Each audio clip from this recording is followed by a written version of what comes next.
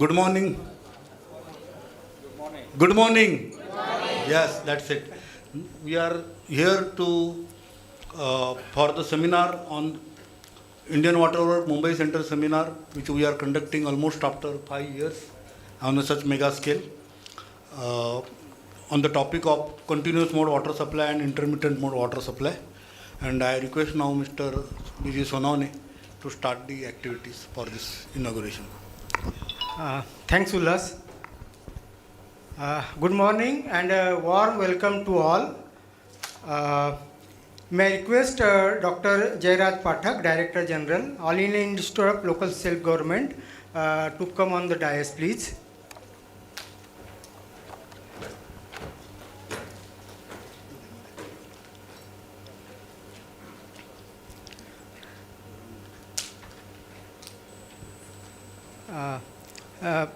We also had distinguished guests.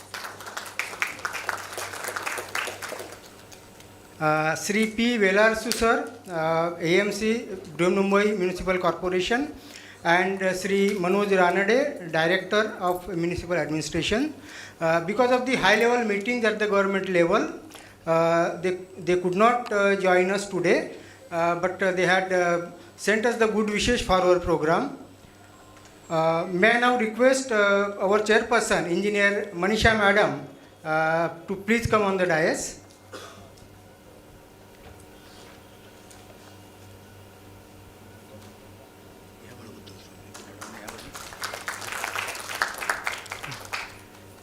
Our president, Mr. Bhujbal, president of Indian Water Works Association, he had a back problem and he could not travel. On the last minute, he had to cancel it. But he has also sent his good wishes for our program. Thank you, sir. Now, may I request Sri Pramod Dalvi, Secretary IWWA Mumbai, to come on the dais.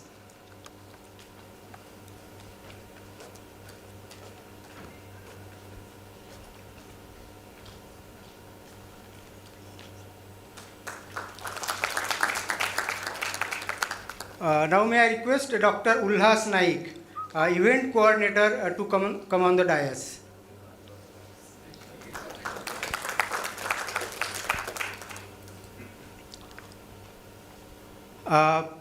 Friends, a warm welcome to all our guests. Now I request Mr. Sunil Vaidya from IWWA Mumbai office to welcome the guest by offering the bouquets.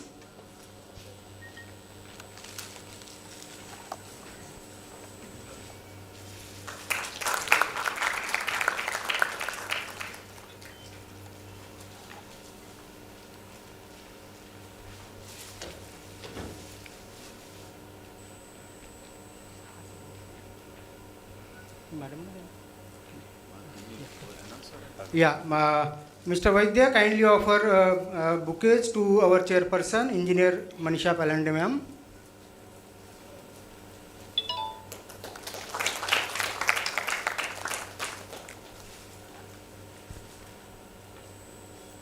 Our secretary, Sri Pramod Dalvi sir, kindly offer the bouquets.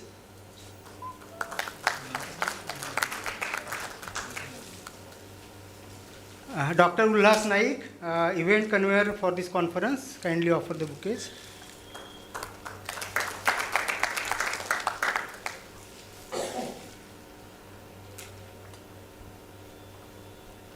Sir, welcome all of you in this conference.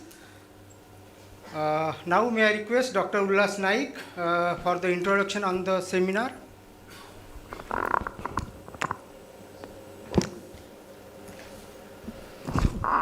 Before we proceed, I request Engineer Sunil Vaidya to offer bouquet to Mr. Sonawane, Event Coordinator.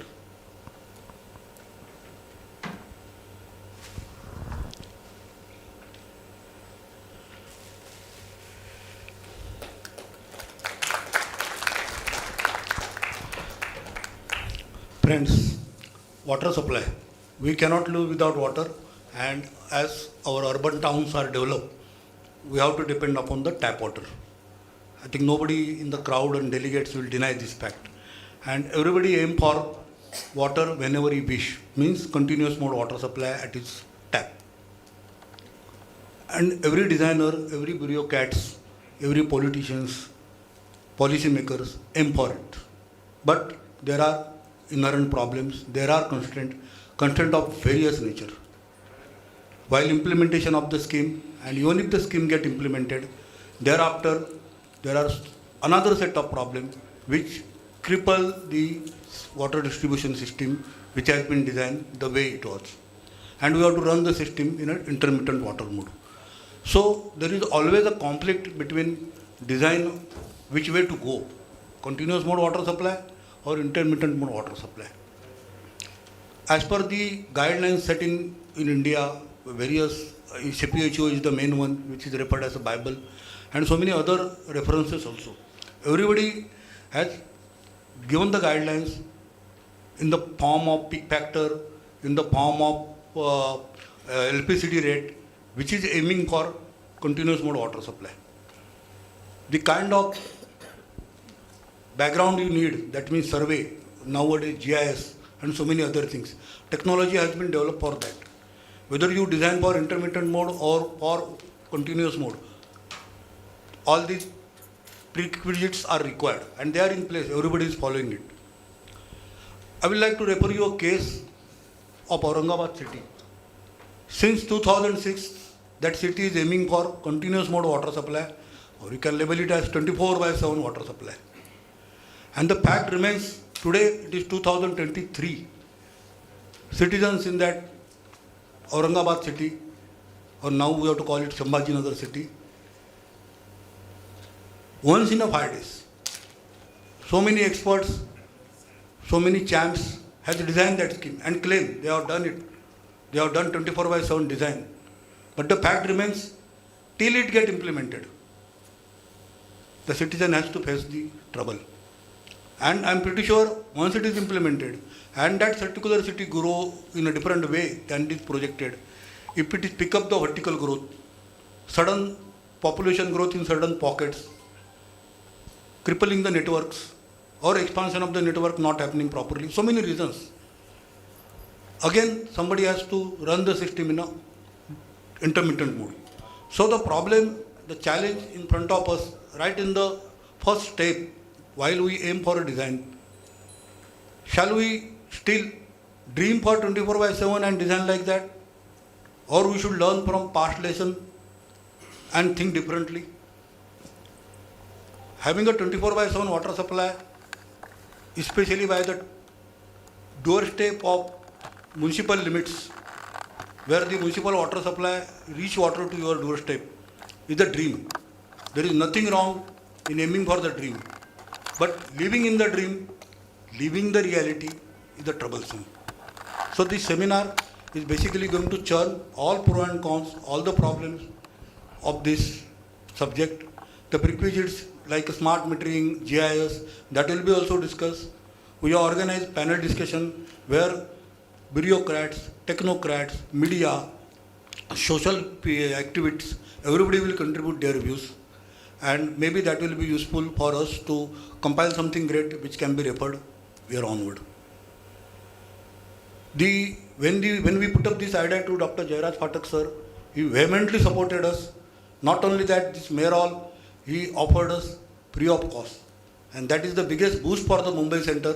And for your kind information, besides this inauguration session, there are 7 technical sessions, including 2 panel discussions. So far, we kept this registration online in the Google form and also people send a mail. Today the figure in front of me as reported by registration desk, more than 200 people have registered for this seminar. Such a good response. For that response, I again thank to Jairaj Phatak sir because he sent a letter to all municipalities, a DO letter, personalized request to attend it. Similarly, DMA, Mr. Ranade, Manoj Ranade ji, he also sent a letter to all municipal ZPs and councils, and that is how the registration has taken place. This is our city, Mumbai. As we are facing problem in water distribution, water supply, we are facing problem for traffic. And the biggest problem is the Gokhale Bridge, which connect west to east, is not yet ready, despite so many dates announced. So people are facing problem. So that is the reason I finding Though there are 200 delegates are registered, I think 50-60 people are there. We hope they will find a way out from the traffic and they will join. Now I will again request Mr. Sonone to conduct further activities. Thank you.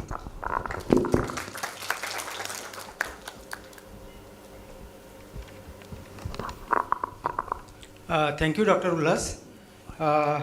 Now may I request our chairperson, Engineer Manisha Palande Madam, to brief about Mumbai Center and seminar in general.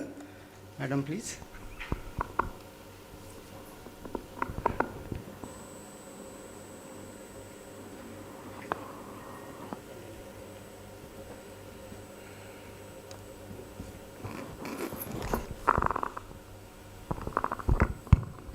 Good morning and namaskar to all. We are privileged to have Honorable Jairaj Pathak ji sir, Director General All India Institute of Local Self-Government on the dais, and our Secretary of IVA Mumbai Center, Shri Darvi ji, Event Convener Ullas ji Naik, and Coordinator Shri Sonone ji.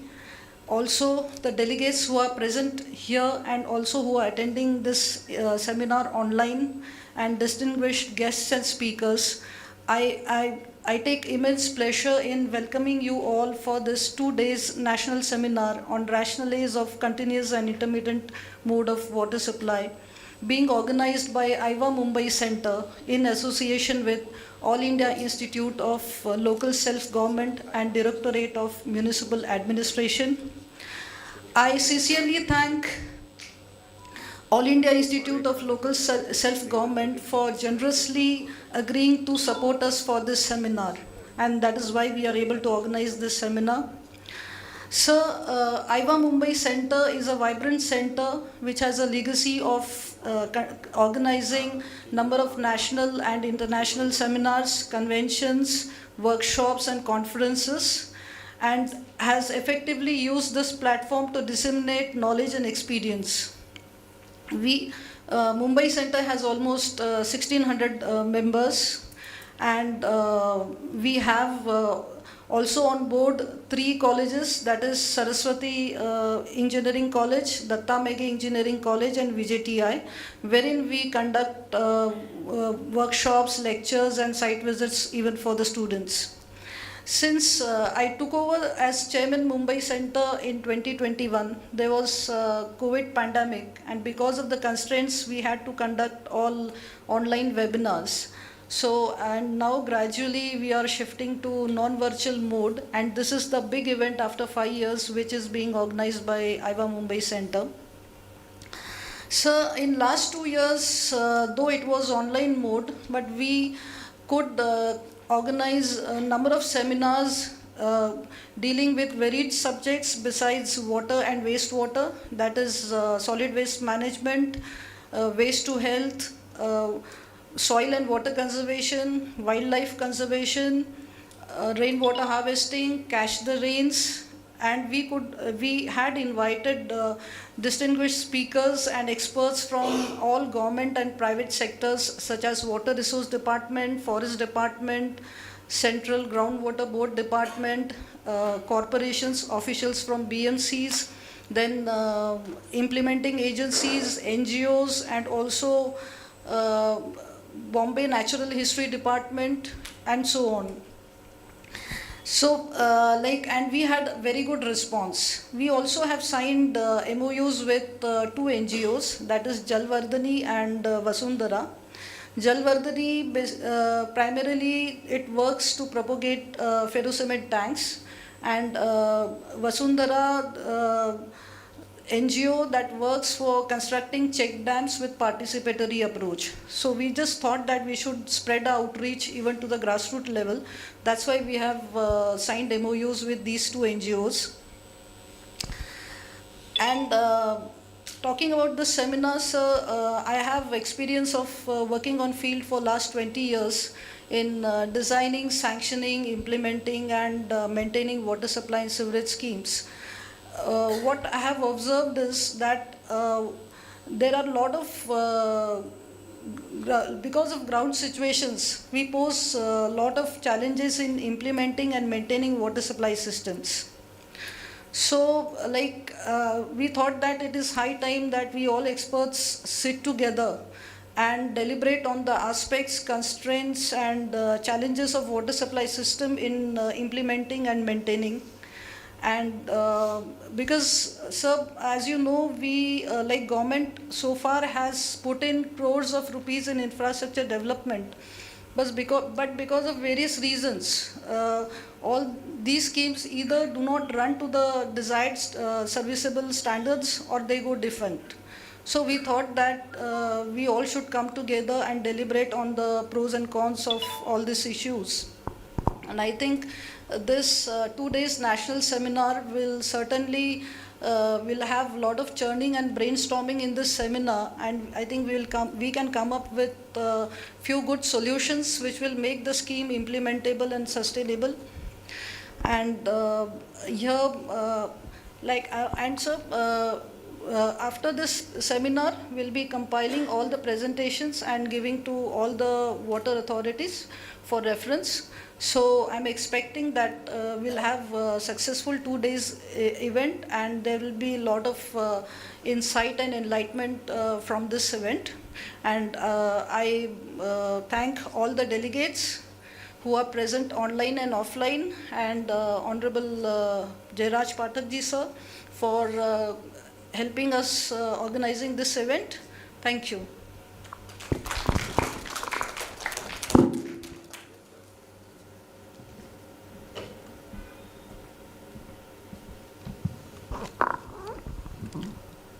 Thank you, ma'am.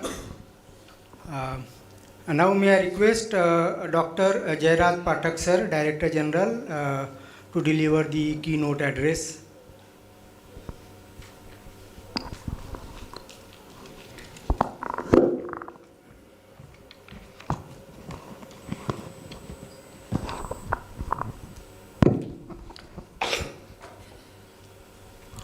Chairperson Engineer Manisha Palande,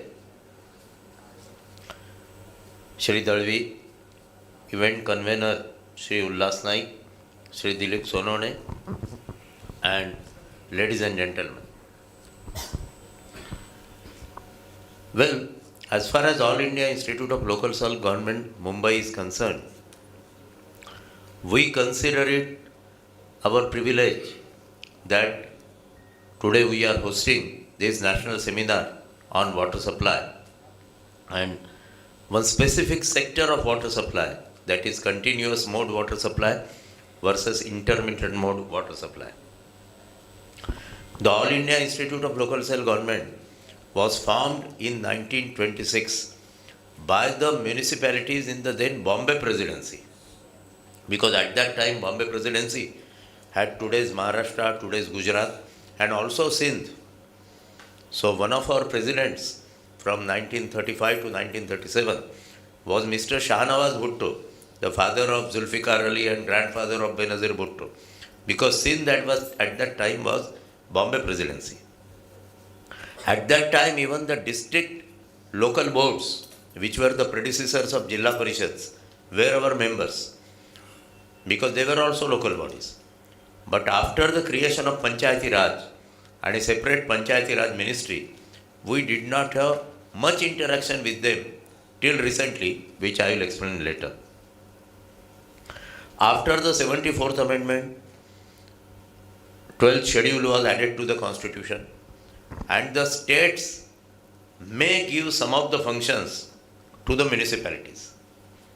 In this, water supply and sewerage is a function which the states are expected to give to municipalities.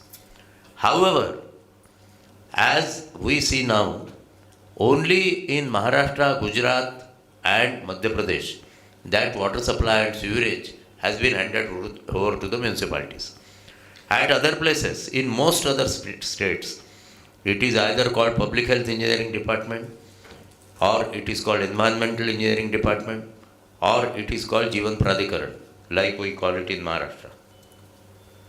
But as far as the old Bombay Presidency areas is concerned, that is today's Maharashtra, Gujarat and Madhya Pradesh, water supply is arguably the most important function of the municipalities. The municipalities in Western India handle water supply as arguably the most important function. And when I was the Municipal Commissioner of Mumbai, about 19% of our budget, which was the largest sector, was for water supply and sewerage. The additional commissioner who handles water supply and sewerage is usually the senior most officer among the 4 additional MCs.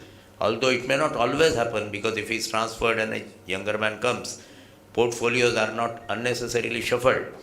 But generally for projects post, what is called AMCP, it is a senior post in the Bombay Municipal Corporation. In Mumbai, we also have a history as far as possible to balance water supply sewerage budget. We make it a separate G budget so that there is not a huge subsidy for going to that sector from general municipal taxes. Of course, in Mumbai it has been possible because in Mumbai we get water largely by gravity. So by gravity the water flows. So the price of water in Mumbai, since it is coming from a long distance, is high. But still, compared to the affordability, compared to say Aurangabad or Solapur municipal corporations, the price of water in Mumbai is still very affordable.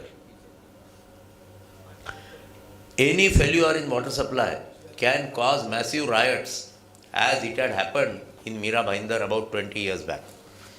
Because water is such an essential thing that even if any other system fails, it doesn't matter.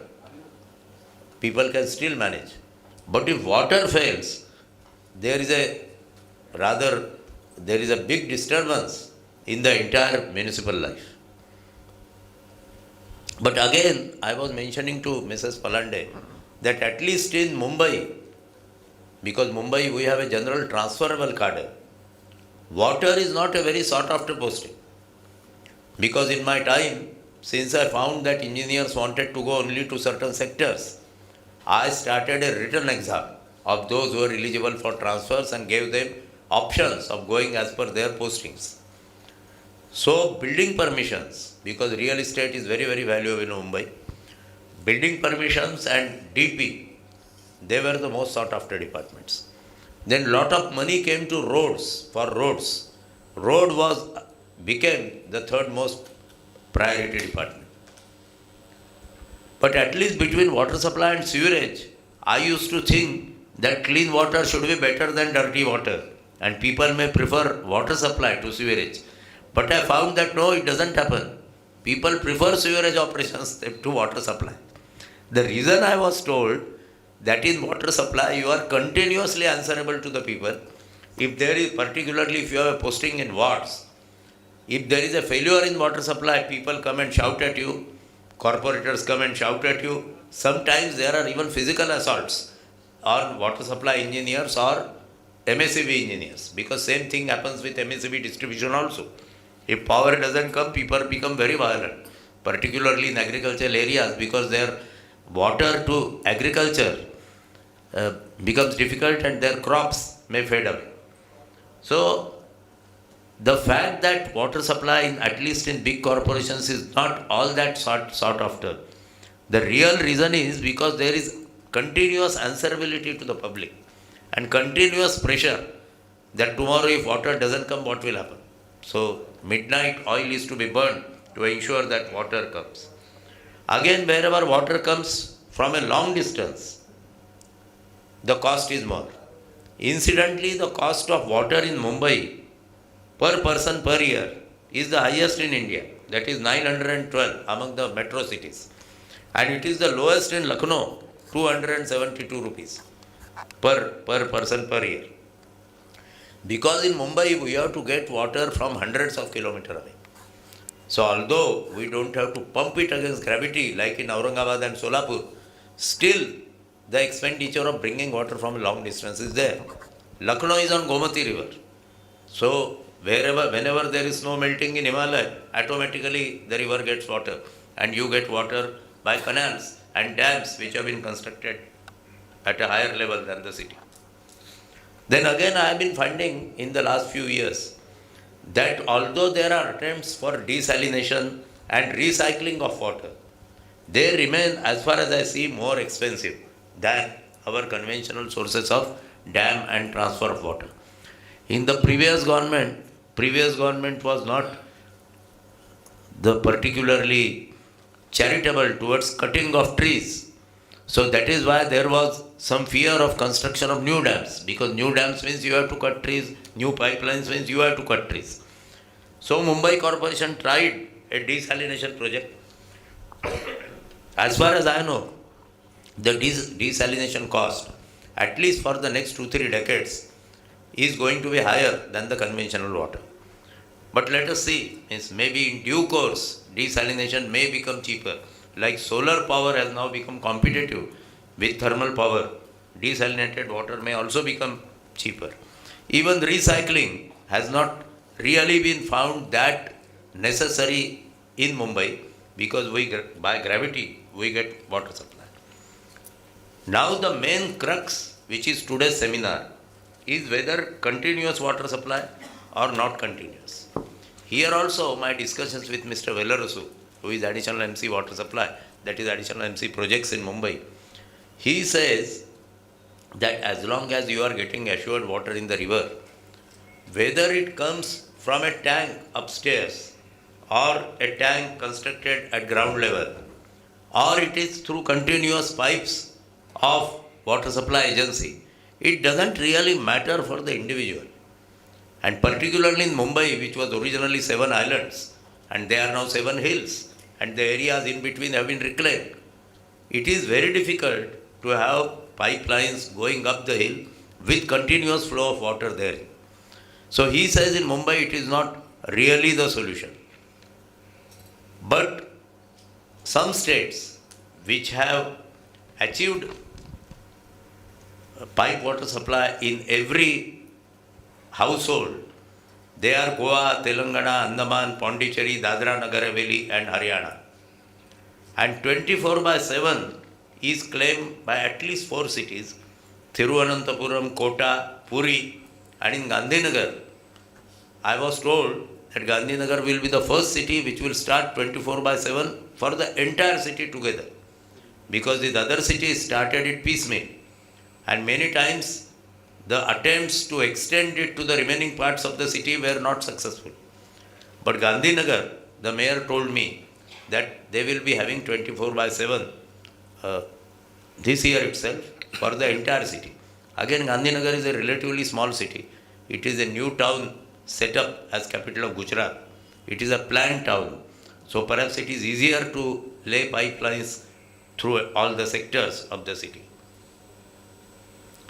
Now as I see the map of India, all these water supply issues will become more and more important in the largest cities of India. Because in the largest cities you have to bring water from outside and from a long distance. So as far as mega cities are concerned, that is cities above 50 lakh population, out of 7 mega cities in India, 3 are in South India and 2 are in Western India.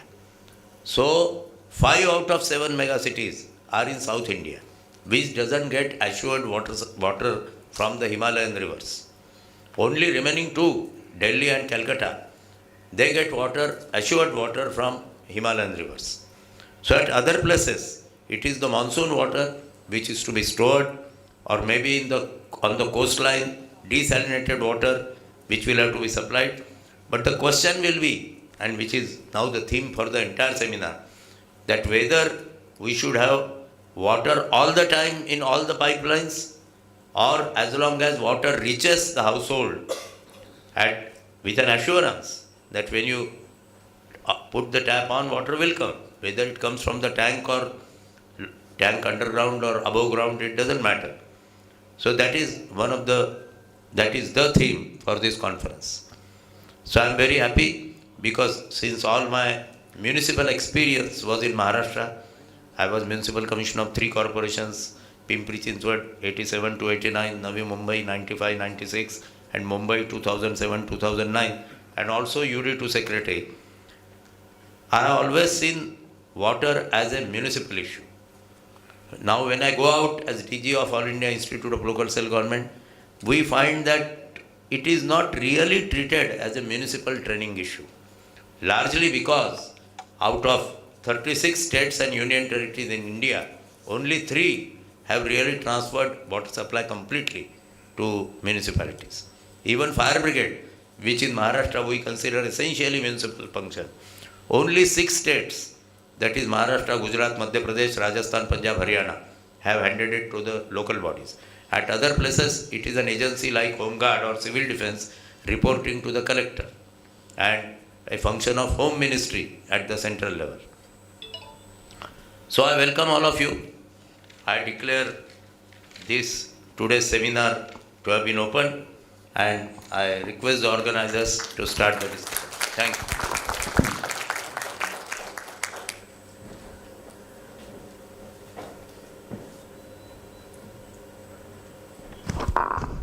Thank you, sir. Your experience that is coming as a commissioner from so many cities, including Bombay Municipal Corporation. You have been Principal Secretary, Maharashtra Government Urban Development, and your every word is the guidelines for the people you are here for the Indian Water Work Association. The thought process you have put it, the constraint you have explained, certainly are to be noted down and to be considered while framing the policy here onward in future. Friends, this particular today's seminar, for your information, is parallelly, in real time, is getting broadcasted on YouTube channel. We have already circulated to all our members, including all the members of the Indian Water Works Association across the India. Whomsoever having email ID registered with us, they have been sent a personalized mail about this broadcasting. And as our chairperson Palandi Madam has said, we are going to compile the presentations. They will be available on YouTube, plus our documentation will be prepared and that will be shared. So we are hopeful the churning will definitely will be in a constructive way, and everybody will get the benefit out of it. Now I request Engineer Dilip Sonane to propose vote of thanks.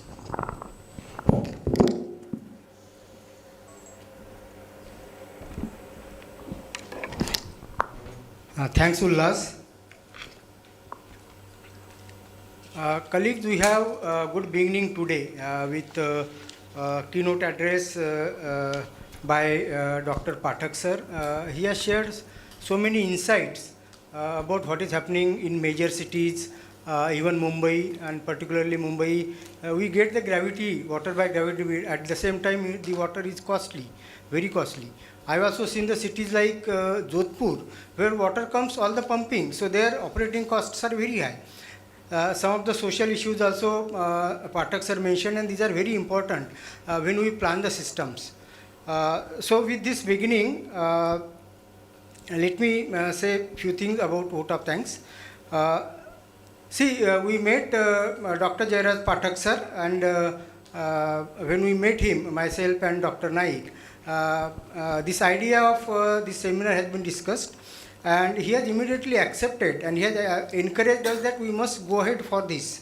IWWA, on behalf of IWWA, my sincere thanks to Dr. Jairaj Pathak sir and All India Institute of Local Self-Government for partnering with us on this particular seminar, as well as for the facilities which they have made available for this to handle this particular seminar. Our other distinguished guests, as I mentioned, Sri P. Velarasu, Additional Municipal Commissioner, Mumbai, and Sri Manoj Ranade, Director Municipal Administration. They could not join because of certain issues, important meetings, but they have shared their best wishes. So thanks to both of them for conveying their messages.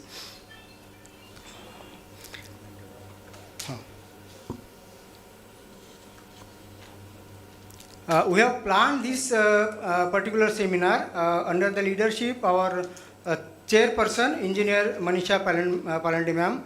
Thank you, madam, for your involvement, your guidance during all stages of this seminar.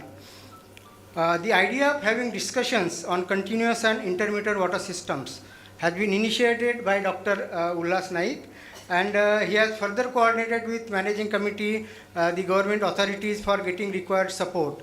Thank you, Dr. Naik, and looking for your further inputs during this seminar.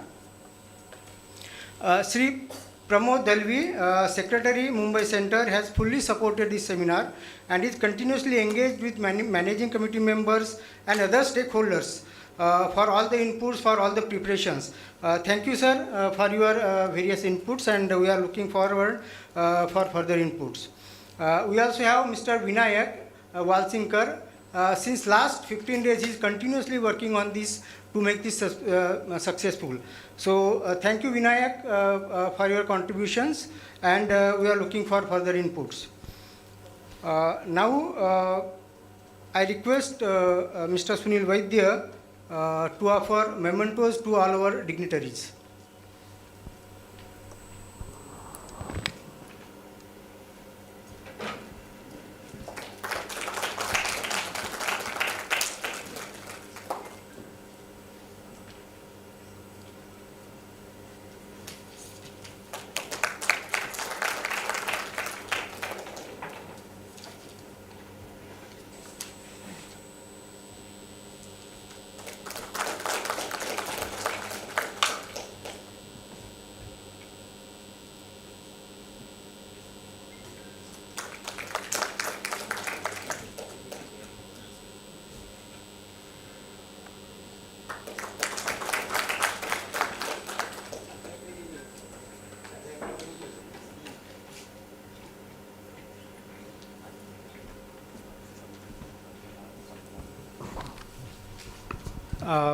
Colleagues and friends, our inauguration session is coming to end now. Now I request Dr. Ullas Naik to announce the program for today.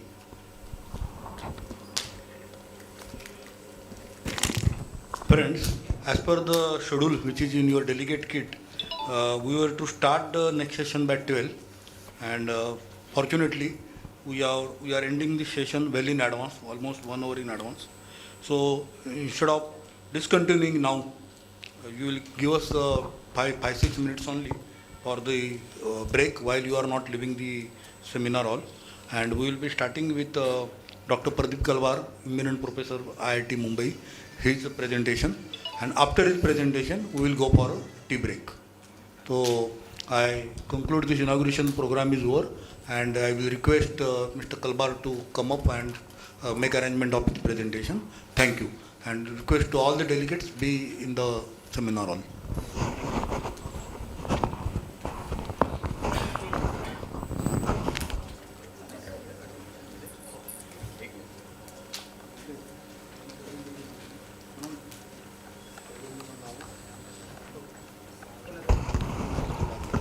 And for technical session here onward, Mr. Sunil Vaidya and Mr. Sonone, they will be coordinating this activity.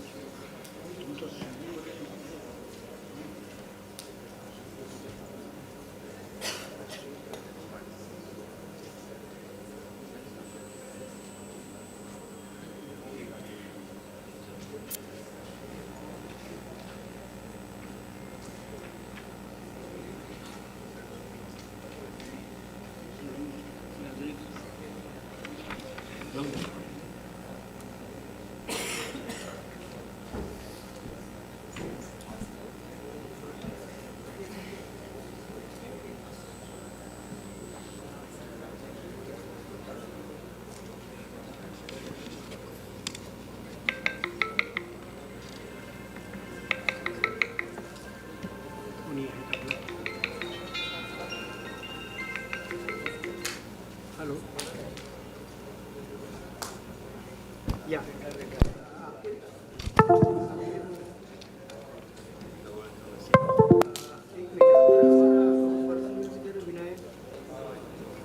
हाँ, आप mayor's hall में आइए ना madam, mayor's hall, you can directly to mayor's hall ma'am. हाँ, with luggage in mayor's hall, या in mayor's hall, mayor's hall, या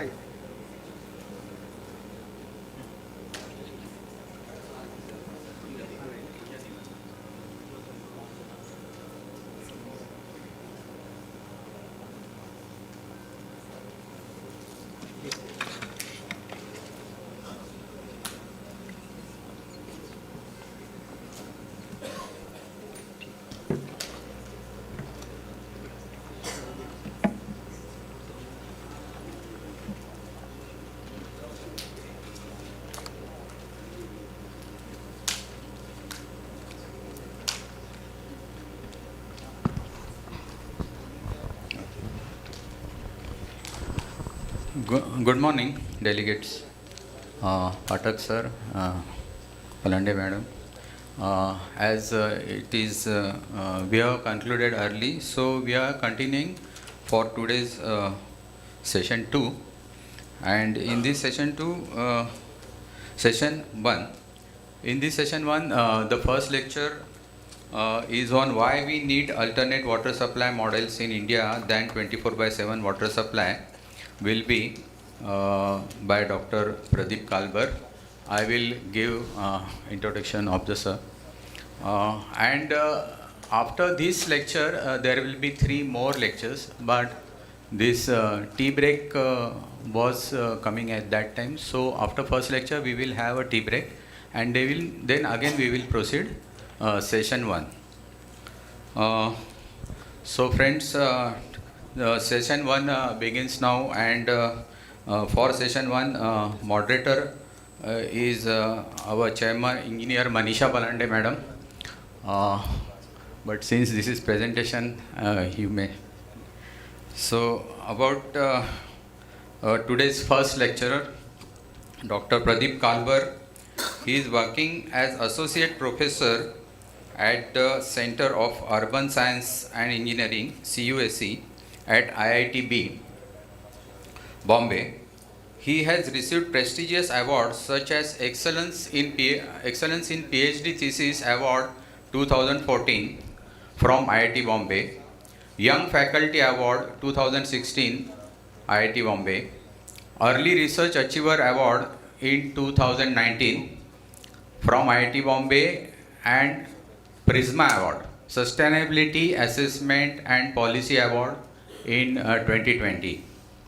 Dr. Kalbar has published several scientific papers in peer-reviewed international journals and conferences.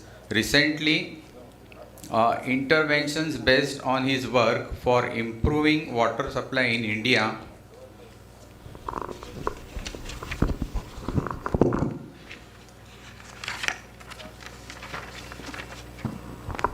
are recommended by the Ministry of Jal Shakti for implementation in all the states. He also has wide industrial and consulting experience in the area of water sector. He was the member of Technical Advisory Committee for Water Supply of the Municipal Corporation of Greater Mumbai and member of the Management Committee of the International Water Association Specialist Group on Intermittent Water Supply. Dr. Kalbar is also the editor of the Water Reuse Journal IWA Publishing. Recently, he has set up a startup company to provide appropriate solutions for water supply systems in India. I request Dr. Kalbar sir to come on the dais and deliver his lecture. Thank you. Good morning, everyone, respected dignitaries, Indian Water Works Association entire team for taking this very required initiative of arranging a discussion on what kind of modes of water supply systems we need in India for different cities, different regions. So I wish that in these 2 days a lot of discussions, deliberations will happen, and some consensus which will be reached, or people will learn some of the other options for cities to supply water reliably and fulfill the consumer satisfaction. So in my talk, I will talk about the 24/7 water supply, what are the requirements, what are the challenges, and then what are the different modes of supply are possible, what are the emerging models in water sector globally, what is happening, and then what is the roadmap that we can walk in India for achieving sustainable and resilient water supply. Because in today's time, anything that we do is assessed based on two parameters. One is on sustainability, which is basically how much less energy we are consuming, how much good we are managing resources and all that.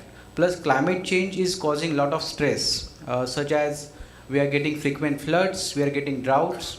So in this new emerging challenges, how water supply system should be designed and operated.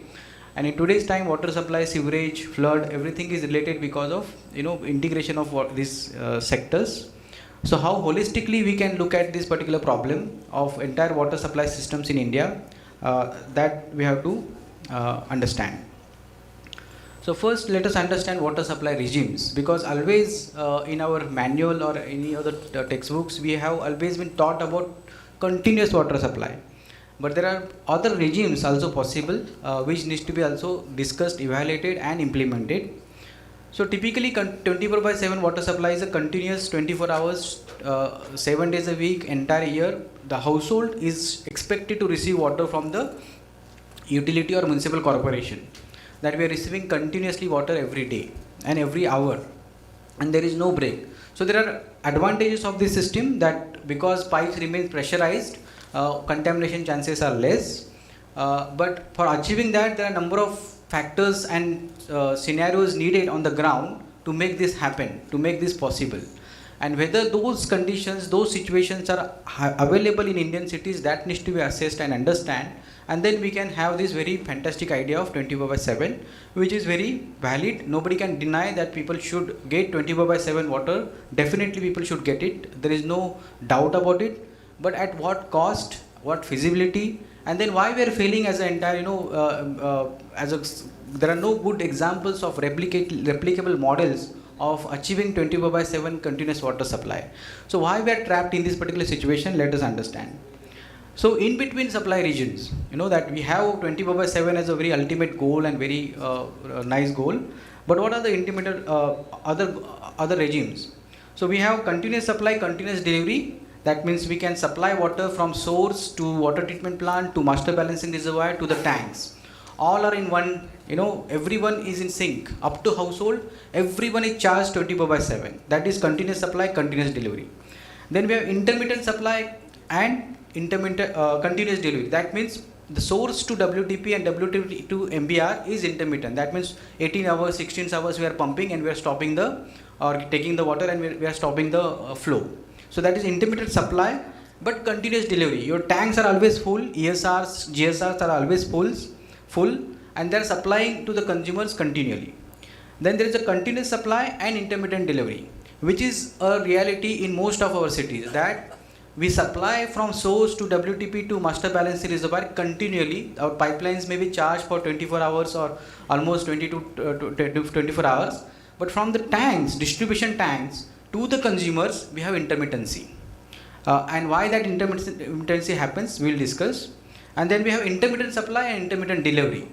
That means from source to WTP to MBR also we are intermittent, and from ESR, GSRs to the consumers, households, we are also intermittent. So these 4 regions and 4 options we have to plan our cities, whereas our entire guidelines and discussion is always targeted to continuous supply and continuous delivery, which I said is objective, ultimate goal every city should have, but can be phased out, in a longer term. We have to address some immediate issues such as losses, such as revenue generation, such as consumer satisfaction, and then only we can go for a very large goal such as 24/7 continuous water supply. So technically what that means is that we have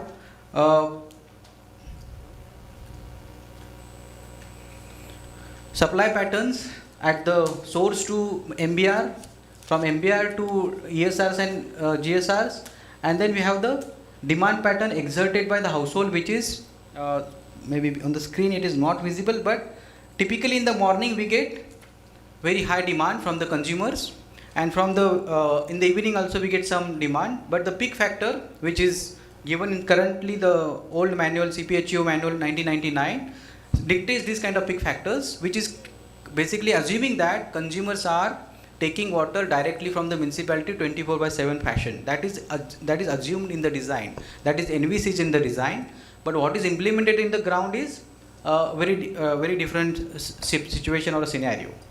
So, and what are the water supply engineers?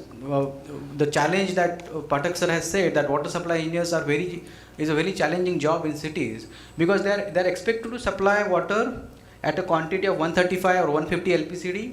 In rural areas, the norms are different. Then they have to supply at a consumption pattern. So quantity, not only quantity, but a consumption pattern. Then there is expected residual pressure. Currently, we are trying to match 7 meters of residual pressure, 0.7 kg you can say per centimeter square. So 7 meter of pressure that we want to maintain. We have to design this for 30 years, or some mechanical parts for 15 years. And then admissible losses we have to control to 15%, and we have to give it good water quality, ISO standard water quality. So these are the challenges of water supply engineer. So they are always on a task to perform on these particular parameters, to provide the service to the consumers on these parameters. So what is happening in India right now is we are following this ISCD, that we have sometimes intermittent supply up to the ESRs, and from ESR to household it is definitely intermittent in most of the cities. And global scenario, it is not India's problem. Let us understand, and there is nothing that to that why it is happening in India, but globally intermittent water supply is there, and a lot of cities are facing this particular issue. Globally, in mostly global south, we have a problem of intermittent water supply, and even in the developed countries, the way they are managing 24/7 is pressurized, highly pressurized, but it comes with very high cost. Okay, so technically it is not very challenging to design a 24/7 water supply system. It is only who will afford that, what is the affordability and what is the reliability of that system. So Africa, Asia, Latin America, Southern Asia and India, we have tremendous amount of intermittent water supply. So it's a global problem, and many researchers and universities are working on this particular problem of how we can fix this problem. And there are also opinion that in current scenario, intermittency is also helping to reduce losses. How it is possible, we'll see. Okay, because if you have leaking pipes which have very high loss, maintaining 24/7 will require more water than intermittency, and there are studies regarding this also. So what is the reality we have? We have intermittent water supply ranging from 30 minutes to 12 hours per day, alternate day to once in a fortnight. Cities like Latur, Jalna receives very little water once in a week or in that situation. Another issue is, even if we get water, there is inequitable distribution. that some societies, some areas receive more water than required, and some areas do not receive water at all, and they have very issues of inequitable distribution. Our government ministry is trying to fix the access problem. That first of all, providing access. Jal Jeevan Mission has started, since started it was 18, in rural areas we had 18% of household connections. Now if you check Jal Jeevan dashboard, it has 64%. So access is there, but whether we can provide the water reliably in all seasons is a big next target. And in cities 60% coverage is there. And then situation is similar irrespective of water availability. So some people may get confused that there is a water scarcity, hence intermittence is there. It's not the situation like that. It is also because of water that is available but not supplied properly, not managed properly. For example, I visited cities like Ahmednagar, Nanded, where water availability is not a question. Godavari river is there, so water is there, but we are not able to distribute it properly, and there is alternate day supply. And also there are some areas receive water once in 3 days. And this is news in Lokmat this year in April, where you can see how our 20 cities, big cities in Maharashtra, and if other cities also, other states also will study similar situation, you will find. So 16 cities in Maharashtra receive intermittent water supply, but daily. So daily getting water, people will be happy, people will not complain. As Pathak sir has told, that if they receive water in the first in a particular hour reliably, consumers are happy. They are not demanding for 24/7, because they are anyway storing, anyway treating in the house and then consuming. So their requirement is to supplying daily. But there are 14 cities which receive once in 2 to 4 days. 4 cities receive once in 5 to 7 days. Bid receives once in 8 to 10 days, and Jalna receives once in 10 to 12 days. So this is the reality we have in our cities, and nothing to be particularly about Maharashtra. This is the scenario in entire country. Okay, this is just news from Maharashtra. But if you see the other news, everywhere there is a problem of pipe bursting, leakages. Nagpur city is struggling most of the area for getting water. In some parts it gets alternate water day. Pipe burst in Kerala, Hyderabad, PCMC. And why 24/7 is remaining as a pipe is a dream for many cities, we will discuss that. Okay. So I have studied these water supply systems across India, whether it is rural area, urban area, variety of projects and research investigations. We have studied schemes and programs of different governments, different municipalities. I was part of one of the large project of water audit, where we have studied the water audit of around 30-40 cities, and the losses in the systems are 30 to 40%. In some cities it is 50%. So what is happening is we have tremendous amount of losses. Our pipe upkeep, pipe maintenance is not good. So whether it is the effect or cause, if you try to do a management study and try to see whether it is an effect or a cause, we are in a situation where we do not know whether it is an effect or whether it is causing something else, because we are trapped in this particular vicious cycle of water supply system failure. What is vicious cycle? You start from any point and you will reach back to the original point again. That means we are trapped in a circle that our infrastructure condition is very poor because of lack of good planning, lack of good analysis tool, lack of good relevant design methods. We adopt design methods suitable for developed countries. Very, some very advanced sophisticated software tools which are not relevant to Indian conditions. We just adopt those tools blindly and try to design in offices and then implement. So we have tremendous amount of problem in design and analysis itself, that our designs are very theoretical, those do not correlate, match with the ground reality, and then when contractor implements that design, there is a failure, but nobody challenges what consultant has designed and what was envisaged in the DPR and what is happening on the ground. So that is the situation we are having, and that leads to a poor infrastructure condition. Then we have poor service, that leads to a poor service quality. That means people are not getting reliable water supply, people are getting alternate day, people are getting low pressure, neighbor getting more water, you are not getting enough water, so people start using the pumps and other interventions. So those things start happening, and as service quality is poor, consumer satisfaction is poor. So consumers are not happy for that particular service. And then that entirely affects the revenue, because if consumers are not satisfied, the bills if you want to raise to cope up with the operation and maintenance cost, most of the capital cost comes from state or central government funding, or some innovative projects or 24/7 projects come from some multilateral agencies such as World Bank or Asian Development Bank. But the issue is, even if you have capital cost, who will maintain for next 30-40 years is very difficult, whether it is water supply infrastructure and sewerage. And in this seminar we have some experts talking about how to finance this particular infrastructure. The problem is the revenue is not generated because consumer satisfaction is poor. So tariff policies cannot be enforced, like telescopic tariff policy cannot be enforced. Then we have poor operation and maintenance. Because we do not have good funds, because of poor revenue, we have poor operation and maintenance. And that, so supply durations are low, asset management is not maintained, municipalities do not know where is the pipeline laid, when it was laid. Those kind of issues are there. No maps are available with the municipality. So that leads to poor operation maintenance. That further degrades the infrastructure condition. So where we are reached? We are reached to square one.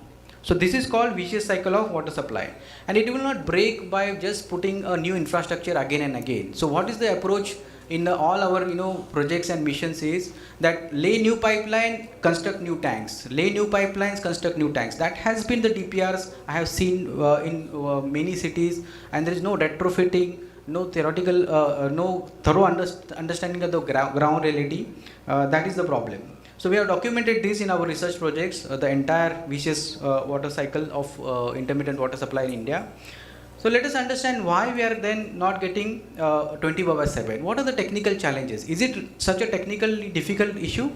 If you open 1999 water supply manual, it dictates 24/7 guideline. We do not need a new consultant or a very good, some international consultant to teach us how we should have 24/7 in our cities. Yavatmal is Yavatmal city. It is such a fantastic example. Maharashtra Jeevan Pradhikaran, since from 1972 to 1984, with the floating reservoir, has implemented 24/7 in that time. We have just not documented it, and we have not replicated it enough that this goes to our current practice of creating water infrastructure. So there are very good examples from Maharashtra Jeevan Pradhikaran and different state departments for doing things differently and innovatively, but we are not following our own practices, good practices. That is the issue. Now our entire discussion right now is developed countries has 24/7. Why we do not have 24/7?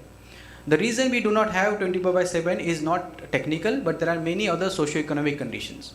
What developed countries, and any textbook you open, any manual you open, is they have this kind of arrangement, which the average flow comes from the pump, and city is served in the middle of the pump station and the tank, and you have this floating reservoir. What is floating reservoir? That inlet and outlet is same. There is one pipe.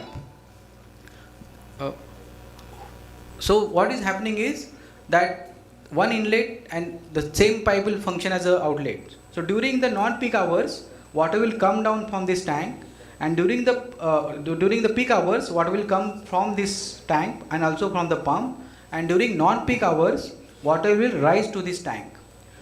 One benefit of this system, and which is the beauty of design, is that system will decide its own operation because it is a floating reservoir, and nobody can predict very accurately what is the current demand, instantaneous demand in the city, right? So it is very difficult to predict. You can assume, you can do population forecasting, you can do some studies, but instantaneous demand prediction is very difficult, and that's why floating reservoir design offers that flexibility in the design such that the system decides its operations on its own. And what is the new thing developed countries are doing is, not new thing, but how they are managing is they design their system not for maximum day demand, not for maximum hour design, but maximum day plus fire flow. So their systems are equipped to take out the water during fire flow also. So that is the benefit of this particular arrangement. Now, whether technically it is difficult to design, so many experienced practitioners are here who can design the system. Then why we are not adopting this? The issue is the residual pressure required to maintain in this particular system is 17 to 50 meters. That's too high pressure you have to maintain. And to maintain such a high pressure, you need a good, very high quality pipes and very good operation and maintenance protocols at the municipality, which typically are missing right now. And we are growing. We as a country, we are growing, we are learning, we are experimenting. So nothing to blame to any municipality or anything, but suddenly if you say and one zone you try to do 24/7, that's why we are failing, because the upkeep is not happening. Somebody can replace all the pipes, bring new infrastructure and supply more water and do 24/7. That's technically not a challenging problem. How you can do with a low cost, low resource, innovatively 24/7 is a need for our, and we have to do it in our own way, not what developed countries are doing. Because this technical design is very easy to do.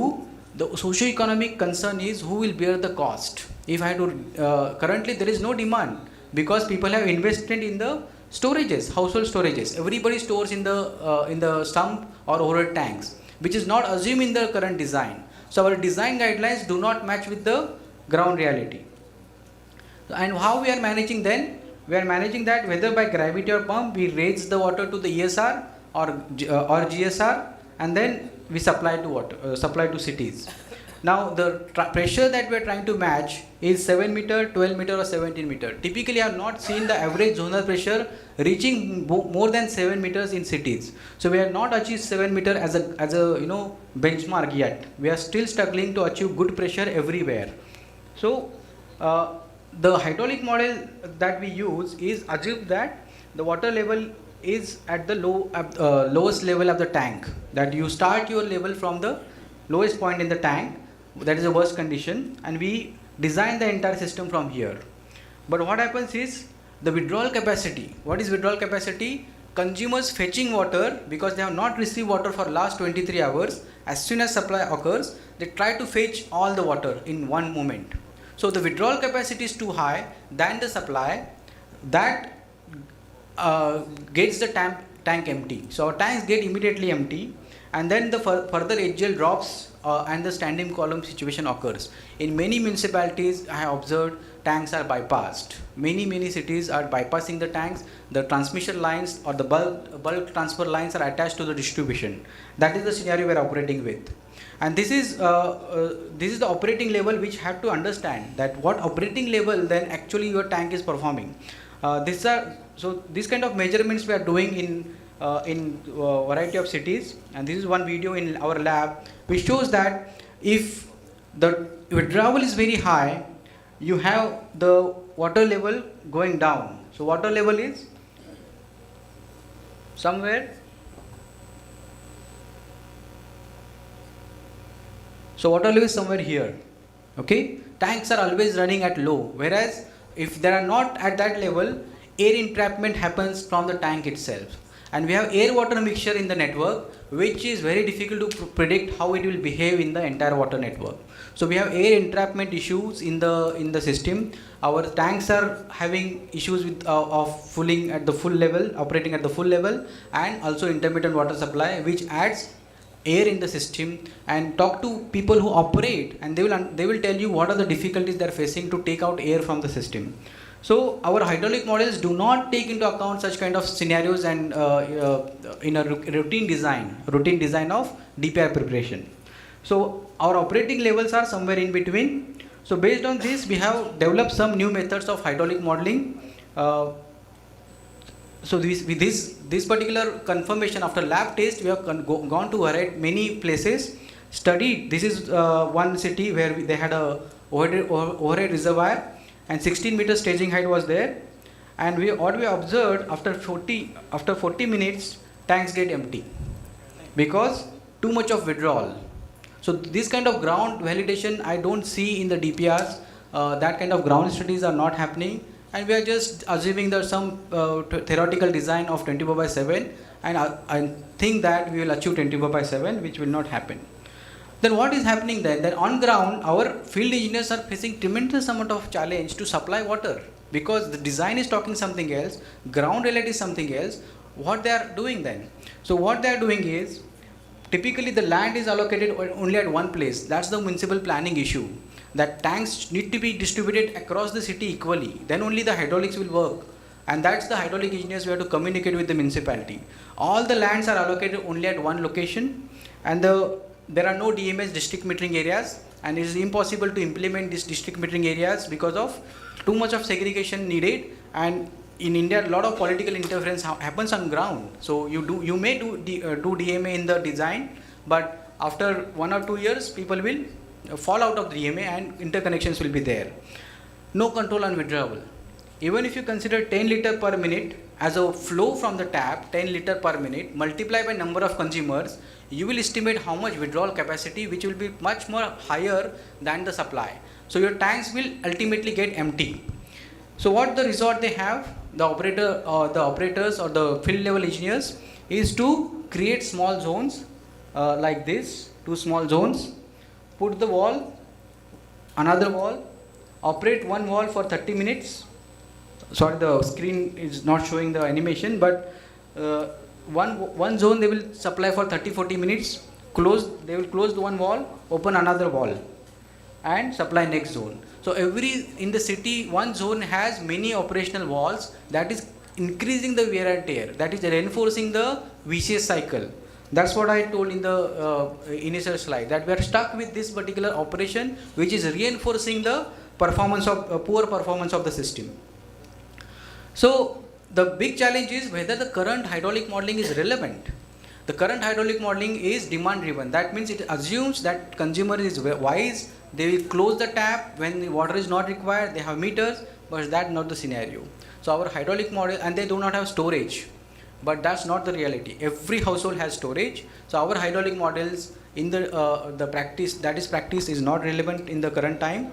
So we have developed a new hydraulic modeling method called flow star water networks. How we can model the flow star situation. That is one of the research projects for my PhD student who has developed a new method of flow star water network, because whether it is transmission line or distribution line, we have flow starvation as a phenomena. And then we have to take into account, so what we should do, we have to take into account household storage capacity in the design. We cannot keep it ignoring because the manual says this is the consumption pattern, but in between comes the storages, and unless we account for those, we will not be able to successfully operate the system. So consumers have periodically invested in household storages and modular water filters. Okay, so they are basically happy if you supply for 1 hour with good pressure and good flow.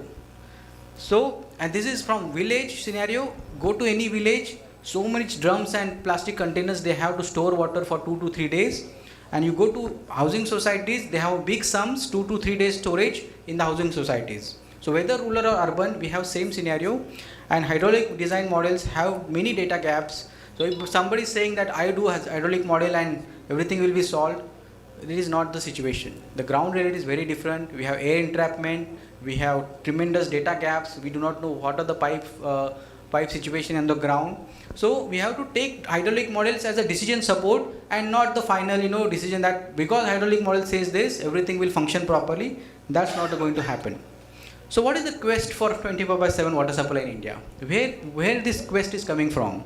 So basically in 2003, the government of India started this particular initiative that it is essential goal of cities should be 24/7 water supply. I told you that there is no disagreement about it, that we should have 24/7. And there are a number of pilot projects in Karnataka. World Bank has funded this particular initiative. They have tried, but there are no replications. And based on the evidence from developed countries, that continuous water supply has benefits, but it comes with a cost. It cost of higher tariff, cost of better operation and maintenance requirement. So the question is, what is the current reality of scaling up of 24/7 water supply to the majority of cities in India? We have forgotten the service level benchmarks altogether. That was the initiative started by the then called Ministry of Urban Development in 2008-12, and we have not achieved the basic service level benchmarks, but we want to plan for 24/7, which is I think it cannot be a goal for cities to directly jump from not achieving service level benchmarks to 24/7. And as far as the pressure is considered, this is again from our field lab, which shows that even if you have good amount of 4 to 5 meter pressure, 10 to 15 liter per minute flow will come. So our job is to provide good pressure first of all at every household, which will lead to a good flow. Hence 7 meter of residual pressure is good enough for operating any supply system. Okay, if somebody wants more than 7 meter, that has to be justified. Who will bear the cost has to be justified, and it is also international practice. Thames Water UK, which runs the system 24/7, but their design guideline is 10 meters. 10 meters they are expecting in the ground. So why there is no need to revise the current guidelines of 7 meters, because we are struggling with achieving to 7 meters first of all. The issue is if you raise pressure in the system, it will lead to higher losses, because pressure and leakage rate is directly correlated. So if you have higher pressure, more leakages will occur in the system. And so unnecessarily, if you try to pressurize and try to do 24/7, more losses will occur, more water consumption will happen, and that will lead to more economic losses to the municipality. What is happening is bulging on infrastructure cost. People want to bring PPP, and there are experts of PPP here going to talk about it. But what I observed is normal DPR requires a retrofitting. But for the sake of bringing public-private partnership and many other things, DPRs are bulged with new pipelines, new household service connections, new metering, and many other things, automation and SCADA, which may not be relevant for a particular municipality, and unnecessary inclusion of new components is happening. The cost is inflated, and the DPR is made as bigger, and that's what everybody wants, because bigger DPR means everyone is happy in the entire supply chain. So that is what I observed as an academic viewpoint. And this is the financial sector, burden on the public sector, because unnecessarily if you are replacing all the pipes, bringing automation when not required, it is the financial budget problem. So there are resource constraints in the 24/7, such as ULBs have financial constraint and rely on one funding from national schemes. Average connection cost, and maybe correct, the data is around 10,000 to 20,000. For every city, the connection cost varies depending on the topography. Hence, investment required is rupees 1.2 to 2 lakh crore. From where this funding will come if we keep replacing the pipes and bringing new such kind of projects? And we will never be able to cope up with the new infrastructure that will lead to 24/7. So we have to take the retrofitting approach, because even GNRM and Amrut has limited funding. It's not like infinite funding is available.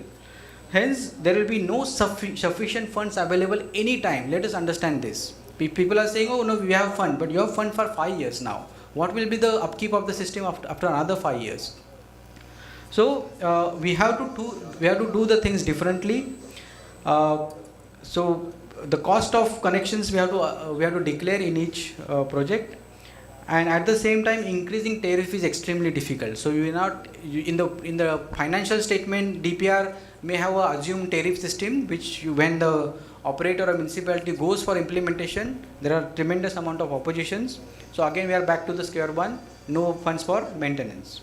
And availability of water resources is sometimes constrained for 24/7.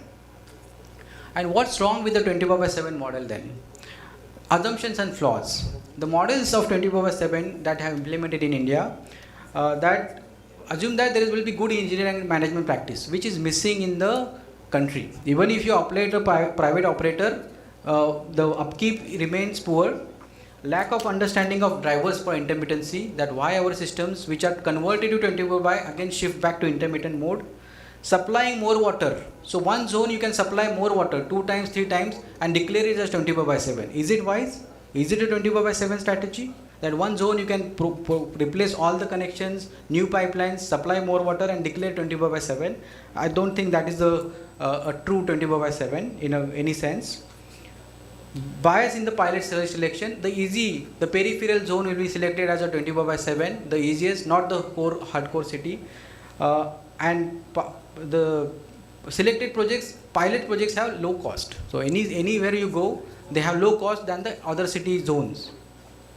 And consumer behavior. Consumers, I have seen many 24/7 projects where consumers anyway store in the house.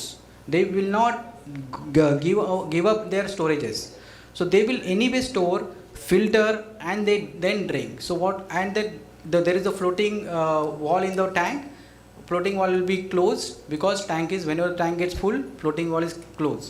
So consumers are anywhere withdrawing from intermittent mode, then why this particular entire we have to supply 24/7 needs to be assessed from case to case basis. So is it prudent to supply water 24/7 in water network having losses of 30 to 50%? Because you may lay new pipelines, but they will again 5-6 years down the line, they will have more losses. Okay, so that questions this wise crowd can decide whether such a scenario is to be implemented. And then I'll talk about why we need alternate pathways then. So water management is a wicked problem. Wicked problem is approaching it from any side is very difficult because we have not understood the problem correctly first of all. So shooting any solutions without understanding the problem creates more problem than the solution itself. So there cannot be one solution fits, one size fit all solution, that somebody decides at one level that everyone should go for this. Will not work in our country, which is very diverse. Each city has its own different topography. Central areas has different demand, peripheral areas has different demand. So one solution will not work everywhere. Even piped in water might not be safe because pipe water supply may also have contamination. So people are always resistant to drink directly from the pipe. So they will always use filter, and ultimately the treatment and the quality part is left to the consumers, whether said or unsaid manner.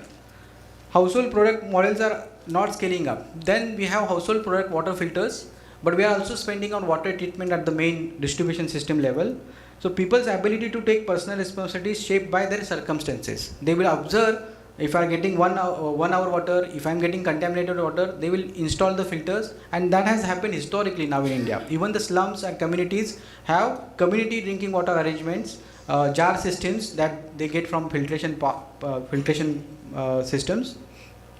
So research regarding safe water has focused on point of use or point of collection models. Now the developed countries are shifting to not a centralized water treatment system but a decentralized water system, because treating it centrally, bringing it to the consumer will again add the contamination.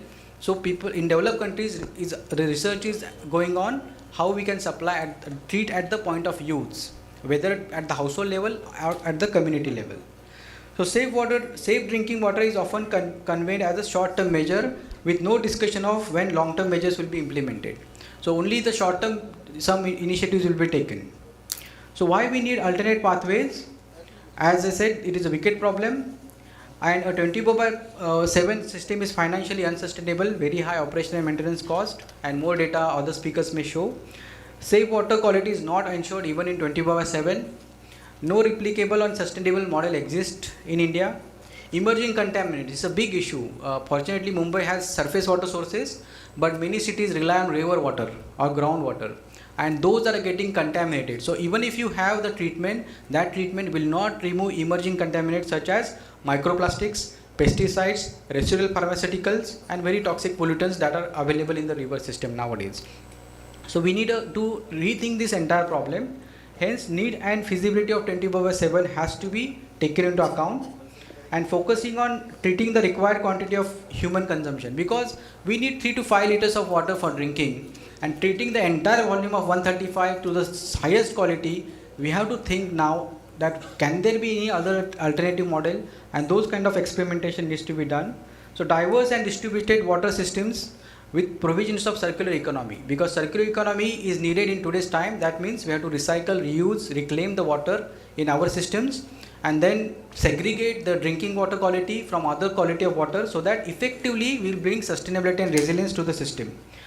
So and scale decentralization, that means we have highly centralized systems, one water treatment plant entire city. That will not work in future, because if that plant fails, what the city will do? Delhi had flood problem, and entire most of the Delhi was affected. So we need a scale decentralized systems, smaller systems, not very small but scale systems, but decentralized way. That is the way. That is, I call it leapfrogging. What mistakes developed countries have done, we have to avoid, and we have to leapfrog to a more wise, more better systems in our context. And we have to, I have a strong belief that our engineers in municipality and state governments have good capacity. They need to give a better chance to design systems as they want, because centralized systems comes with high capex and opex. And even if 24/7 supplies ensures water that meets current standards, residents still will use household filters because they will be always worried about water quality. So focusing on treating the required quantity ensures cost effectiveness. And instead of replicating the infrastructure models by developed countries, because most of the times we are following what developed countries have done and not what our country needs. So innovative and sustainable solutions are needed that will help us in long run. So emerging ideas are small not grid systems, small grid systems, and hybrid systems.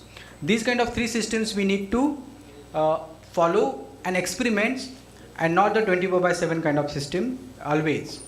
So in summary, water management presents a complex and multifaceted challenges. You know, there are tremendous amount of challenges in this particular arena.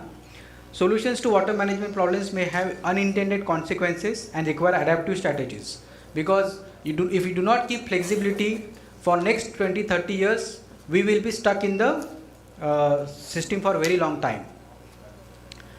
Breaking the vicious cycle of water supply system requires meticulous planning, which focus on infrastructure development with retrofitting approach, not the new infrastructure approach. So we have not worked on retrofitting approach. So municipal and local capacity building and financial viability need to be taken into account, because if we do not take into account this municipal capacity, we will not able to cope up. So the potential benefits and drawbacks and affordability of 24/7 has to be taken into account before its implementation and not after implementation. And alternate ways of water provisioning, that I said that there are no other innovative models implemented, that whether can be segregate drinking water quality from other water quality, whether we can use small scale system, gridded system than a centralized system.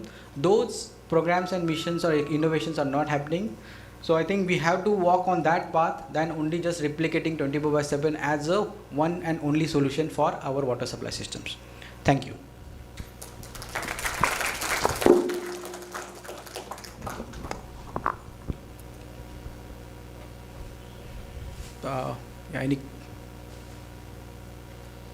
Any questions?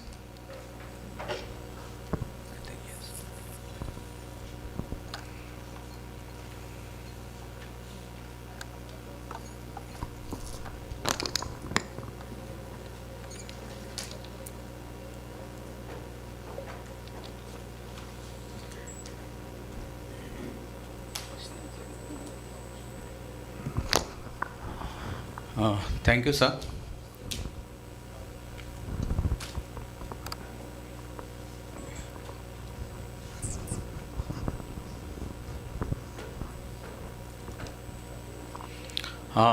Thank you, sir, for this lecture.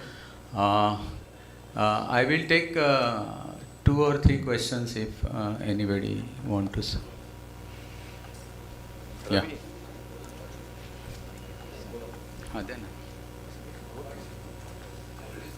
Mic नहीं है का? रवि नहीं पण तो remote mic नहीं है. Light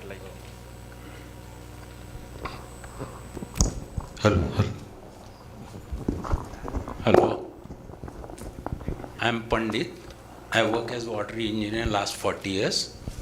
It was a good lecture by Dr. Kalbar, but there were some points I thought that will need some clarification. As you said, this 24/7 itself started with the vision setting seminar for Delhi in the year 2001-2002, when they decided that by 2020 we should have entire Delhi converted into 24/7 water supply. Unfortunately, in fact, that happened because of the basic initiative by then President Abdul Kalam, who was setting up targets for 2020. Now, unfortunately, that didn't happen, but there were pilot projects for part of the cities taken, as he explained, and that continued, went on, were successful at some points, at some cities, but not everywhere. And now we are in a situation where, except for 2 or 3 cities, this continuous water supply is only a myth. Now, you explained about the floating reservoir concept of what the Westerners have been promoting. But you will find that even without the floating reservoir concept, this has been achieved even in Rajasthan, in the city of Jhunjhunu for that matter, where it has been ensured that there is sufficient supply to the overhead tank, and the overhead tank supplies to the zone, and the supply has been converted from 2 hours of supply to continuous water supply. Earlier the supply was from 140 tube wells to the entire city, and now there is a surface water source which has been used for supplying to the city. So it is not that it is not possible to achieve that, but it is basically, and your point about cost, once we accept that 24, that is continuous water supply and continuous delivery, as you explained, should be the final goal. If that is the case, the maintenance has to come, and maintenance will not be to that extent if the system is properly put in. And that's why continuous water supply, in fact, if you go to the cities where there is continuous water supply in developed countries, most of the maintenance cost is on leakage control or non-physical loss control as well. So non-revenue water management is what has to be done in any case, and if it is done from the beginning, the cost will not be low, but the cost of intermittent water supply system is always, capital cost is always more, because your flow rates are more for intermittent water supply, intermittent delivery system. If you are going to have 6-hour supply, naturally your flow rates in the distribution system will be far more than continuous water supply.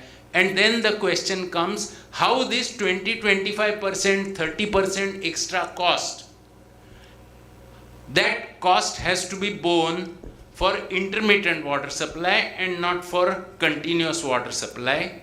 Secondly, when you are considering the affordability of the system as well, on the affordability side, you are supplying for 8 hours a certain flow rate, and you are supplying at a certain total supply which is less than the demand, less than the water demand. But at the same time, when you are considering the cost, you are costing it based on the intermittent water supply, intermittent delivery system, which is a higher cost. Whether there should be grant-in aid given to the consumers in that case, that is another question that comes in.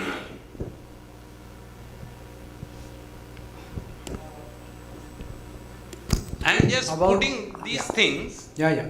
So basically, one point is we don't. Basically, one last point was that when we are working as a water engineer, we have to first decide in principle what is to be achieved as an ultimate goal. Yeah. And here, when it comes to stoppage of losses, reducing non-physical losses, the question is that when we are going to achieve the allowable losses, which are 15% taken. So that is another question, that there has to be a plan and implementation schedule for both. That was my point, that the DPR should not focus always on infrastructure. It can be on leakage control, it can be on better management, and those costs can be much lower than the infrastructure cost, number one.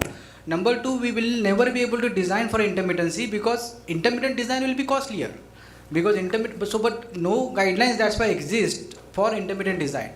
But our city has such a diverse set of consumers. So let us leave with 7 meter plus whatever guidelines we have, design the system and analyze by the other hydraulic modeling methods, so that you will know the bottleneck pipelines in the system while supplying intermittently.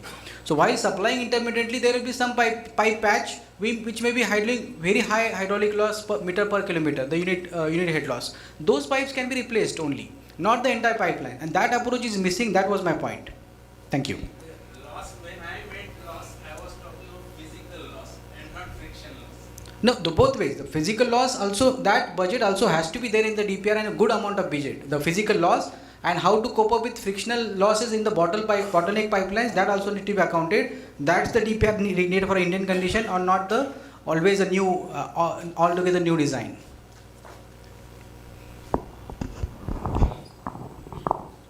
Mathur sir.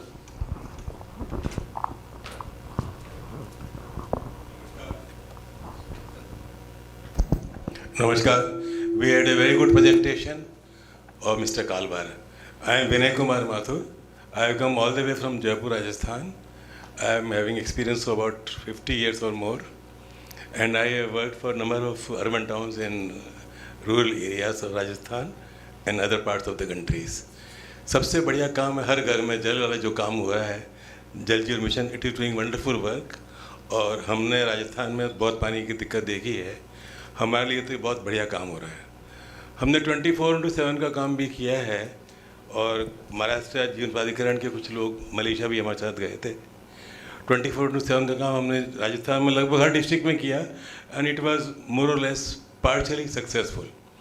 24/7 is achievable and we have achieved it at number of places. उसमें सबसे बड़ी बात जो आ रही है, एक तो will होनी चाहिए काम करने की, जो हम लोगों में है. दूसरा बात है कि मीटरिंग वाली बात बहुत ज़रूरी है. जैसे हमने जयपुर में किया, जयपुर में कई वार्ड थे, मानसरोवर के, मालवीय नगर के. We selected 4 of the sectors. वहाँ हम जाते थे, रात को किसी का नल खुला है, किसी का अंडरग्राउंड लीकेज थी, तो मीटर हम सबके मीटर नए लगाए, और बहुत कम खर्चे में हमने जो एरिया प्लेन थे उनको हमने 24/7 का काम हमने किया. सबसे बड़ी बात है लीकेजेस को रोकना. हम जाते थे रात को, लोगों के पानी ओवरफ्लो हो रहे थे, उनको बंद करते थे, लोग गालियाँ बोलते थे हमारे को, और लोग हंसी उड़ाते थे. कई मीडिया में आता था कि ये क्या इंजीनियर है, 24/7 की बातें करते हैं, पानी तो है नहीं, और आप इस प्रकार से बातें करते हैं. हमने कई तकलीफ़ें भी सही, लोगों ने हमारी हंसी भी उड़ाई, लेकिन हम सब ने पब्लिक को भी फेस किया, अधिकारियों को फेस किया, और मीडिया को भी फेस किया. और जयपुर के 4 सेक्टर का मैंने किया था, प्लस राजस्थान के लगभग हर डिस्ट्रिक्ट में हमने हर कम से कम एक एक्सचेंज ने एक जोन में तो 24/7 किया भी था. आप ये दिलीप जी जोधपुर भी रह के आए, जोधपुर की बात भी की थी. जोधपुर जैसे शहर में हम लोग पानी उल्टा लेके जाते थे पहाड़ों पर टंकियाँ बनाया करते थे. वो हमने टंकियाँ बनानी बंद कर दी पहाड़ों पर. उसको अलग अलग जगह जहाँ भी DMS बने हम लोगों ने काम किया, अलग अलग छोटे छोटे जोन में टंकियाँ बनाई और डिस्ट्रीब्यूशन सिस्टम को इम्प्रूव किया. तो आपका प्रेजेंटेशन बहुत बढ़िया था, इसमें कोई कमी नहीं है. हमको दोनों व्यवस्था करनी पड़ेगी 24/7 के लिए. इंटरमीडिएट सिस्टम भी अपनों को रखना पड़ेगा, that can not be avoided. और ये फिजिबल है जहाँ पर कि अपना सरफेस वाटर है, जहाँ ट्यूबवेल वाटर है या जहाँ ग्राउंड वाटर है, वहाँ ये सिस्टम फ्लॉप है, वहाँ बिल्कुल नहीं चलता है. हमने कई बार करके देखा है.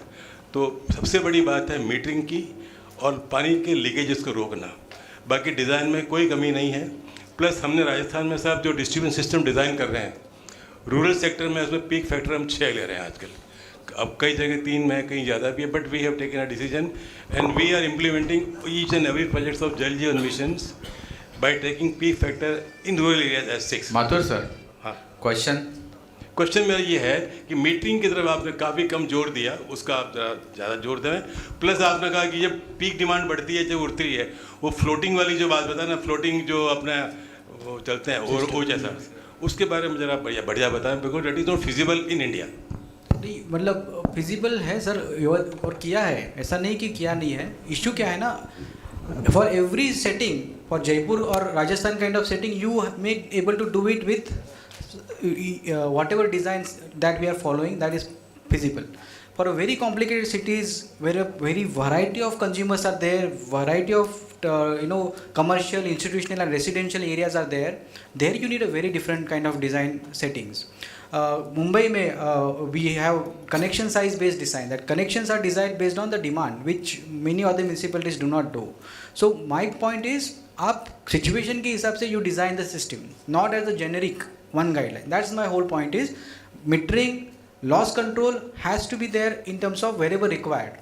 And there can be argument also, if the cost of resources were not very high, metering a flat road से भी अगर recovery, if you can able to do a recovery, metering you can save. That can be also another approach. The point is, one solution fits for all situation we should not adopt, because our DPRs are very standardized. That should be stopped. That's my point. Thank you. Thank you, sir. I request Secretary Pramod Dalvi, sir, to offer bouquet and memento to Speaker Dr. Kalbar, sir.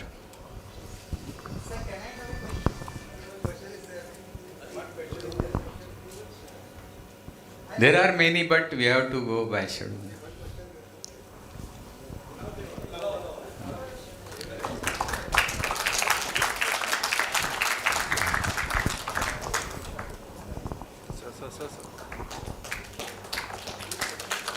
Sir, a question.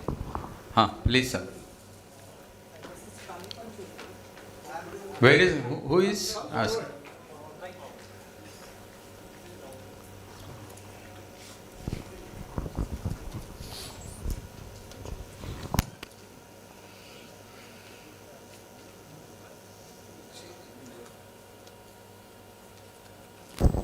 Hello.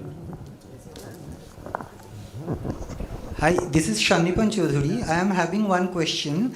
Sir mentioned about non-grid and small systems, partially comment. Are you considering that local sources will be serving this, or it will be some kind of transportation system which will support this? Because how this kind of systems is feasible for metro cities, that is I am curious about. For metro cities, that's why the whole point is that we have to diversify the sources of water. So only one source will not be sufficient for metro cities in today's time, because your big source may fail if there is one drought condition. So the diversification is needed. For example, you may have dual plumbing system in the city, and you have a local recycle water network grid, that is small grid, and you can sewer mine, that you can take out the sewage from the big sewers and treat it locally and put it not a drinking water standard but toilet flushing level. That is local grid system. That will bring down the fresh water demand drastically, and that experiments and that grid level experiments have not happened. Building level have happened, that some buildings are doing, but as a municipality, as a utility, as a state government, those experiments are not happening. That was my point. Thank you. So this is as per our schedule. We will now proceed for tea break, and at 12 we will continue our first session. Thank you.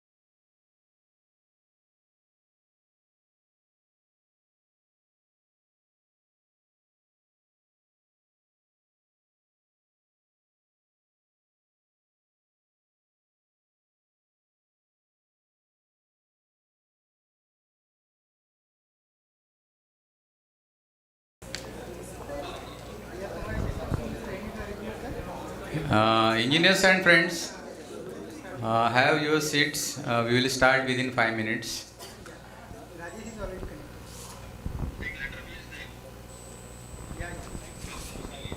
बिल्कुल बिल्कुल ठीक है हाँ हाँ या yes तिथला आवाज बंद ठेवला ना इथे लाईट घालवायची येऊन दे ना लोकांना 5 मिनिटांनी करू. होय मी काय म्हणतो की इंट्रोडक्शन देतो. होय दिलं होतं आधी पवन लापशेट माझं पण ते नाही आहेत ना ऑनलाईन. येणार आहे सांगितलं ना. यांच्याकडेच आलेत ते एकत्र आहेत. नाही ते निरीमध्ये आहे हे विन आहे पण यांना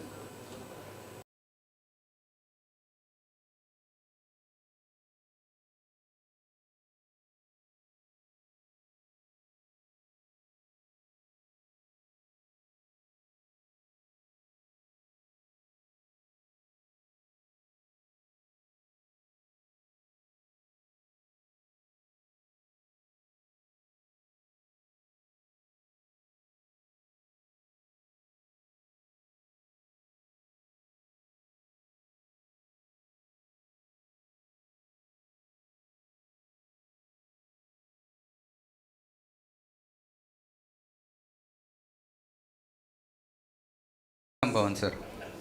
और एक पॉइंट कितना है सेकंड कम किया ना. Good morning. Okay go. So in our first session, we have conducted one lecture because we are going ahead, and now after tea break we will continue our session 1. Speakers in session this session will be Dr. Pawan Lapshetwar, Engineer Dilip Sonavne, Dr. Rajesh Gupta, and Sucheta Pathak and Raghavendra Kulkarni. Of this session, our moderator is Mumbai Chairperson Engineer Manisha Palande. And Pawan sir, we are starting now. I will give a brief introduction of Dr. Pawan Lapshetwar. He is a Chief Scientist and Head Water Technology and Management Division in NEERI, Nagpur, India. Published about 70 research papers and more than 250 papers in proceedings of national international conferences, more than 200 scientific reports. The first chairman of the Committee of Bureau of Indian Standards BIS for developing standards for point of use water treatment systems. He received Jal Nirmalta Award of Indian Water Works Association. He is an expert member in the committees constituted by Atal Innovation Mission, NITI Ayog, Niti Ayog, CPHO Department, Jal Jeevan Mission, Technical Development Board, Department of Science and Technology, and state government agencies. He is editor of Journal of Water Supply published by International Water Association IWA, head of World Health Organization's Collaborating Center for Water and Sanitation. So over to you, Dr. Pawan sir.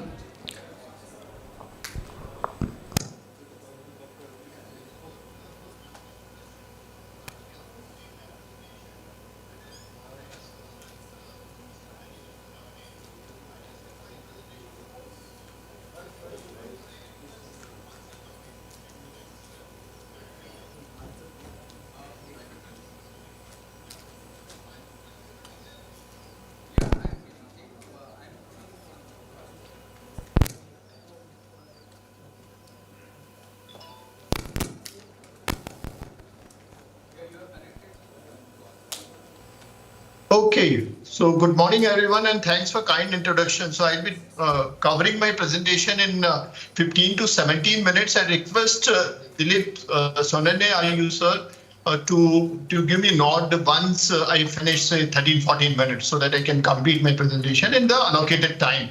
So are my slides visible? Okay, so what I'm doing is I'm putting it on PPT mode. Once it's in presentation mode, kindly indicate me. Is it on presentation mode? Okay, great. So I hope that slides will move. So thanks to Dr. Dilip Sonane, Manisha Madam and others. So I'll be presenting in brief water quality challenges in intermittent and even continuous water supply. And I'll also highlight the case studies which we have done here in Nagpur. So you might be aware that there are various risks with intermediate water supply system, and then these risks include low disinfectant residuals, particularly when we use chlorine. The chlorine is low at many places in intermittent water supply system. There are higher concentration of microbes and aesthetic issues like turbidity, color, and elaborate it further. Loss of pressure leads to intrusion and backflow in intermediate intermittent water supply system. It also provides favorable condition for biofilms. I show some of the biofilms which get formed within the pipeline, and as engineers might be aware of it. And there are higher chances of sporadic contamination also. Similarly, the risks are limited in continuous water supply system, but there's few risks available. First is water loss is higher in case of any leakage in system because it's pressurized system and we supply water continuously. Secondly, there is also chance of microbial contamination increase when water is stored, and that we have prominently seen in Nagpur also in some of the areas. A study which is being carried out by us along with VNIT. So if you go through the literature, there are many studies which are available, and that they also highlight intermittent water supply poses a health risk to consumers because such supplies are subject to increased microbial contamination. And these are a few studies, like there was a study conducted in Hubli, Dharwad, in which 589 samples were collected from intermittent water supply zone, and it indicates this CFEO of E. coli, a thermotolerant coliform, vary from almost 0 to 3 log, means 1000 CFU, which is highly contaminated. You might be aware that in India, the standard for E. coli is 0. We should not have any E. coli in our water. Similarly, there are studies available in Cambodia, Vietnam, Peru, Tajikistan, and these are mostly in developing countries. And this highlights the fact that there is a large variation of contamination in intermittent water supply. So there was a paper published in Environmental Science Technology, and that actually estimated infection risks and global burden of diarrheal disease, and which is attributed to intermittent water supply. And they use a tool which is known as a quantitative microbial risk assessment. And as per this study, which was published in 2017, that 925 million, almost 925 million people are served by intermittent water supply globally. And thus, out of which 361 million served by intermittent water supply in India alone. So this is the say figure of 2070. But other day I was talking to Dr. Y.K. Singh of Jal Jeevan Mission. He's a director with Jal Jeevan Mission, and he told that in rural India now we are supplying water to 13 crore households. Of course, it is intermittent, but we have reached to the stage where we are supplying water to households. So this is, I think, glaring example that how many villages or households are supplied with intermittent water supply. Similarly, they published another paper in which they estimated global burden of diarrheal disease, which is primarily attributed to intermittent water supply. And if you can see that in India comes in Eastern Asian region, and then annual infections are almost 7.6 million. So this is very high as compared to if you see other Americas, which is like 0.874. So this clearly indicates that intermittent water supply, of course, has a substantial not only infection risk but even burden of diarrheal diseases. So what are the contaminants of concerns in intermittent water supply? We have like scaling deposit, which you can see here, and our engineers might have already seen in the field. We have microorganisms like bacteria, viruses, and protozoa in our distribution system. And then turbidity is also there in our distribution system. I'll be mainly talking about the distribution system. Similarly, we have biofilm formation, and then we have disinfection byproducts, primarily because we use chlorine in our water, and chlorine combines with organics to produce something known as the trihalomethanes. And so these are the contaminant of concerns in any distribution system, though the chances of having microorganisms in intermittent water supply is much higher. So if you look at this is from a published study, and then they have cut through various types of pipes, and these pipes have been cut after serving for a constant age. And if you can see the inside of ductile cast iron pipe, you can see a lot of erosion, corrosion, and biofilm formation. Similarly, grey cast iron also galvanized steel pipe. Whereas in stainless steel pipe, the biofilm formation is not as much as in other pipes. Similarly, in PVC also, the formation is there, but it's not as much as in other types of metallic pipes.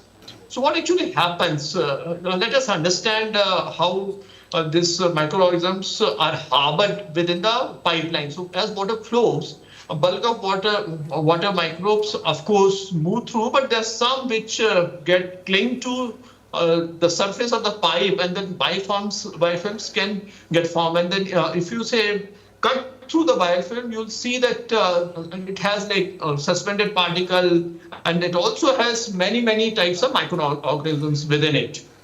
So if you also go through the pipe, and then as we move from upstream to downstream, there's something known as a reversible attachment. These loose deposits or corrosion products or suspended solid are deposited on the pipe surface, but at the same time it also get detached. The second phenomena is irreversible attachment and extracellular polymeric substance. So this surface of pipes actually help us in nurturing these biofilms, and as we move forward, there is cell proliferation. So the bacteria and microorganisms grow within the biofilm, and then the biofilm gets matured over time. And because of biofilm formation, then cell dispersal occurs. So you can see that the biofilm grows as it moves through a pipe, and over time the biofilm can also be very big, and that also gets detached. And even if you are treating our water, this biofilm can contaminate water in distribution system. So this is known as a transient effects in distribution system. So the definition of transient effects are physicochemical and microbiological water quality problems caused by the destabilization and mobilization of distribution network harbored material. So what I showed in earlier slide is nothing but distribution network harbored material and released into the bulk water. As I told you earlier, even if we completely treat water, if our distribution system is leaking and we have intermittent water supply, this D and HM get formed. And then transient effects are in turn the consequences of irregular changes in supply water quality. So supply water quality is also very, very important.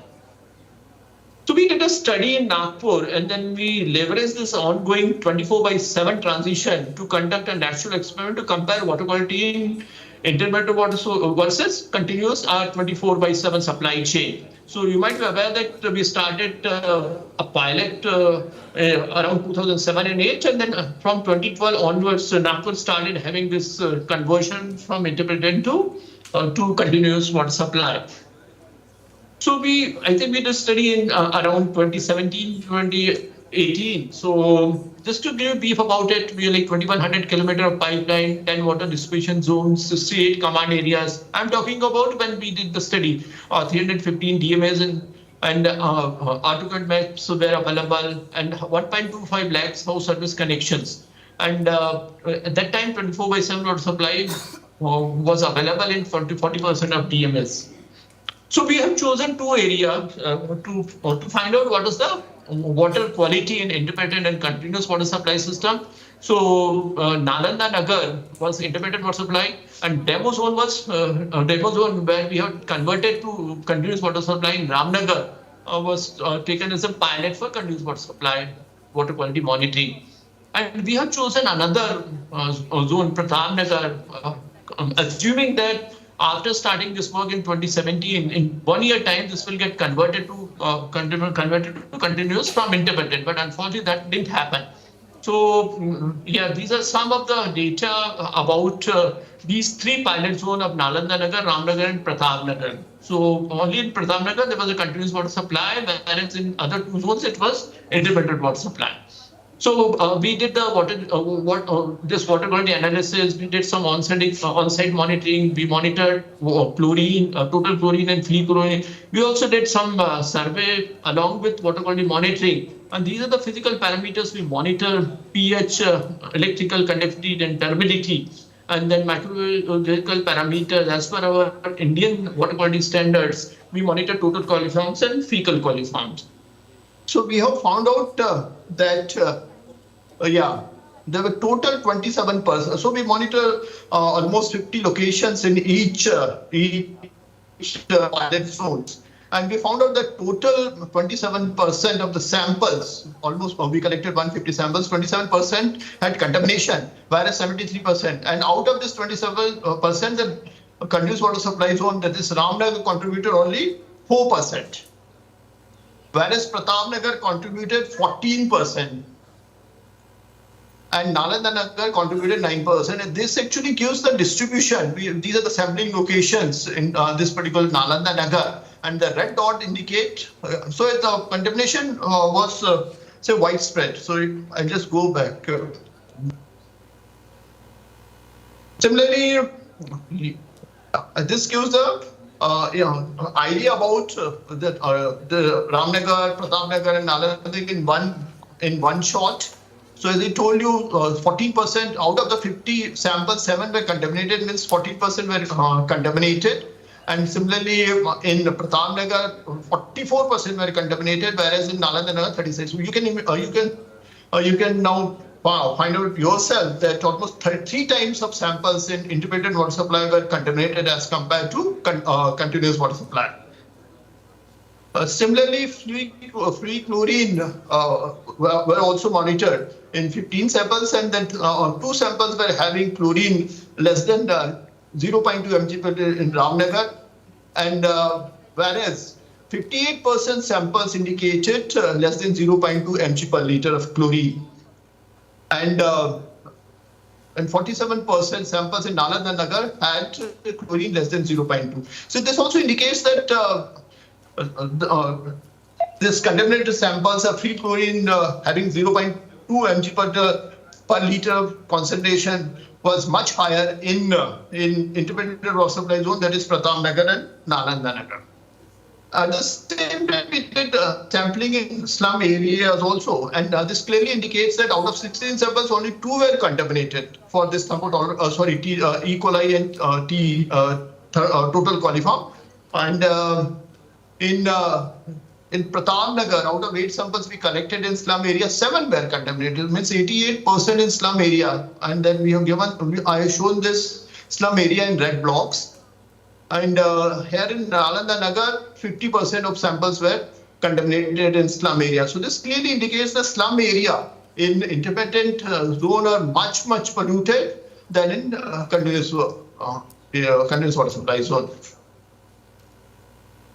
So in summary, if you see Ramnagar, we had zero fecal coliform. The water samples which met the standard was almost 43 out of 50 samples. And in this case, Pratap Nagar, it was much lower, and similarly Nalanda Nagar, it was higher than Pratap Nagar. So in addition, we did some sanitary survey to find out what actually caused this contamination. So these questions we have gone to the field and observed ourselves. And these are few questions which we included, like any leaks and household tap control system, is strainer called tight to tap, because we collected samples from household also. So these, what I have shown is the samples collected from household, the entry to household. Is there a latrine within 10 km? These are the risk sanitary survey questions we collected.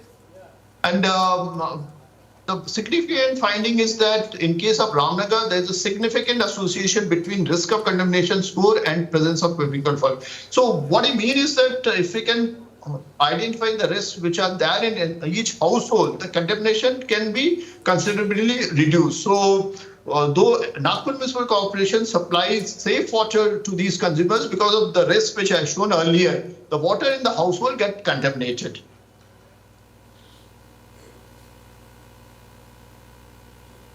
So these are some of the photographs which are collected from the surrounding end user, and this proximity of sewer line with the NMC direct tap. And then probable reason for contamination is pressure throttle, pipe material, pipe age, water theft. And then incidentally, what had happened at one location, we have found out where we found contamination. Just upstream of that, there was a water theft, so illegal connection. So that actually had contributed to contamination in Ramnagar area. So that had identified, identified the source of contamination. This is similar data for post-monsoon season. I'll not explain much, but in post-monsoon season, the contamination was much higher than pre-monsoon. And out of 36%, only 6% were observed to be in continuous water supply zone. It is 14%. Yeah, Nalanda Nagar also was 14%. And we actually identified the more or less same findings in post-monsoon season. In another study, I tried to complete it in another 5 minutes. This is the study which we have carried out in Nagpur with people from Georgia Tech University, and then we have used something as dead-end ultrafiltration method to find out what are the different pathogens exist both in continuous and intermittent water supply system. So we published this work in the reputed journal like Water Research. So this, if you see, I'll take 1 or 2 minutes in this Whisker plot. You can see out of 64 samples we collected in this study, 39 had no contamination of E. coli, and 3 samples had too numerous to count. It was highly contaminated. And whereas in continuous water supply system, 23 samples didn't have anything. So in this particular study, we found out that continuous water supply hardly had any contamination. Out of 24, only 1 sample. And this gives a breakup of the E. coli contamination in intermittent water supply. In this particular study, we had chosen different zones. So it was Karve Nagar, Resham Bagh, and Kamla. And this clearly give that this data will clearly indicate that the contamination in intermittent water supply zone is much higher. Moreover, we have also found out the variation of water contamination right from raw water to household. Dilip, may I have like 2-3 more minutes?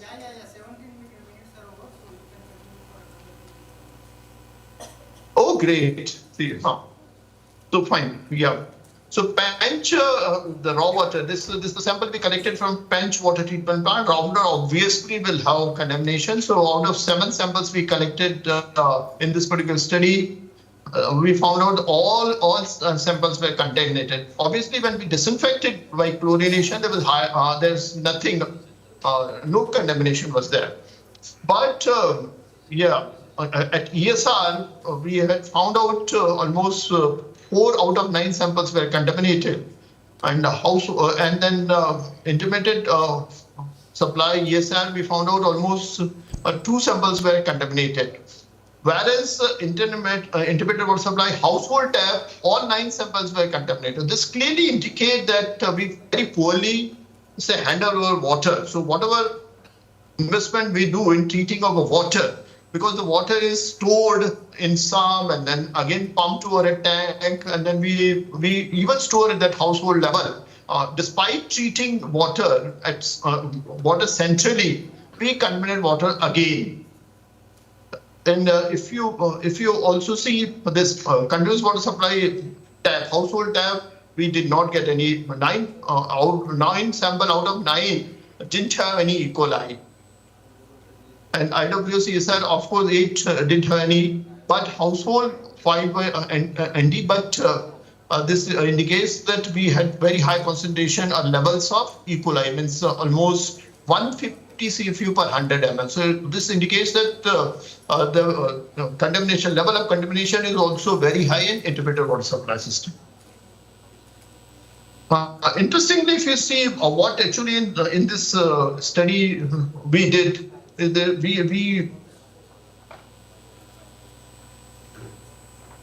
we collected the samples and analyzed for presence of many pathogens. Like E. coli, this MS2 FARS, adenovirus, norovirus again, Giardia is one of the protozoa. So this clearly indicates, if you see intermittent water supply has many, like almost 0.6 proportion, or 60% of samples had at least one pathogen in it. And then continuous had almost one sample, like 10% of samples had pathogen in it. So this type of clearly indicate that intermittent water supply had presence of many pathogens which actually lead to waterborne diseases as compared to, say, continuous water supply. It of course indicates, if you see this particular bars, you'll find out that E. coli is even present in continuous water supply system household. But I think because we are not from microbiology field, but I'll try to explain. See what happens when we do this type of study. This clearly indicates that there's a gene of E. coli which are present in continuous water supply, and this particular gene comes from our biofilm formation in our distribution system, irrespective of type of supply. Okay, what are the control measures to avoid transient effects? So if we can possibly convert our intermittent water supply to continuous water supply, we will surely get better water quality. But it's work in progress. Many cities are going ahead and converting their water supply to 24/7. It's a difficult task, but in addition to that, if we can do something known as unidirectional flushing, which employs a large water volume at sufficiently high velocity, then the sediment can be actually removed, the biofilm can be disturbed, or the slowing of biofilm can take place. So, but you know that we cannot do it. There's something known as air scouring, which is normally taken place, which normally takes place in say, developed countries, and pigging also. So they use these type of control measures to avoid, say, mobilization of or say development of biofilm in distribution system, and they try to ensure that after treating water, we should not add any contaminant to our distribution system. So that's all from my side. Dilip. Thank you. Pawan, do you listen me? Can you hear me? Yes. Okay. Thank you, Pawan. Shall we take one or two questions? Yes. Any questions, please?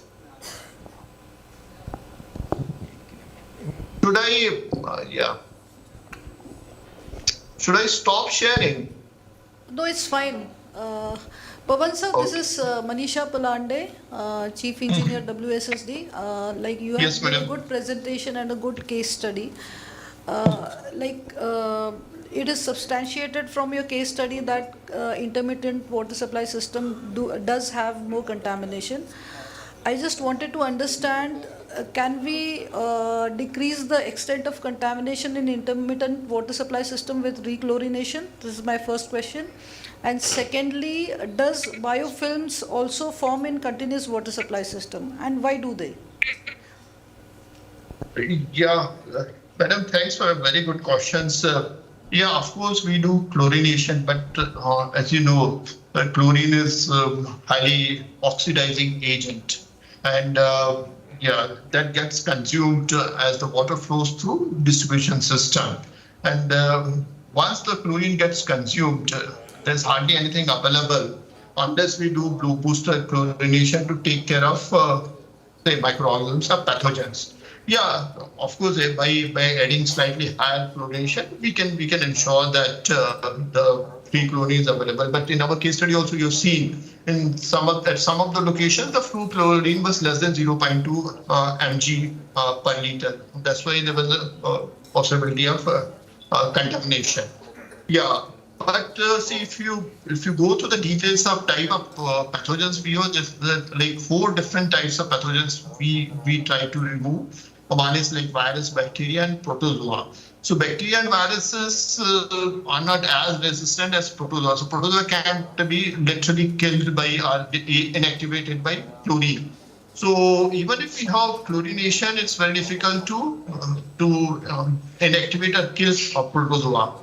And there's some diseases like cryptosporidiosis at all because of cryptosporidium. So yeah. So now in the revised manual, we are also proposing that wherever feasible, we should even have ozonation. And I understand in one of the treatment plant in Mumbai, we have ozonation also. So yeah, so that's response to first question. See, biofilm formation is fairly natural phenomena in intermittent water supply system, and I have also shown you the mechanism through which the biofilm formation takes place. So like turbid particles in our water supply, and then that gets deposited. We also have like many types of microorganisms, so that also settle down along with this turbid particles. And then they start, say, colonizing around that turbid particles, and then the biofilm gets bigger and bigger as the time passes by.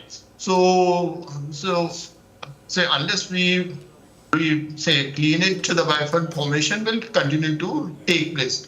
Yeah, of course, by having say additional chlorine dosing, we can get rid of it to some extent, but you know that we are intermittent water supply, there are many leaks available, so that actually help proliferation of these microorganisms within the biofilm formation. So I feel that biofilm formation is inevitable, and we need to see that how best we can take care of it. Yeah, that's all for me, sir.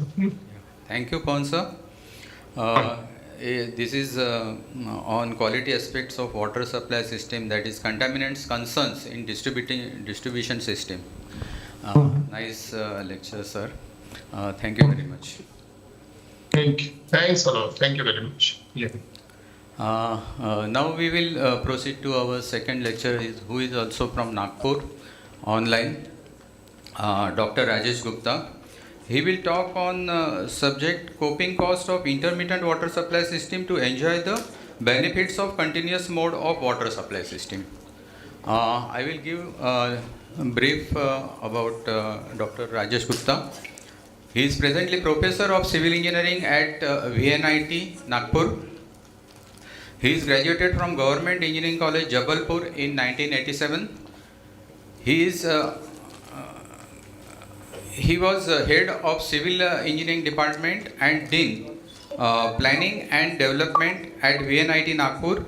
His main area of interest is water supply, environmental engineering systems, design and modeling, analysis and design, water distribution and wastewater collection system, surge analysis and design of surge protection systems, design of irrigation networks. He has authored a book on analysis of water distribution network, published and presented over 300 papers at national and international level, 15 of which were addressed best paper prizes. Dr. Gupta has guided 14 PhD scholars and more than 100 MTech students. He is recipient of prestigious Jal Nirmalta Award of IVA and also received Brij Nandan Sharma Award as Young Engineers Award. Dr. Gupta is included as an expert member in a committee formed by Ministry of Urban Affairs, Government of India for developing guidelines on various issues related to continuous mode of supply. He is also one expert member constitute for revision of manual and editorial committee. Sir, over to you. Thank you very much for the nice introduction. Chairman of Indian Water Association Mumbai Center, Mrs. Manisha Palande, Dr. Sonavane, Dr. Kalbar, and other organizers of this national seminar. I would like to thank all of you for giving me an opportunity to share my views, and I'm starting with my presentation. Just tell me whether you can see it. Is it visible? Sir, it is visible, but please take Okay. it to the presentation mode. I'll go to the presentation mode. 20 minutes, sir. Yes. I'll try to finish within the time. I'm presenting on the coping cost at the consumer end in intermittent water supply system to enjoy the benefits of the continuous water supply system. Just now, Dr. Pawan has discussed about the water quality aspect in the intermittent water supply system. And of course, that we also know what are the other problems with the intermittent water supply system. Usually, the supply period is varies from maybe 2 to 10 hours, or maybe sometimes on the extreme side that you may get water for maybe 14 to 16 hours in a day, or on the other side, water may be available maybe once in 2 days, or even sometimes once in a week. So there are no norms which are available that what should be the supply period in the intermittent supply system, or that what should be the ideal period. Okay, that is nothing, but whatever that if water is not available for 24 hours, it is called as intermittent supply. There is inconvenience to the consumer because the time may not be convenient to them. The thing which is that everyone is taking water in a limited time, so that pressure in the network is very low. There are certain leaks which are there in most of the systems. So during the non-supply hours, there is a chance of entry of contaminant from the outside. We require water to be supplied, maybe sometimes the area-wise or the zone-wise, and you need some extra persons or manpower to operate the valves. And always there is an unequitable distribution of water. So this is what is usually observed in the case of the intermittent water supply system, and mostly that we try to convert it to the continuous system. And of course, this is not a choice that we go for an intermittent water supply system, sometimes it becomes a compulsion. And there could be the various reasons for this compulsion. And one of the things is that you may not have the sufficient quantity of water available at the source. Another thing that is possible is that the manpower is not sufficient to take care of the maintenance and other things. Also, the infrastructure may not be sufficient, that system may be old, and there are not sufficient money to renovate it or to upgrade it.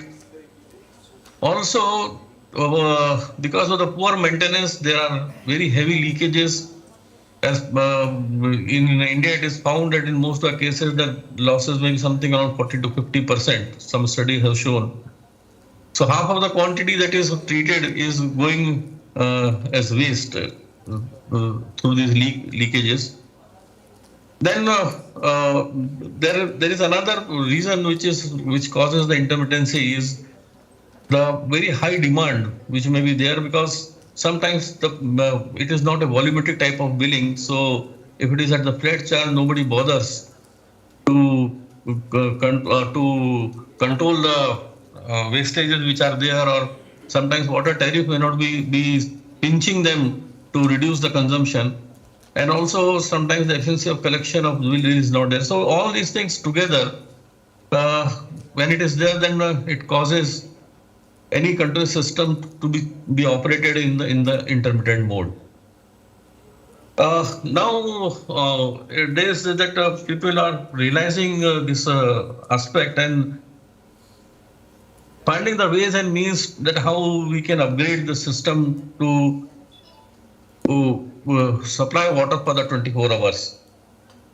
As there are so many advantages which are there, and those things are not possible, especially that to supply potable water or the safe quality of water to the consumers in case of the intermittent system. In fact, that if you look from the consumer point of view, that when he is not getting the sufficient quantity of water, or when he is finding that it is an intermittent system and he wants to enjoy the things which are there in the continuous system, then he incurs certain expenditure or maybe create certain facility at his premises so that he can enjoy the benefits of this 24/7. Now I am taking the two cases. The first case may be that he is getting the total quantity of water which is required by him in a day, or maybe once in a 2 day, whatever it may be. So what he do that he creates some certain underground storage facility, because the pressure may not be sufficient. So he needs storage tank at the ground level, or maybe in the form of sump.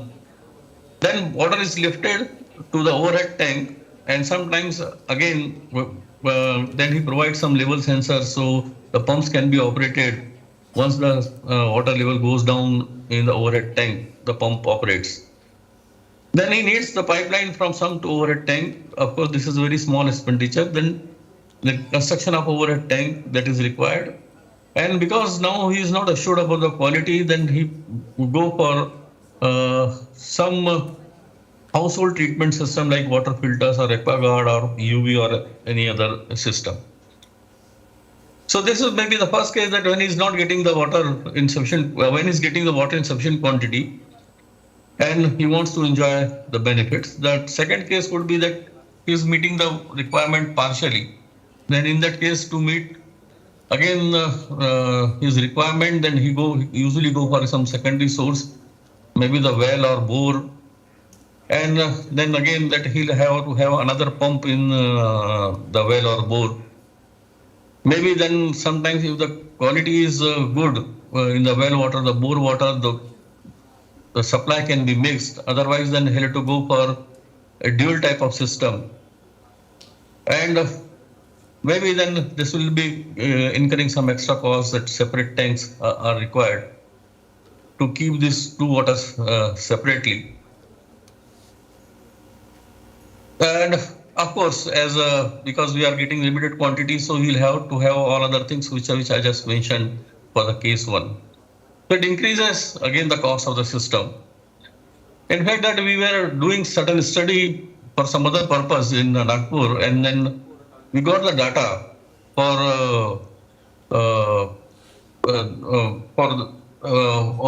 the extra cost which is incurred by the different in different households. So this we try to find out or quantify this, what is the coping cost which is there at the consumer end in different houses. And what we included was only the cost of the sump and the overhead tank, the cost of pump and the energy costs, the cost of household water treatment system, and the annual maintenance costs towards pump and filter, cleaning of sump and overhead tank that a particular household is incurring to enjoy this benefit of 24/7. This is now the area where we carried out the survey. Of course, our objective was certain different, but when we got all the data which was there, so we tried to find out what is the coping cost. This area is having a population of 30,000 and there are 4,000 connections. And total demand in this area is around 336 liters per day, per capita per day. But that is supply is 336 liters per capita. That tells about that how much are the losses in the system. So initially we look where of course, as I told you, that purpose of this study was different. So where the sumps are there, so we identified that wherever the sumps are there, which are still people are using, even though system is converted to 24/7 system. And we found that we carried out some initial survey to identify those sumps. And there were 193 survey points we have seen. Then out of this 193 points, then we did some reduction, and from 193 points, then we identify the 100 points where we can carry out this study, which had some different objectives. And again, from this 100 points, then we selected finally the 60 points to carry out the study. And we determined the coping costs, which includes the one-time cost for developing the units and the variable cost for the operation of those units. So in the one-time cost, we consider the cost of sump, cost of overhead tank, cost of pump, and the cost of filter. The variable costs included the cost of pumping, cost of pump repairs, cost of tank cleaning, and the filter maintenance cost. Now, as these two costs were different, so we tried to find out the annual value of one-time costs and the annual expenditure which are there for the operation and maintenance, so that we can make a comparison and we can find out that what is now the annual cost which is incurred by a consumer to get water for 24/7 or to enjoy that facility.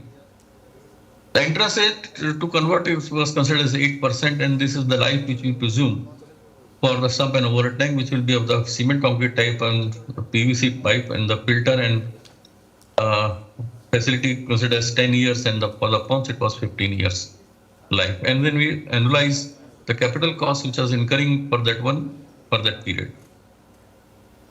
Then those costs we have considered from the CSR of Maharashtra Jeevan Pradhikaran, the unit cost of RCC, brick masonry, and electricity charge we got from electricity board. And pumps were used of the different capacities, and of course that we were not having, so we have considered that this is now the kilowatt per hour consumption in households and the apartments based on some of the information which was available. So energy cost was considered ₹5 per kilowatt hour for the households and ₹9 for the apartments. And these are the tank cleaning costs for the household and for the apartment. And we could get the complete data out of from 60 only for 53 sampling points. And we determined what is now the total annual cost, analyzed cost for the construction of all these things, and energy costs, repair costs, and the total annual variable cost, and finally what is the total cost. So this was done for all the 53 sampling points, and therein that you can see that the cost of overhead tank when it is annualized is or maybe even the cost of pump, it is very much less as compared to the cost of the energy which is consumed.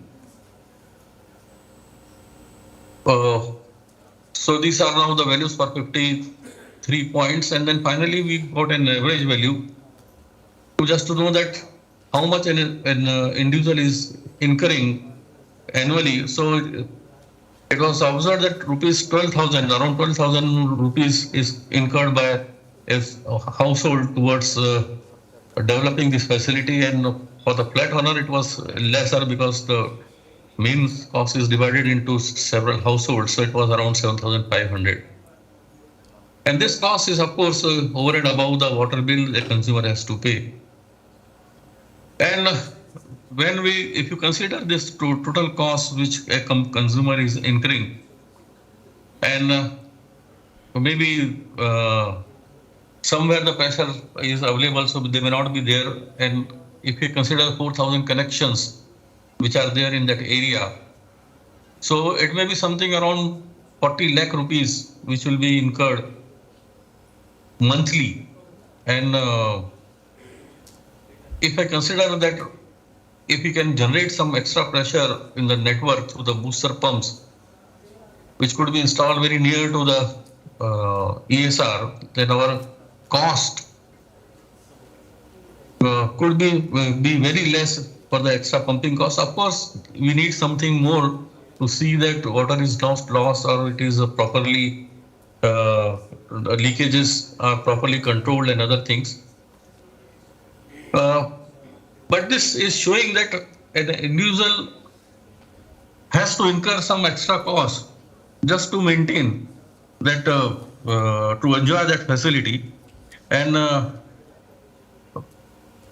of course, this is not a we can consider as an equivalent alternative to the control system. So as in my opinion, that as early as possible, we should try to convert the intermittent system to a continuous system. So thank you. Now I'll be happy to answer your questions. Thank you, sir. We will take one question. Anybody?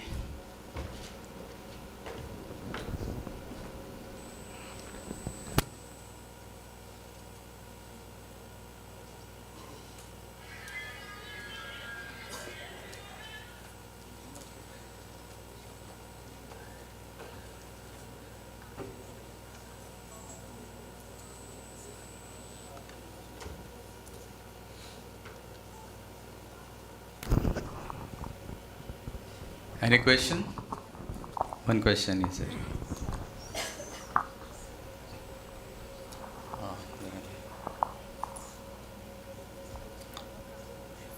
So there is one question. Okay. On Madam, mic चालू नहीं, on करें button.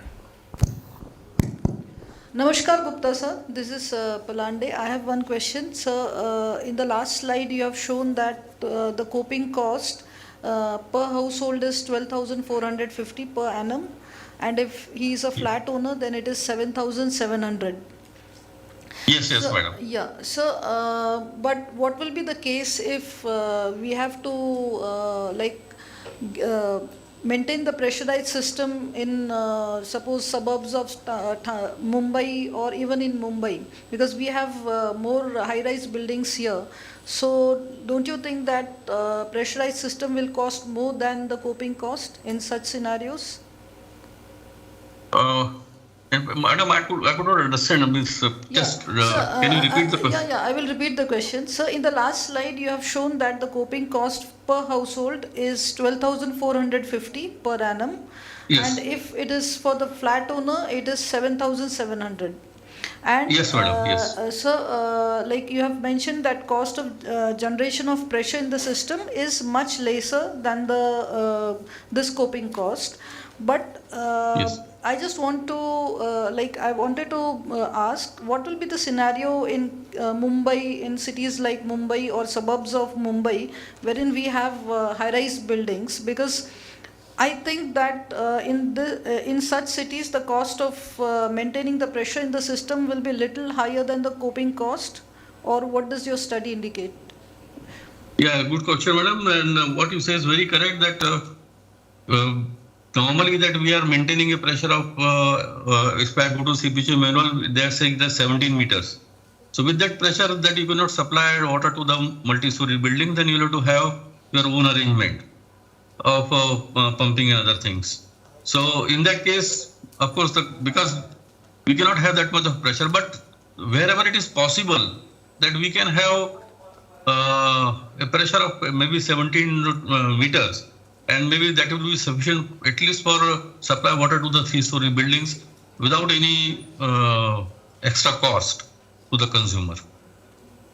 But for multi-story building, of course, that you must have your some pumping management, or maybe then in that case you will be require certain maybe booster at that place if you do not want to store the water. Thank you, sir. Thank you, sir. Thanks for giving such a nice lecture, sir. Okay, thank you very much.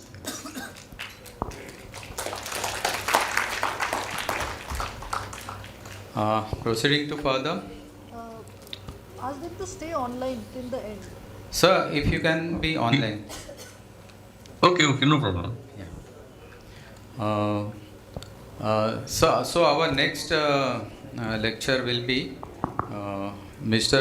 Dilip Sonawne. He is chief of today's organizing committee to organize this 2 days event. He is a postgraduate in environmental engineering with over 30 years of consulting experience. Presently, he is working as Associate Vice President Marketing with Tata TCE, Mumbai. Handle various business segments such as water, environmental, urban development, smart cities, and delivery center head. His domain expertise includes integrated infrastructure planning for greenfield and brownfield developments, smart cities, planning for water supply, leakage management, and utility infrastructure. He was associated with major infrastructure development projects including first privatized water project for Trichur, NICDC projects, smart cities, ADB, West Bengal, JBIC funded water urban infrastructure projects. He is fellow member of chartered engineer, member of professional bodies including IWA, Institution of Engineers, Indian Plumbing Association. He has written articles in various journals and shared experiences as speaker at various forums. Prior to TCE, he was associated with Mahindra Eckers Consulting Engineers and National Environmental Engineering Research Institute, Nagpur, that is NEERI. So I request Dilip Sonawne sir to please come on the dais for his lecture, his presentation.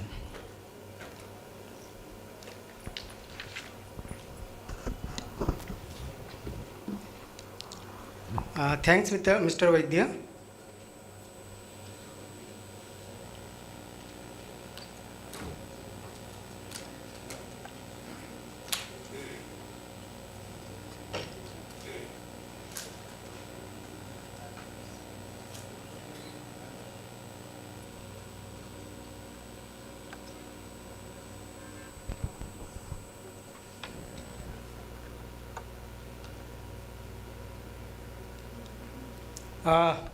This is a topic holistic planning approach for water system design.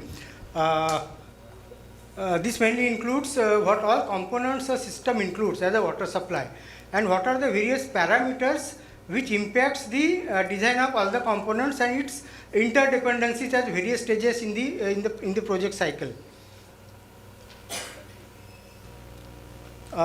See, when we talk about the water system, is it visible? Otherwise, I think you are able to see this.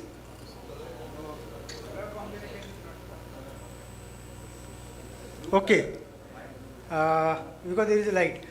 See, the impact factors which I am talking of is source and availability of water, supply levels in terms of LPCD, what is the service area today, what is going to be in future, then consumption pattern at the consumer levels, industrial, domestic, the supply duration, pipe condition, what is the connectivity of junctions in the pipelines in the distribution network, what are the water losses. And when we talk about the impact factors, what happens when we go for the planning of the system? We make various assumptions for these parameters.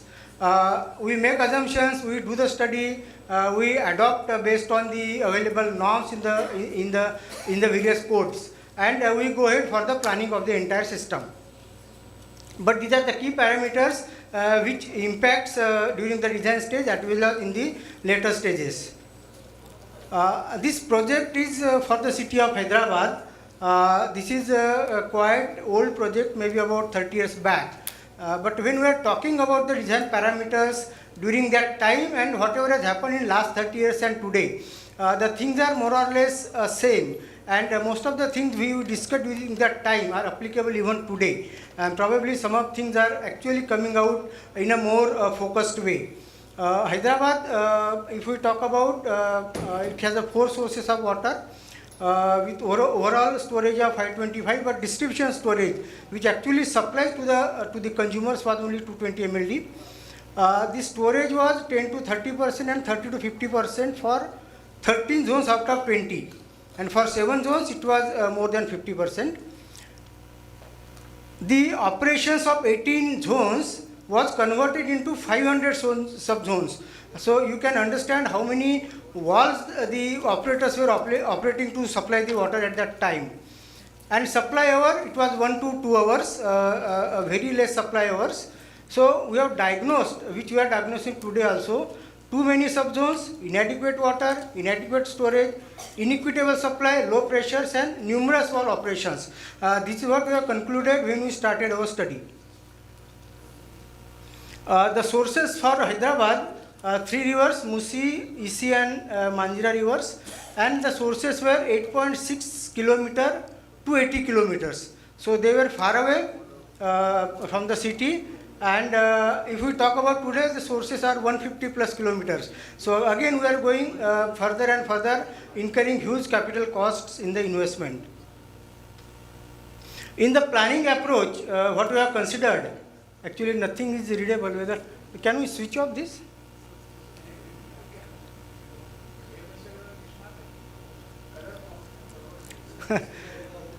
Okay, then I will continue.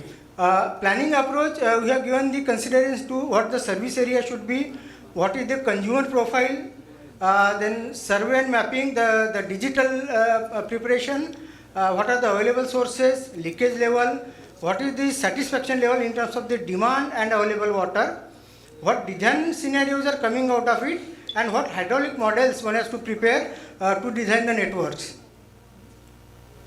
So defining the service area makes a lot of difference considering the growth of the city. The 688 square kilometer area we have converted to 753 as the future service area. We have considered all the en route villages which are coming from source to the city, because these are the social problems we are facing nowadays. We have seen this for Jaipur also, when the Bisarpur water was taken for Jaipur, and many cities this is happening. So this has been addressed. All of you might be knowing Shamshabad. Shamshabad is the airport today and one of the most growing area in Hyderabad. but this has been identified way back in 35 years, and this we have done not as a consultant, but the lot of discussions with the corporation people, with our client and the local authorities, and this has been added, and today we are finding that the decision was more or less in line. The entire area has been mapped. All the maps have been scanned, digitized, vectorization, and converted to the AutoCAD map, so that every file becomes the input file for the further design. The pipe locators have been used to see the alignment of the pipe, the alignment of the service connections, the data on material diameter, manhole has been collected either by measurements or from the corporation people. And drawings in the AutoCAD format had been converted. See, this one of the junctions, if you see, such junctions have actually been excavated, and see that we are getting the correct connectivity of the network.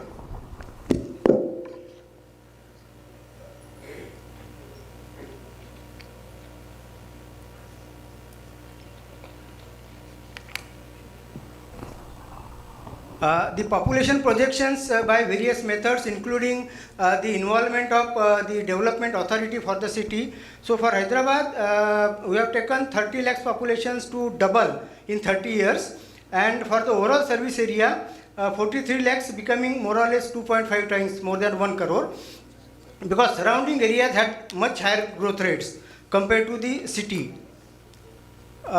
We have done the consumer profiling for the entire city.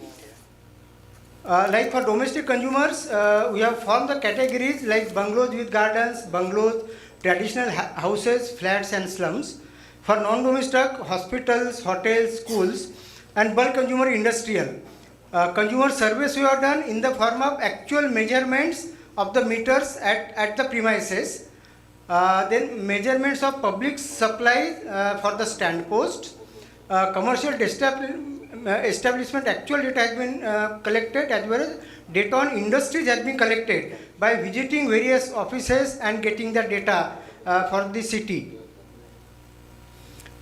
These consumer categories and the data which we observed after taking the meter readings for 1 week, 2 weeks duration, we have analyzed, and we have seen that these categories what represents, whether mean represents, mode represents, median represents, and we found that mean will represent the distribution, and accordingly we have taken that for the selection of average water demand. So out of this, mean has represent, so for bungalow and gardens we had 249, so very high. Bungalows 216, traditional houses 115, slums with actual connection 100. But the slums with stand posts, we had only 41 LPCD, again the measurements. So for average, weighted average for slums, we have taken 60. And the flats, we have taken the different measurements where we got 205 as the LPCD rate. So these are the LPCD rates we have adopted finally from 150, 60 to 250. The average coming for the city as 150. And considering the improvement in the people's living standards, we had given the 5% increment. So 150 to 180 had been the LPCD rate adopted for the projections. This was a World Bank project funded by the World Bank. So everything was being discussed with the World Bank officials to get their agreement. Even for the surrounding municipalities, we have done the sample surveys. We got little lower consumption rates. So 140 is the average rates which we got, and we projected 140 to 180. What we assume that in next 30 years, probably Hyderabad and surrounding municipalities will have the same living standards. For the non-domestic demands, particularly hotels and hospitals, having more than 100 capacities, we have done the measurements, and we got very high consumptions for the hotels, which was of the order of 820 liters per bed against the IS code of 180 liters per bed. Similarly, for health centers, 590 liters per day against 340 liters per day. So we have taken these figures, actuals what we observed, and for others we have used the IS codes. Leakage levels, we have done the leakage survey for the entire city. This is again a quite big assignments we have done. I have only taken the results. So 142 liters per connection per hour was the leakage rate during 1991. We have also done the tests, retests, and how much reduction in the leakage is possible. Based on that, we have given the leakage program and the different leakage levels we have adopted. 125 for immediate 1996, 50 liters, 2011 20 liters, and 2021 again 20 liters per connection per hour. Now this becomes equivalent to 15% leakage losses for the ultimate year, 15% only for the distribution network. The transmission treatment has been added beyond this. But this we thought is a reasonable reductions. This is based on the work has been done, actual reductions observed into the field by our team.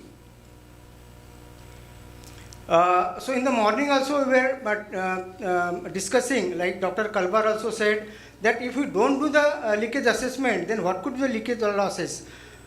Whatever water we will put into the system, it will go as the leakage losses as we aim for the higher supply hours. But if we do the leakage control program, then definitely the leakage losses will be much less, and maybe we can aim for something better, better supply to the consumers.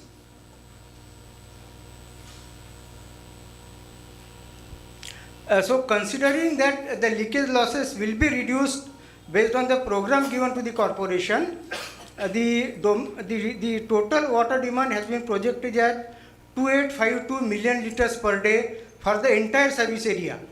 In 1991, it was supply was around 700 MLD. So movement from 700 MLD to 2800 MLD was required for them to satisfy the demand of the consumers. These photographs are actual leakage points observed and repaired. Internal pipe condition, because C values also many times we make the assumptions. So we have done actual measurements for say about more than 15 segments. We have also estimated the Langelier index, the levels of attack. This we have considered by using the water practice manual by IWS. And we have done the analysis, it's a big analysis, and we have adopted a C value of over 80 for more than 80 years pipes. It was a non-corrosive pipe, and at that time ductile iron pipes were not there, DI pipes were more in practice. So even for future DI pipes, we have used the level of attack of 2, and we projected the C value design 98 to 101 for different diameters of pipe for the actual design. So these are the analysis we have done. The other design parameters, there was a preference for independent houses. So more or less most of the houses in the wards, they were ground or ground plus 1. There was tendency to shift to adjoining municipalities, less vertical growth. So design pressure, we have adopted 7 meter for immediate stages. This again based on ward-to-ward survey, the discussions with the authorities. And for the future, say for next 30 years, maybe there will be some growth vertical, so we have adopted 17 meter for 2021.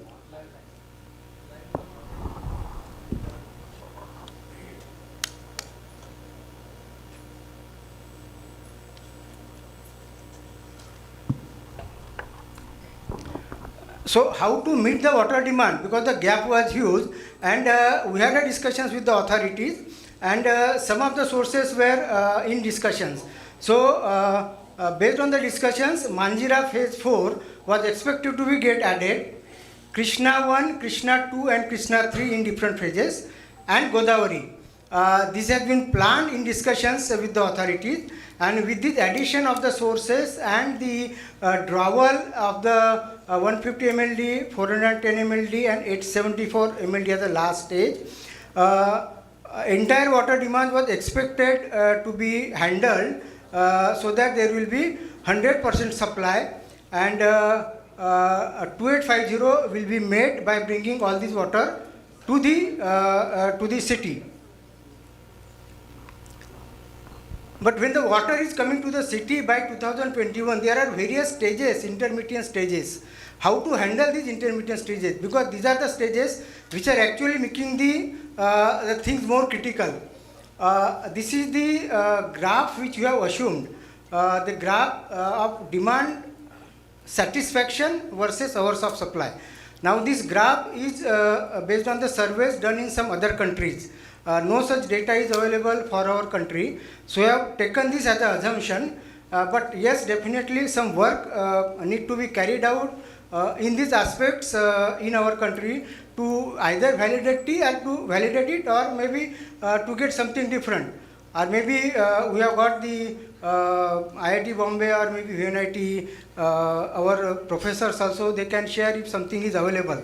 But this is one of the very crucial graph which helps us in deciding the design parameters. So based on this graph for 1996, we are getting 56% demand satisfaction, which gives 3 hours of supply. 2001, 6 to 7 hours of supply with 75% demand satisfaction. 2011, 76% with 7 hours of supply. And 2021, with Krishna 3 and Godavari getting added, 24 hours supply and 100% satisfaction. So this has been discussed, and we thought that we can move to the 24 by our continuous water supply by 2021 if everything happens as per the plan in terms of the sources. These are the zones. There were only 16 zones which we have converted to 20 zones depending on the topography, depending on the various barriers, natural, man-made barriers, and the availability of space for building the storage capacities. So for every zone, based on the inflow and outflow curve, we have estimated the distribution storage requirements. So 220 ml were existing with 85% allocated supply, or with 85% storage was required for 2001 because the demand satisfaction was just 56%. 2011, 35%, and 2021 again 35 to 40%. So the critical storage requirement was coming out to be in 2001 to ensure that we will be able to supply at least for 3 hours. So accordingly, we have adopted the peak flows for the design of the distribution network. 8 hours for 1996, 4 hours for 2001, close to 4 hours for 2011, and 2.5 as a continuous supply for 2021.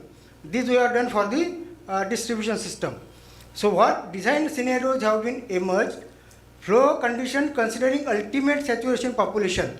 Now this saturation population for a city of Hyderabad was coming prior to 2021 in some wards and after 2021 in some wards.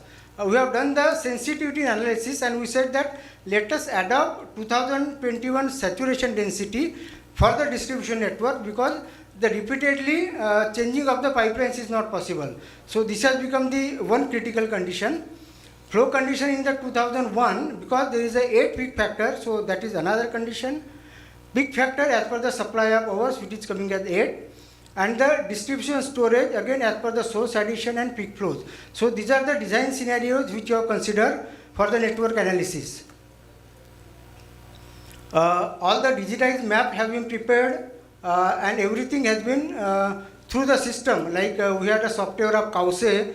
My friend Dr. Ullas Naik was also with us at that time, and this is what we have done.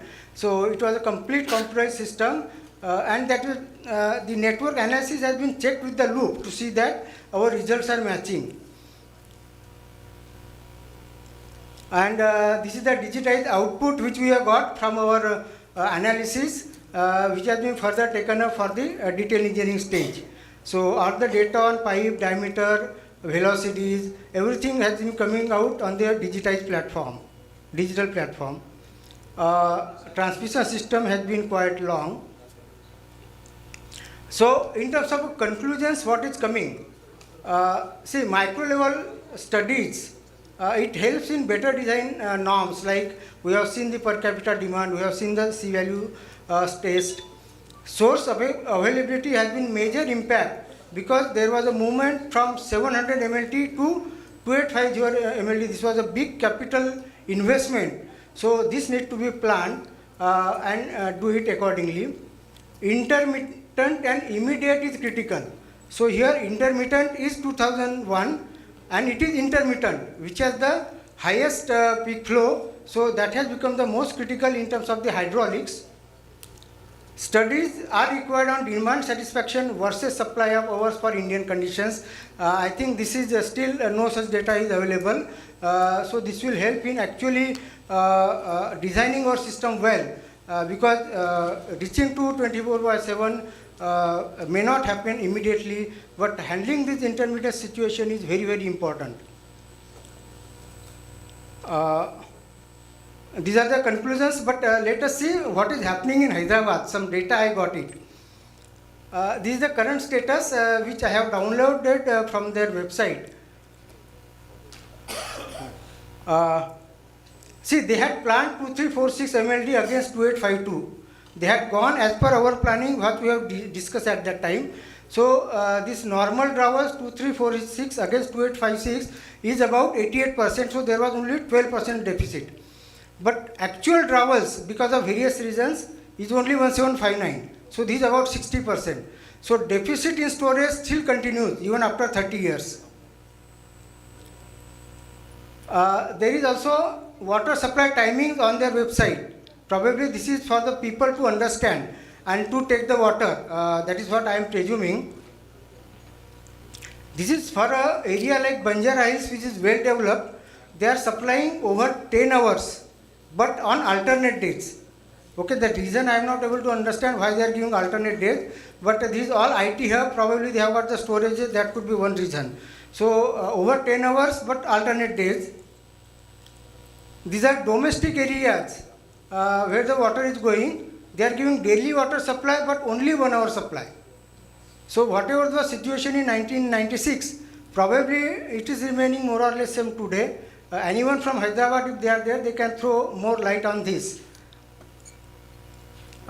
Just I have checked from different areas and I am finding just 1 to 2 hours supply. Thank you. This is what from my side.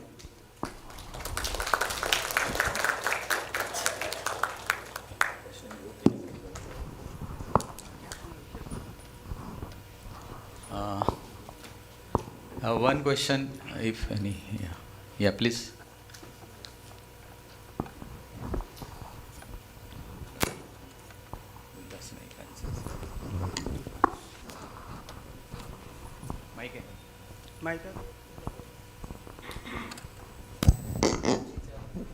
Hello.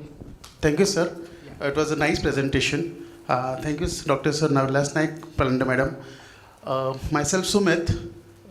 My question is, as per earlier presentations and even in your presentation, we understand that the major drawback for the system to not go from intermittent to continuous is the leakages. That is playing the major part. Even earlier presentation also. So my question is, what recommendations you propose to curtail the leakages, and what is the major component responsible for the leakage? See, whatever I have shown here are the results, directly results, because even for the leakages, we have done the surveys on 10,000 connections for the city of Hyderabad, and not only just the estimation or water audit, we had also located the leak points, repaired it and seen how much leakage reduction is possible.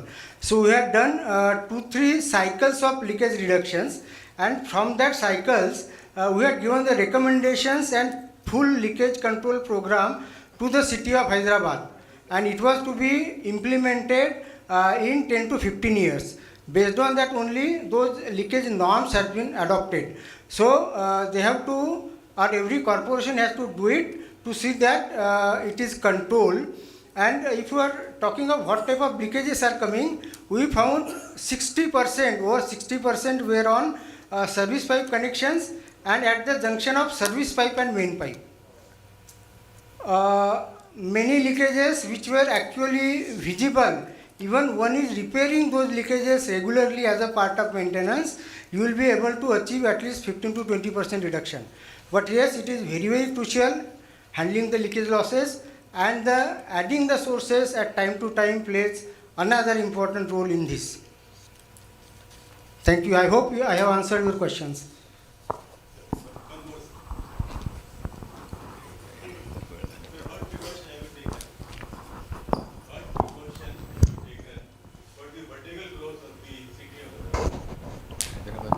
अब तो साहब जो भी development हो रहा है वो vertical हो रहा है. The development is not going on the plain areas और Bangalore are no more coming up.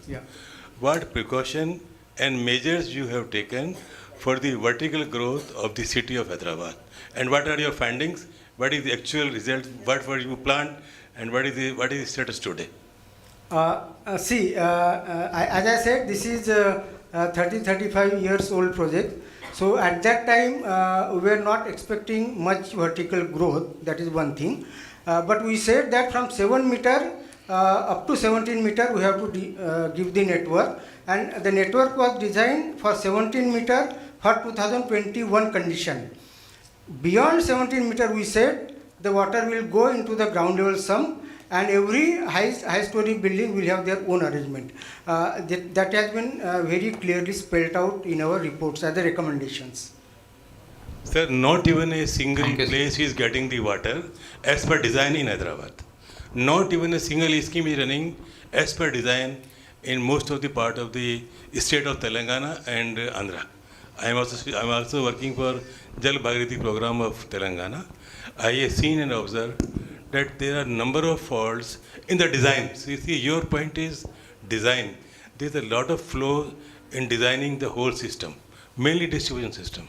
It's a very old survey, 30 years back. So now scenario is different. So thank you, Dilip Sonade sir, for this lecture of holistic planning approach to the water system design. Thanks.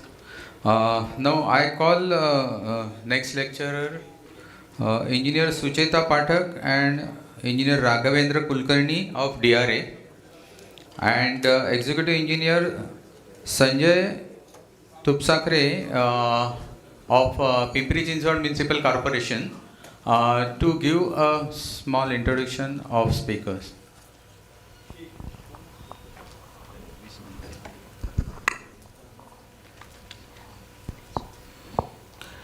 Good morning, everybody. Today, I am on behalf of Pimpri Chinchwad Municipal Corporation. We are presenting 25/7 project. We have taken one small pilot project name. It's located in a Pradhikaran, Sector 25. Its area is about 0.4 hectare. And population is about 9,000, and total connection is about 1,620. So we have some data before there was before applying this 24/7, 47% was NRW. And after this 25/7, we have achieved 25% NRW. So my team will give you detail this presentation to you. So you will find all these parameters in this. Now, Srimati Sucheta Pathak and Sri Raghavendra Kulkarni, they are from DRA.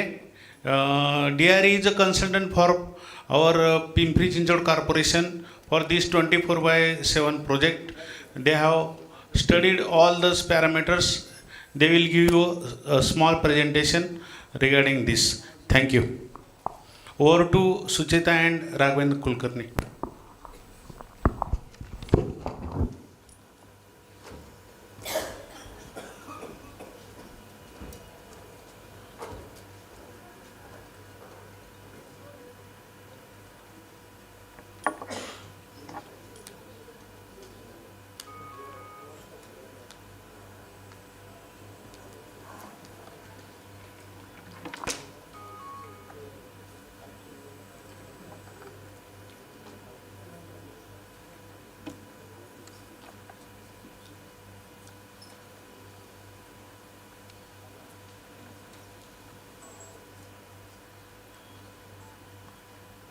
Good morning all. My presentation is about a case study of Pimpri-Chinchwad Municipal Corporation 24/7 area. Yes, ma'am. Okay. Here about just an introduction about Pimpri-Chinchwad Municipal Corporation. Pimpri-Chinchwad is a twin city of Pune city and 140 km away from the Mumbai. It is established in 1969 as a municipal council and 1982 in municipal corporation. Total area is 181 square kilometer. There are 8 administrative zones, 32 electoral wards. The population as per the census of 2011 is 17.23 and now it is about 33 lakhs. The current water supply demand is up to 600 MLD and we are supplying it 600 MLD and now it's alternate supply but sufficient for the 2 days requirement. Alternative supply is for there is a very undulation in this city and DMA establishment is now in progress. That's why still it is in alternate day supply, but existing source of the city is Pavna River. 510 MLD is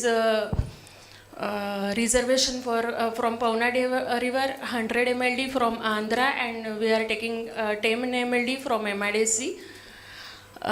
These are all the phase-wise information of the water treatment plants. Total storage reservoirs are 102 with 180 ml capacity.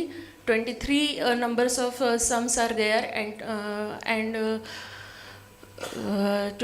for 25 ml and distribution network of 2360 km. Here is one scenario of population and water supply demand.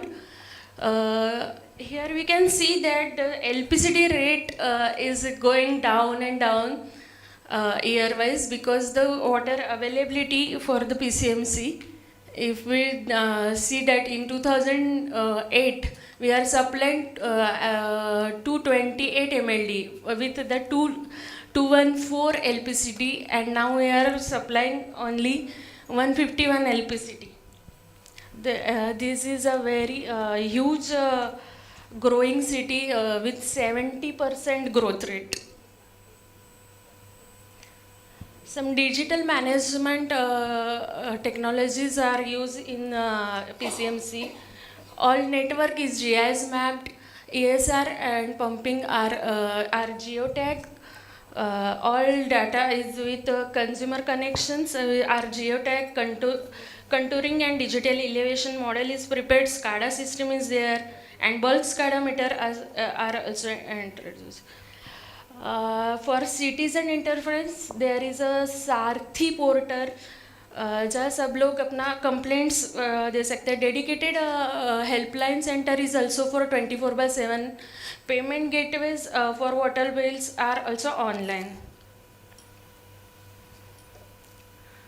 The 24/7, we have taken one project in January that is 40% area which have 18 zones and 55 DMA which are in progress for DMA establishment. In 60% area there are 113 zones and 430 DMAs which is under Amrut 1 project, but this is only the construction part, not DMA establishment considered in that project.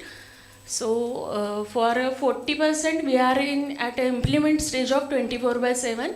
Leak detection activities whenever required are done and NRW reduction is done in pilot project. Our pilot project is, pilot 1 is A1 DMA 3, that is sector 25 Pradhikaran area, which will be later shown in details. The water demand as per theoretical is 1.35 MLD. When we started the 24/7, it will be raised up to 7 ml and now it is up to 3 ml. The population of this area is 9,128. Connections are 1600, 15 kilometers pipe length is existing pipeline is 12.3, new is 2.5 kilometer. Only 20% we are giving a new air in this area, and replacement is only 21%. It is 217. Similarly, we got one area, but this area is started recently. That is Dattanagar area, and the water demand is too less, but the unauthorized connections in this area is too much. That's why our UFW is, we are achieving up to 18%, but the NRW is still 47%. We are working on that area. I am going to present the first DMA, that is Sector 25, what we have done in pilot area. This is the basic information which already I have told. This is the DMA. We have installed flow meters and pressure management instrument are there. This is the scenario before starting the 24/7. That is pressure and flow is equivalent. But my flow rate is about 350 meter cube per hour, and the pressure is up to 8 to 10 only. But when we started it about 24/7, initially my demand is inflow is started about 7 ml, but after some days it will going to reduce, and we have achieved that 4 ml inflow, and pressure is we can see the graph, that is our flow is getting reduced day by day and pressure is going increased. What is the main achievement of 24/7? This is the latest result, that is we have tried the present inflow is 2.7, which was earlier as 7 ml. Now it is 2.7 ml we are searching. We take some reading cycle. Earlier, that is as sir told, in intermediate supply the NRW was 47 MLD. After 24/7, some old pipelines which unknown to everyone, even PCMC engineers, too old, that is 50 years old and no one knows, are immediately leak after pressure in pressurized system, and after 7 days of first cycle, we have achieved 3% reduction in NRW. By day, we have achieved 27% NRW right now. This is the main study, that is the consumer consumption. We have done everything technically is good, but the consumer, what they consume, it is very important in 24/7. What we see in this study, that in first cycle we have studied that 28% of consumer are using more than 500 LPCD. So we take some precautions on that, and some consumer awareness programs, internal water audit, and reducing it up to that 8.4, but still 8.4% consumers are giving more than 500 LPCD. But in last cycle we have achieved that up to 29% are using 135 to 200 slab, which was earlier very less. 28% are using above 500 LPCD. This is the scenario. In first cycle, 28% consumer are consuming 68% of total consumer, 66%, and it is now reduced to 8.4% consumer are consuming 29% of total consumption.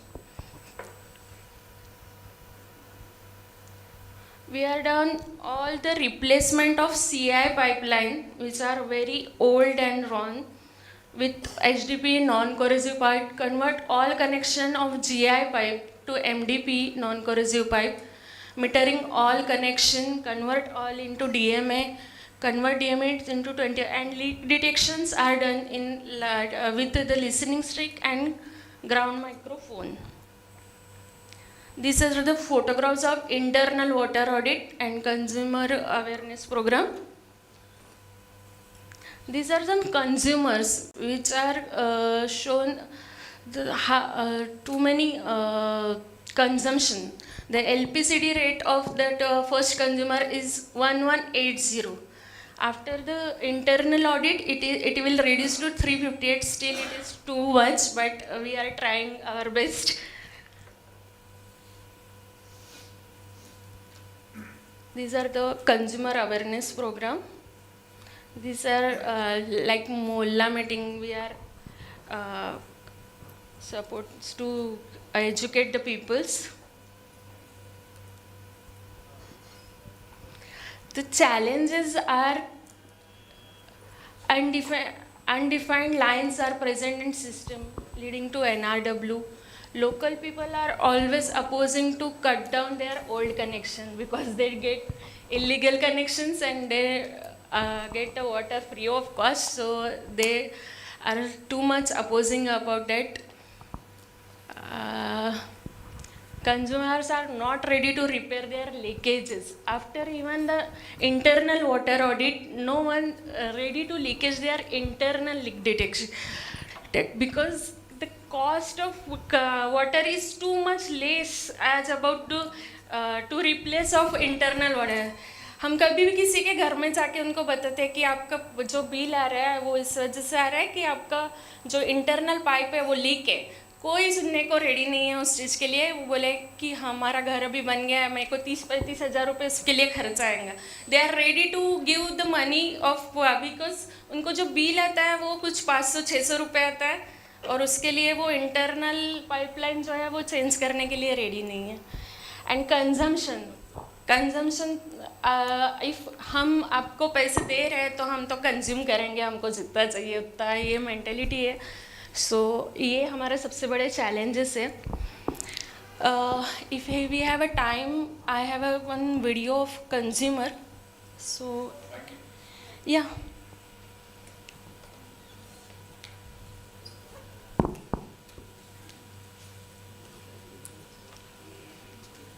It's not showing. हाँ,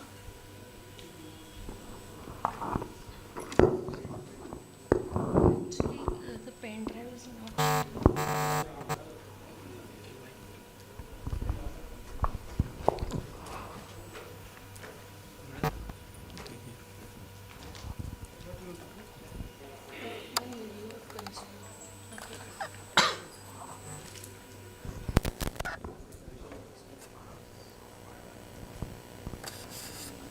It's not showing, sir.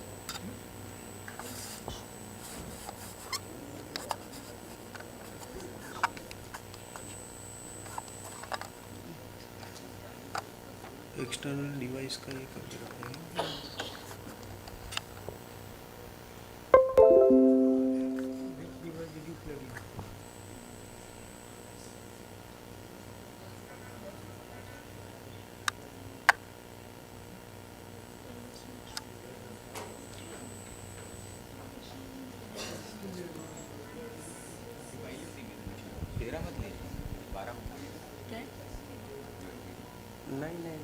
नवीन आहे.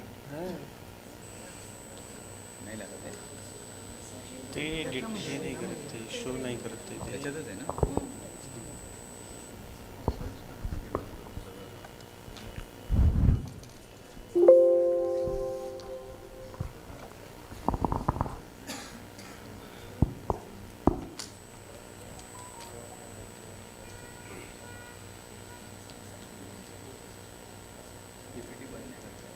करते मला फक्त ती pen drive.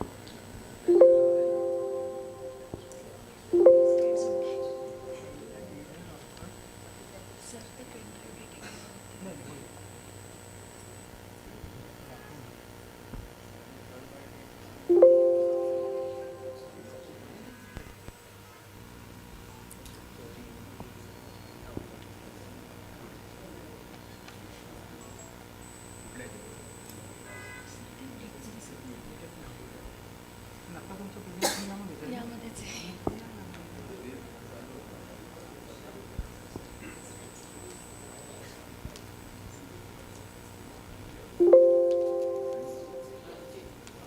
थोडी wire पायाखाली गेले तुमच्या.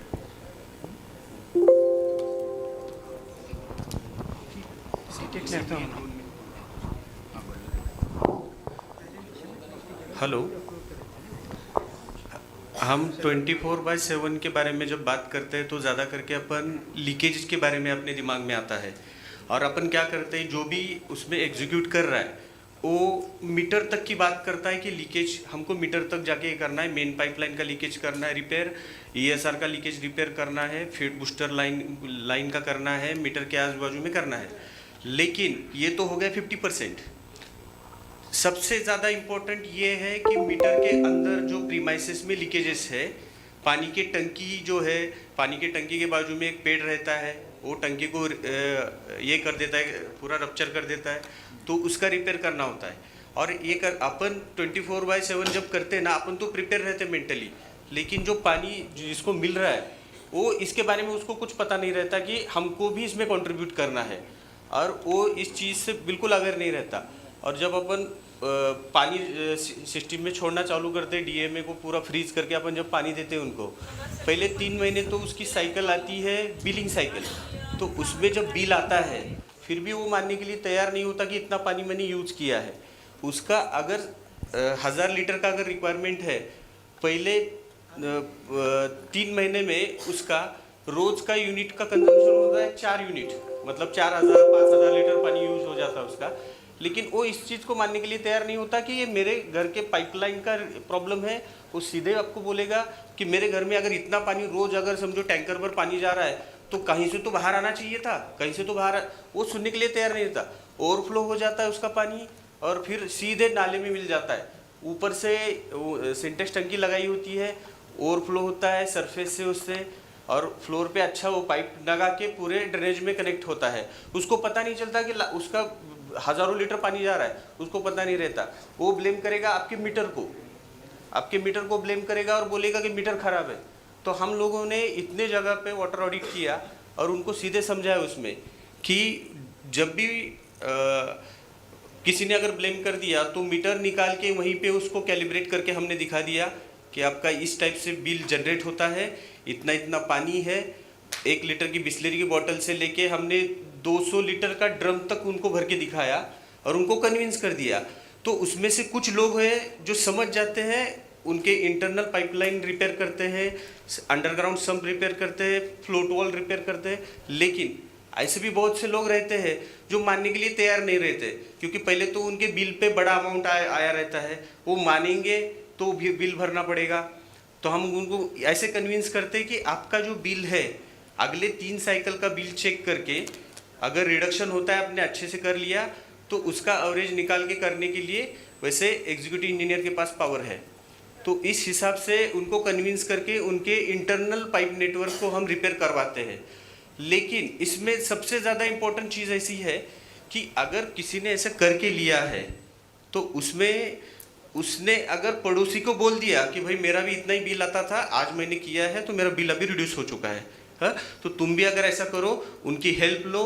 तो जब हम पहले अवेयरनेस करने गए थे तो बहुत से लोगों ने हमको ठीक से रिस्पॉन्स नहीं किया, लेकिन कुछ लोगों ने किया. उनको वो दिखा कि सडनली जिनका 1500 यूनिट वगैरह आता था और फिर बाद में सडनली रिड्यूस हो गया, 100 यूनिट तक आ गया.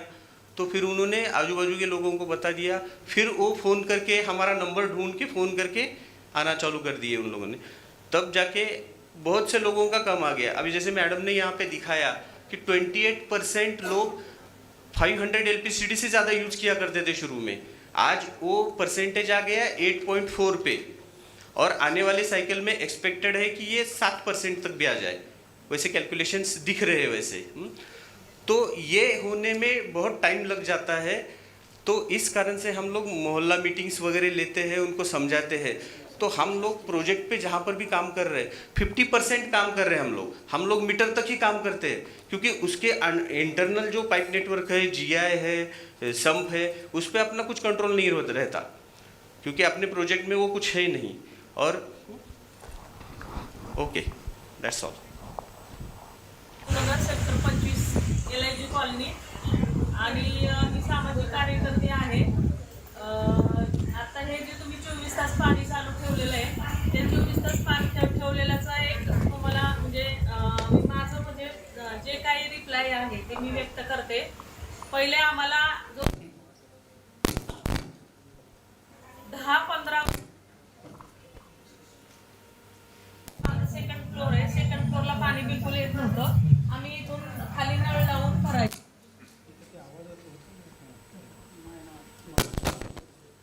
पाणी चढवण्यासाठी केवळ आम्हाला टाक्या बसवाव्या लागल्या. त्या टाक्यासाठी आमची भांडणं झाली अक्षरशः. खालचे लोक म्हणले टाक्या बसवायच्या नाही, जागा अपुरी पडते, पण पाण्यासाठी आम्हाला टाक्या बसवाव्या लागल्या होत्या. आता काय झालंय, आता डायरेक्ट वरती पाणी येते, त्यामुळे आमची लाईट वाचली. आम्हाला मोटर लावायची गरज नाही पडली. 24 तास पाणी असल्यामुळे मग आम्ही कंटिन्यू पाणी वापरतच नाही. आमचं पाणी भरून झालं की 24 तास पाणी जरी असलं तरी टाकीत आम्ही पाणी ऑटोमॅटिक वरती चढतं बिना लाईटचं, त्यामुळे आम्हाला पाणी पण येतंय. लाईट बिल वाचतं. There is some problem. चढवत होतो ना तर there is some problem in connection. So I thank Mrs. Pathak and Mr. Kulkarni, and I request Secretary Dalvi sir to give bouquet to both the speakers. There is one announcement. Now there will be a lunch break, and lunch is arranged on second floor, terrace hall, near room number 103. And there is a heavily raining now and little bit slippery, so be precautious.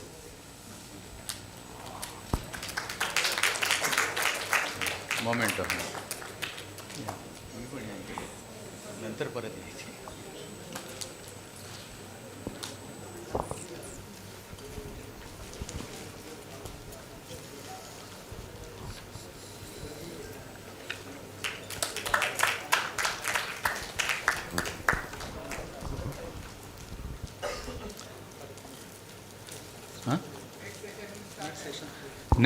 Next session will start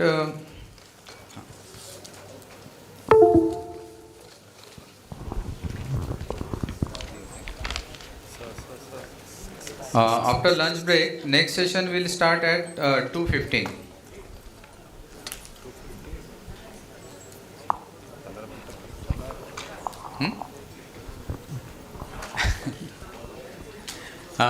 I request Chairperson of Mumbai and Moderator, Palande Madam, to come on dais.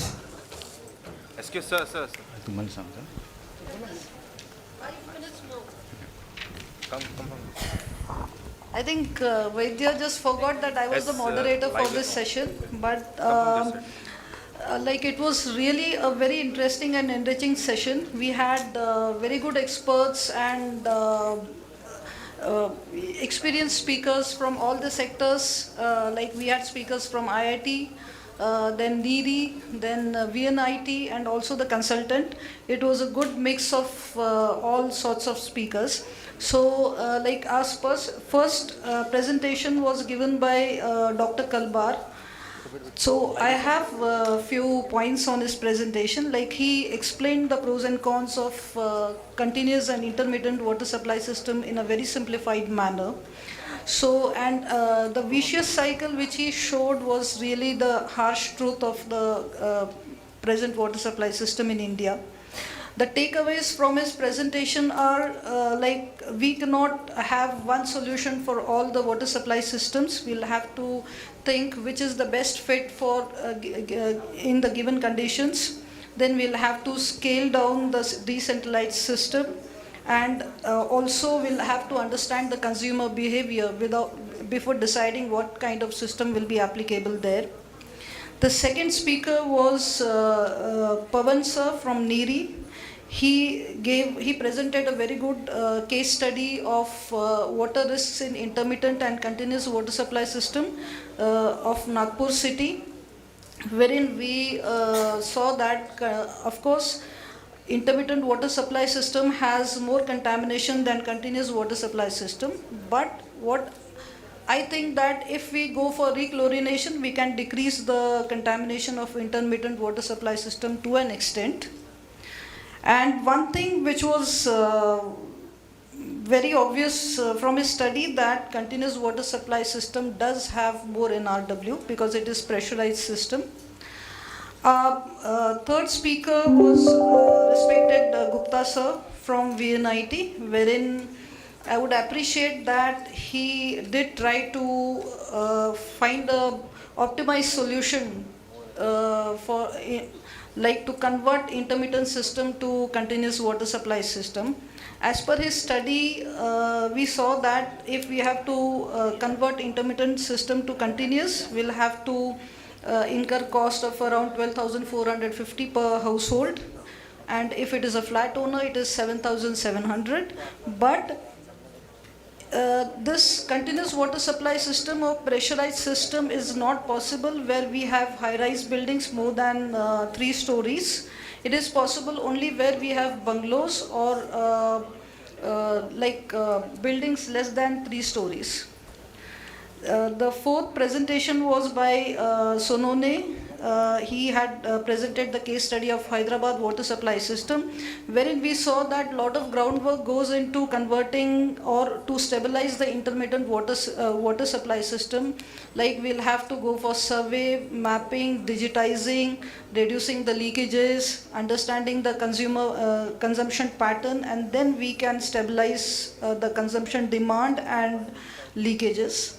Last presentation was really interesting because PCMC is actually working on converting their intermittent water supply system to continuous water supply system. Because I also stay in Pradhikaran area, so I know that area very well. I would say that 24/7 is much doable in PCMC because that area or that sectors are well planned by Pradhikaran, as CIDCO does in other parts of the state, that is Aurangabad and Navi Mumbai. CIDCO has planned those sectors, but in Pradhikaran, like those sectors are well planned. Roads, water supply facilities are laid even before the construction comes up. So I think Pimpri-Chinchwad has taken a good initiative to convert their wards into 24/7. What I would like to suggest the authorities who are present here, that as I understand from the presentation, that there are few consumers who are drawing more water than the desired standards. Like 28% of consumption, 28% of consumers are drawing more than 60% of the total consumption. That is something which is not desirable. So I think you will have to rework on your telescopic tariff, and you will have to charge more to the consumers who are drawing more than their desired LPCD. That is something which we should not encourage. And secondly, like because Pimpri-Chinchwad has good adequate source, so they can always go for 24/7. Secondly, they have good financial capacity, so if required, they can refurbish the entire old pipes, and they can go for consumer metering because they have good financial capacity. And I think PCMC will succeed in converting their wards into 24/7, but I would also suggest that you do keep detailed record of each cycle, like what is the consumption pattern, what is the NRW, what are the steps you have taken in converting those wards or those cluster of houses from intermittent to 24/7.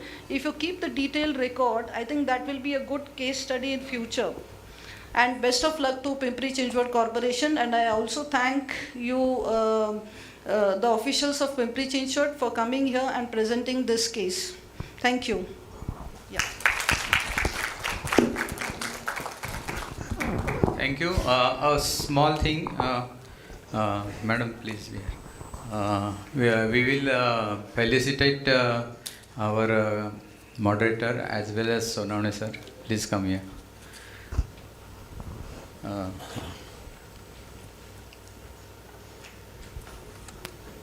तुमच्या लेक्चरचं हे राहिलं होतं कारण दुसरं lecture घ्यायचं सुरू झालं. नाही इकडे या ना इथे तूच जा. I request Sanjeevan Pawar to felicitate Manisha madam for moderation.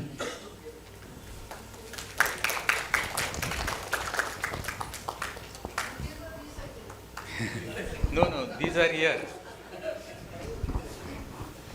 And Sonavane sir for their lecture on holistic planning approach for water system design.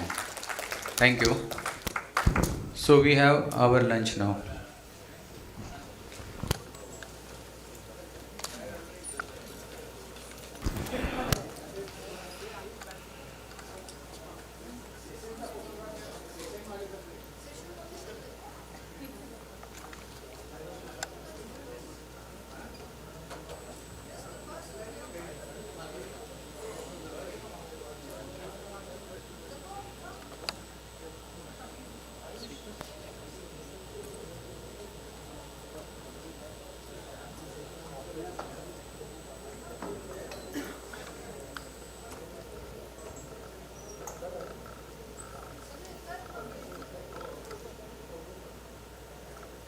Excuse sir.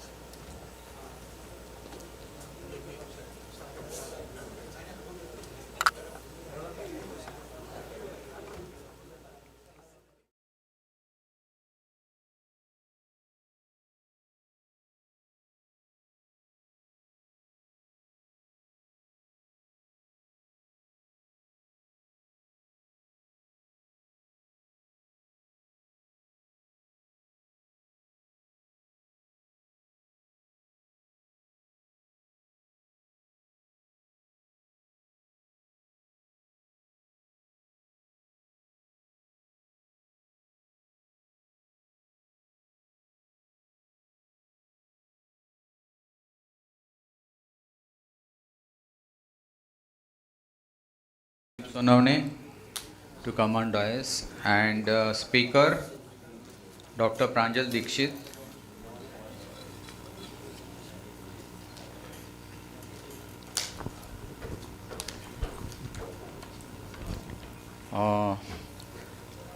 Second speaker is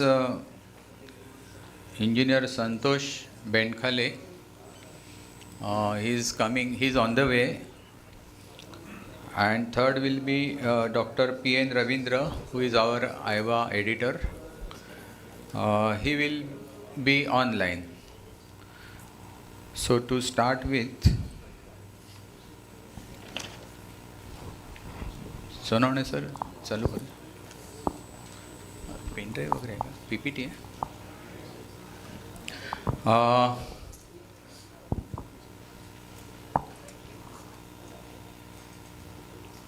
Let me introduce Dr. Pranjal Dikshit.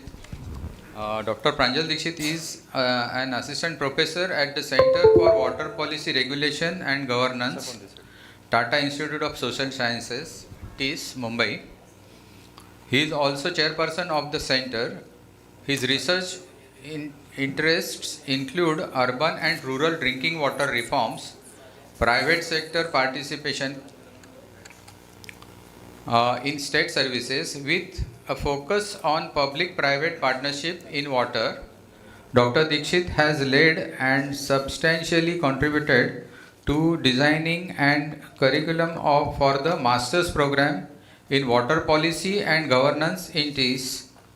He was part of the resource and livelihood groups of Prayas, a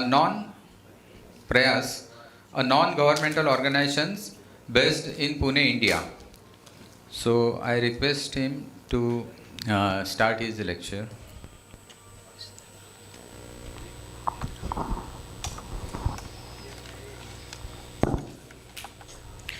Thank you for the introduction. May I start? Yeah, okay.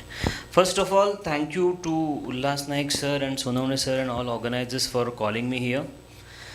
I am not an engineer, so slightly it would be an odd man out in the entire crowd here, because and neither a very researcher in the finance per se. More I work in the space of what we social scientists call as political economy of water, and more interested in how technology and politics and economics interacts with each other and creates certain solutions or creates certain problems. So I am going to speak in that space, and once again thanks for calling. The topic which was given to me was different finance models and social aspects, but I am not really today going to deal with social per se, more on continuing the theme of 24/7 water supply versus intermittent as a backgrounder, and within that on the private finance and whether it has been an option in Indian conditions, especially Indian techno-political conditions. I'm deliberately using two disciplines together here, techno-social, techno-political, etc., because some of the discussions in the earlier sessions also brought out sort of those kinds of questions in the discussion. Well, this is a very common figure, and this one of the more elaborate versions of this figure was presented by Professor Pradeep Kalbar in his morning session, and Palande ma'am also referred to that. This is a simpler version, and sorry for the colors here because on the screen it look very different, but there those are looking very different. But this all starts from here, that as we trace the history of urban water supply infrastructure in India, until 1970s central government was substantially giving money. 60s, after 60s it started realizing that budgetary provisions have lots of demand, and then we need to explore alternative kind of financing sources, and we should also find out sources beyond state budgets. That was the time when actually certain ideas were being floated like pooled finance, etc., for urban water supply infrastructure. But what happened is to that direction policy did not evolve. Rather, establishment of parastatal bodies like water supply and sewerage boards, which now we in Maharashtra at least call as Maharashtra Jeevan Pradhikaran also, those kind of institutions came up, because that time it was decided that other institutions, although those do not typically come from the finance domain, like Life Insurance of India or HUDCO, can be tapped to finance the water infrastructure. And then these institutions went to the government and said, see, we cannot deal with all 4,000, 5,000 urban local bodies in India. We need some intermediary. And that's how this idea of water supply and sewerage boards come up. And essentially, initially, it was a financial intermediary. Later, it evolved, realizing that the states also need substantial engineering knowledge. And that was the time in 1960s where IITs were being set up, lots of training was lot of investment was training in terms of technical training, engineers, human resources were being produced. So there was some possibility of building engineering organizations in the state. So this all started from there, but point was central governments and state governments do not have substantial money to give water supply. And by the 1990s then, this entire vicious cycle of underinvestment, what we call as evolved, where paucity of funds leads to underinvestment leads to inadequate infrastructure, leads to poor services. World Bank has started investing, it coined a new term called unwillingness to pay, because there are not services, lack of cost recovery, and you are into the cycle. So we need to basically recover the cost so that at the state level initially and later on at the utility level, whether it is a ULB department, municipal department, or a Gram Panchayat, needs to have cost recovery for sustainably run the water supply system so that it can achieve its full life. So here the context of sustainability always come as the designed life of a system, like 15 years, 30 years, 40 years, whatever it is, depending on the materials used and quality of built infrastructure.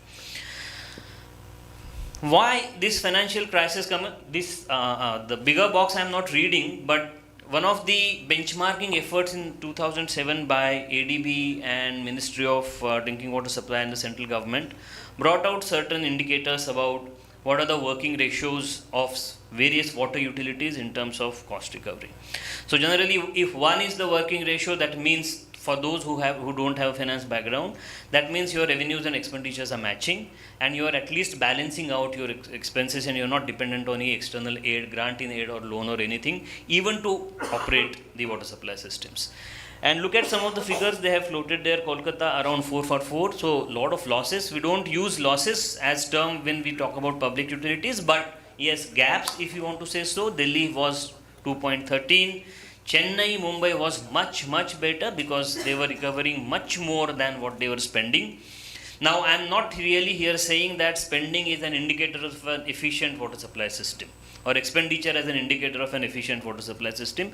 Expenditure can be ignored. Necessary expenditures can also be ignored to control and show that we are in surplus and not in the deficit. But even not from that point of view, some of the cities were really doing bad, and Mumbai and Bengaluru sort of emerged. But on an average, metropolitan cities in India were around 1.56, and small and medium towns average was 2.13. That means some of the indicators were even up to 6 and 7 in terms of working ratios.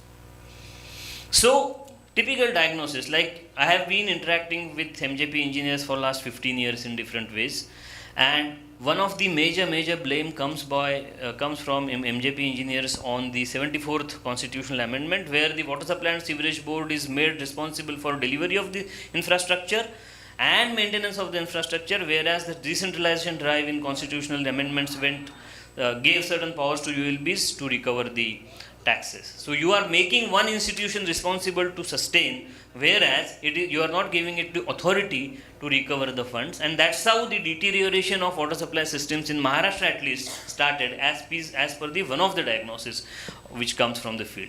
Also, another diagnosis introduced in that, because especially international financial institutions like World Bank, ADB and other, when started employing lots of studies and bringing out certain issues, they blame that there is unwillingness to charge also. There is no unwillingness to pay per se, but municipal corporations or ULBs are not charging enough to recover. And there are unrecorded subsidies. Water tax is part of the property tax, so there is no consumption-based billing, there is no units measurement about how you are charging, and it is not linked with, the tariff is not linked with the consumption, etc. And also there is no corporate outlook towards the water supply utilities. Those are still being considered as state responsibility. सब सरकार ने देना चाहिए, पैसा जमा हुआ नहीं हुआ कोई फर्क नहीं पड़ता है, क्योंकि ये सरकार की जिम्मेदारी है. So this, and then accounting systems also were single entry cash basis, which needs to be changed into double entry, etc., etc. I think most of us know that after JNNURM, these systems were substantially changed in certain utilities, and some of the utilities now claim that they are into surpluses after implementing some of the reforms, but may not be all. But I sort of understood it more as a techno-financial reform. All of this diagnosis, and then on the basis of certain suggestions which gave. And those actually aimed at cost recovery. Full cost recovery means capital cost, that means the loan plus interest, and also operation and maintenance cost. But in Indian conditions, government said, okay, let's have at least O&M cost recovery first, so that again and again, there are no demands on government exchequer for maintaining the schemes. That was aided by two different ideas. One was institutional and financial ring fencing. You treat your water supply department as a company, and hence you completely ring fence it in terms of its operations, revenue streams, and its loans, its assets, liabilities, etc., etc., and operate it like a company. One of the very nice examples of reforms is the earlier Shahat-Temgar cooperative, which was formed by 3 different municipal corporations, which today runs as a company, and it has its own profits also, very consistent performance, but limited to the bulk. So they are not into the entire mess of distribution tariff recovery anyways, but still it is one of the examples of successful ring fencing, I would say. And then it was aided with some kind of technical angle with the 24/7 operations. So you need to bring in 24/7 because intermittent has various issues. I don't want to get into that. You are more knowledgeable on that than me. But it would aid consumption-based billing. That was one. You can, unless and until you run your water supply system 24/7, your meters would not give accurate figure, and then your entire water supply distribution won't also come at an equitable distribution kind of thing, and equity will not come, because if some households consume more and some less, flat structures are actually do not giving justice to them. So consumption based billing is also become an idea of equitable billing and equitable distribution as well. Corporatization, separating costs and revenues, I think other angles of all of these reforms everyone knows. It also asks for depoliticization. So for example, even Maharashtra Water Supply and Sewerage Board has an arm's length body which is not as part of the everyday operations under the ministry, is also one way of what we call as semi-autonomous. So arm's length, which is depoliticized. So no politician would involve in everyday operations of Water Supply and Sewerage Board, and that's how it would stick to its efficiency targets, both physical efficiency as well as financial efficiency targets. And then cost reflective, consumption based, as I said, because whatever your operating costs are, those have to be reflected in your tariff structure, although there are different consumer categories and their withdrawals, as Pradeep sir was saying in the morning, can be different. And then finally, it would lead to physical efficiency, less NRW, UFW. I was really very interested when PCMC representatives were saying that their UFW is 18%, but NRW is 71%. I was really interested, and I was asking Pradeep sir about exactly by what method these two figures have been arrived at. I would really learn from them also. There was no time for asking questions. But this would basically bring in then the entire financing crisis. This would resolve. पैसा आएगा, system चलेगा, पानी मिलेगा, metre लगेगा, equity आएगा. In simple summary in Hindi, if I say so. And then this was the reforms was a time. 1990s was a time when I was 1990s and 1990s I was in college, but 2000s after, I was really amused to see that how government started criticizing itself. We have a great institution like MJP, which has built 90% of the urban water supply schemes in Maharashtra. Itself says that we are failing. Why? There are most of the current innovations are actually stemmed from some of the earlier engineers innovating. I am not an engineer, but whatever I am learning from all of you are coming from MGP. Things like shafts, things like manifolds, they have been. Even Pradeep sir was talking about this auto level water tank, etc. has been implemented by MJP. Then why public-private partnerships? Because state is inefficient, state cannot recover. I just want to debunk this myth in some of next minutes. If I am running out of time, please sir, I have a tendency, I am a teacher, so you can please stop me in that. So this entire theory came. You have different types of contracts, because the idea was if you create competition, like in the consumer market there are 5 laptop manufacturers, and it will bring down the price, and also the company has to be accountable to the consumer, so it will also deliver the quality. But this sector is what we call in economics as natural monopoly. Once you invest in the system, recovery itself, the gestation period itself is of 20-25 years. Then how you can create competition? No, Reliance, Tata and other electricity distribution companies have parallel networks in Mumbai and compete with each other with distribution efficiency and prices. Impossible. So you have long-term, short-term, different kinds of contracts depending on whether private company is investing in the water infrastructure and then getting a long rope to recover that money, and then also some more years to recover the profit. Different kinds of ideas and different kind of terms, all of us we know, right from BOTs, DBOs, DBFOs. One of the most innovative I saw in Chandrapur in 2004 was BOO, Build, Operate, Own, Don't Give Us Back. हाँ सब आप ही का है, private ही सब करेगा, सरकार अभी उससे बाहर निकलेगा.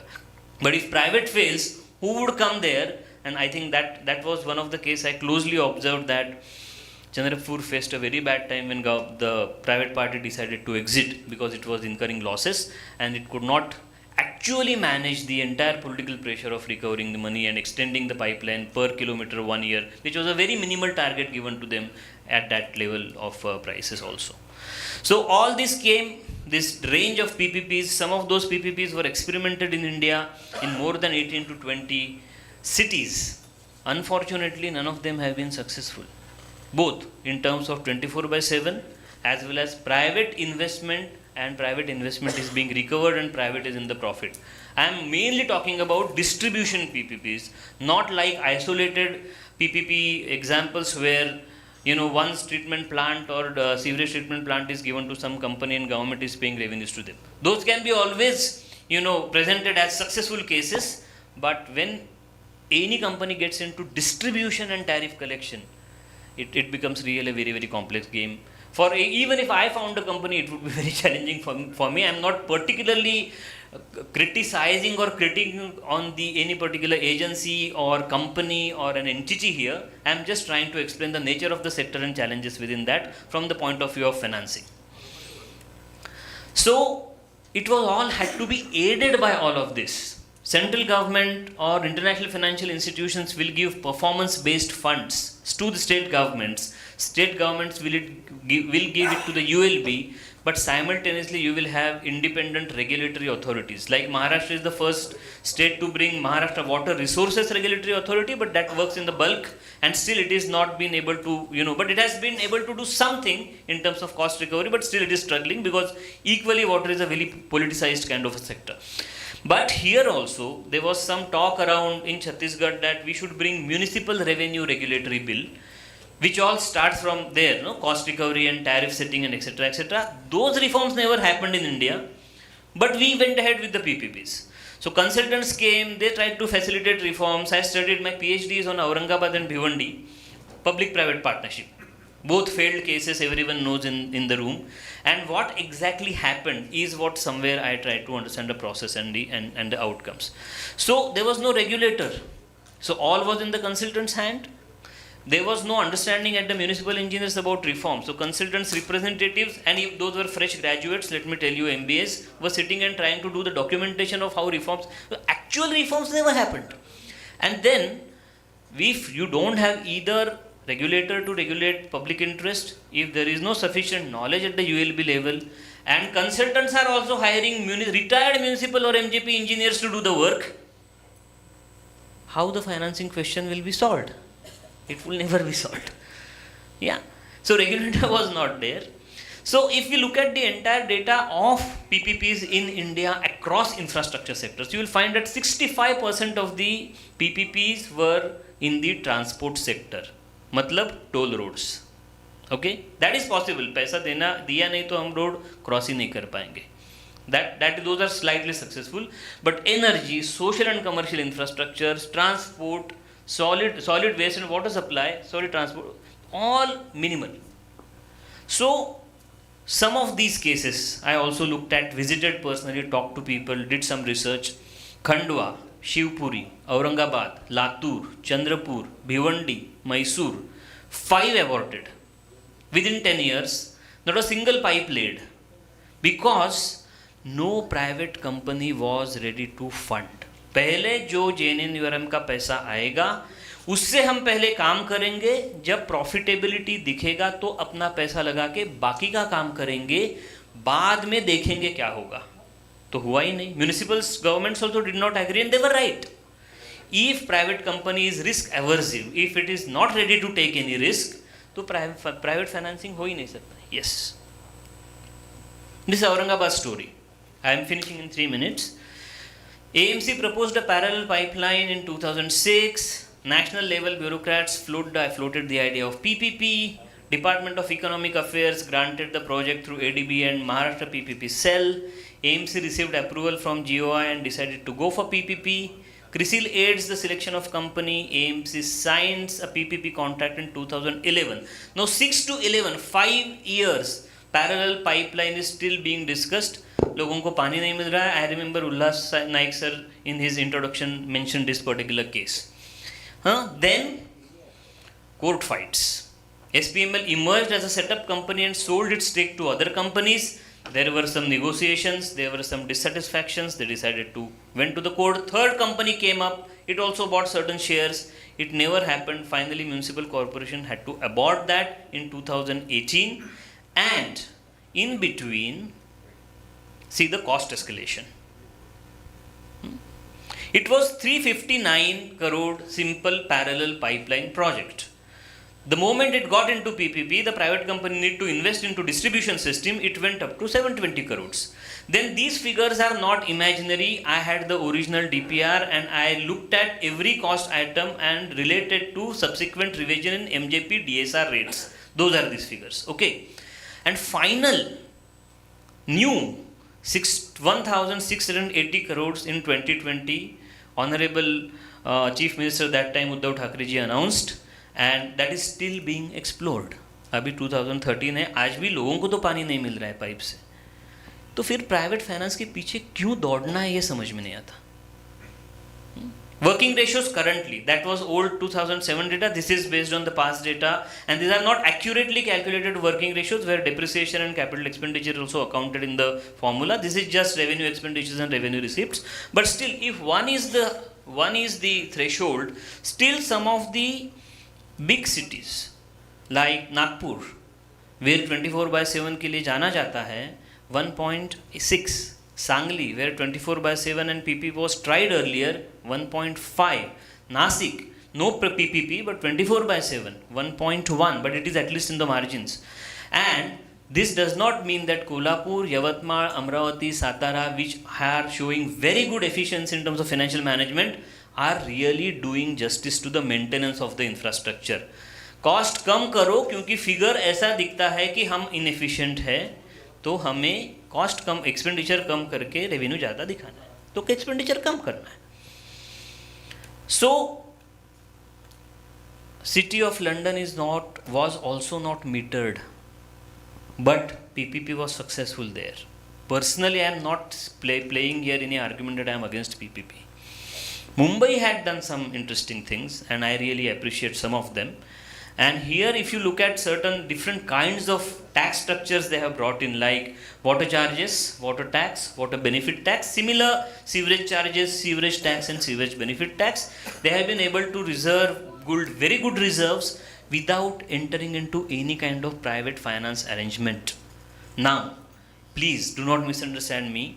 Mumbai has a very big issue, had a very big issue of slum water connections, and it was a very, very politicized kind of an issue, which department also faced a lot of challenges in doing that because of the political pressures, but still they have substantial reserves in terms of, and this all started due to their World Bank project way back in 1973. It was the first municipal corporation in India which could pay back loan with interest within 4 years for Vaitarna Dam also.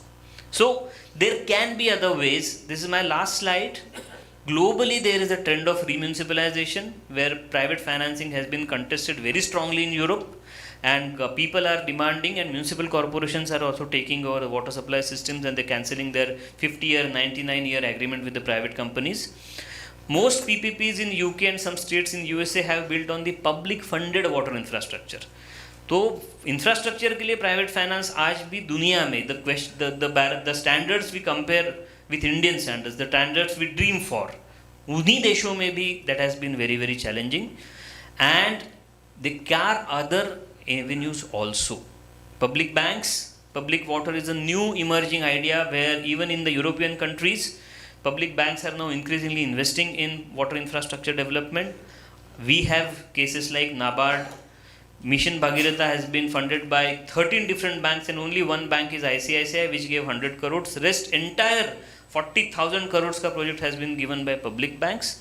If you have certain tax structures and good recovery systems, I think public banks can also give you money. Anyway, NABARD has a system where if government defaults from their central government aids, they directly take away their part of EMIs and maintain their NPAs in that sense. So there are other these things. Only half a minute I will take, sir. Very interesting example I wanted to talk about the Sardar Sarovar Dam, and because of the Narmada Bachao Andolan and entire environmental struggle led by certain movements that time, and those also effectively could lobby at the World Bank level, World Bank decided not to give any loan to Gujarat government for constructing the Sardar Sarovar Dam and canal. While the dam and dam height was being contested in the Supreme Courts and High Courts, Gujarat was the first example, I think, at least in my knowledge, if I am wrong, please let me know, where before the dam, canal construction was ready. That canal is almost like a river, very big Narmada main canal. How did they raise the money?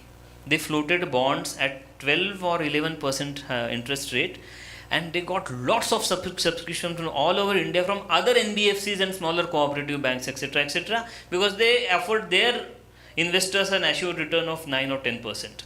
And before dam, canal was ready. So I think there are alternative ways of financing, and one can definitely think of those strategies. Thank you for this opportunity, and thanks for listening to me.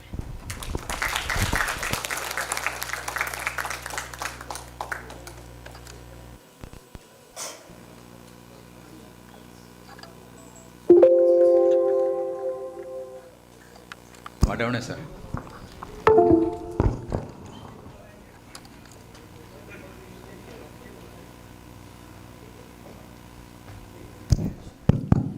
It was a very good insight on PPP model. See, I have one doubt, like recently some of the Namami Gange projects have been financed by HAM, hybrid annuity model kind of financing. So can you just give your views on that? Sir, in hybrid annuity model also, so far private investment has not been seen.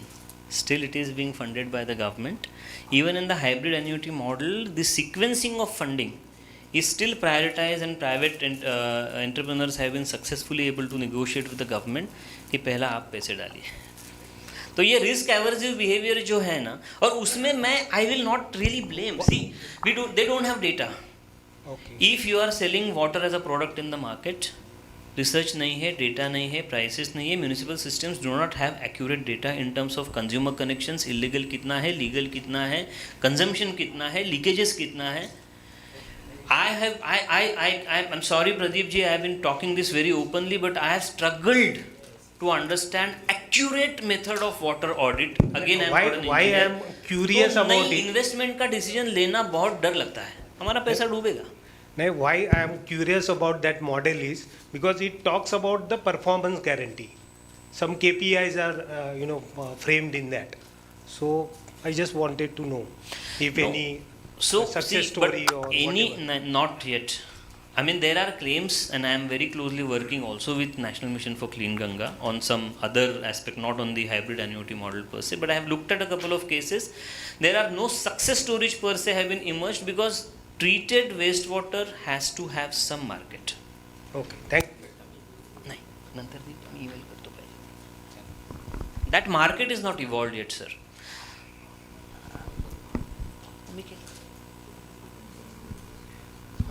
Thank you. Sonavne sir.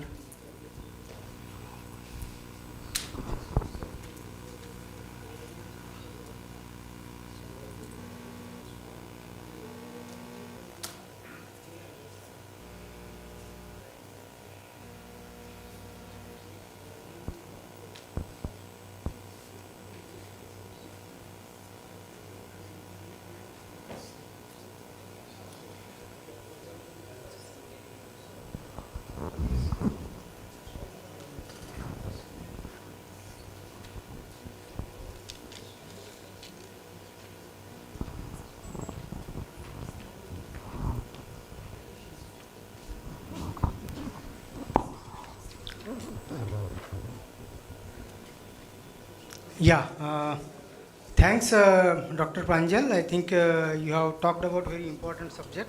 Financing of water projects, and particularly the responsibility, the cost recovery, like wholesale responsibility is not there and different departments are coming, so what it happens. The stories on PPP contracts. See, one of the successful contract in our country is for Tirupur city, which is still there. And fortunately, tomorrow we have got one speaker, and we'll also get a little insight how that particular project is running smoothly. That project got implemented in 2002. 1996 to 2002 was the financial closure. So we will listen something on that. But cost reverseness, Dr. Dikshit, I think it has to be more balancing. One need not be a very safe, whether it's a government authorities or a private investment. I think that situation I do not know when it is going to come. But thank you. It's really a very good presentation and the knowledge which you have shared.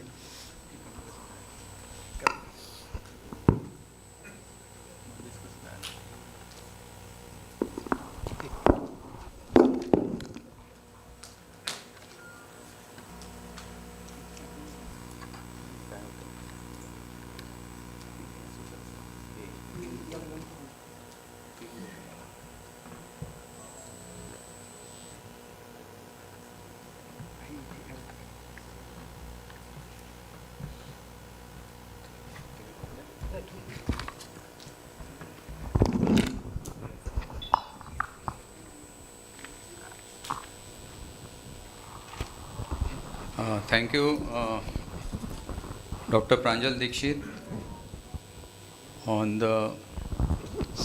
delivering lecture on the financing aspect and social aspects. Our next speaker is Dr. P.N. Ravindra. He will talk on infrastructure requirements for continuous water supply. Infrastructure requirements for continuous water supply system. Dr. P.N. Ravindra is our editor, Iowa Journal, and I request him to please start your lecture.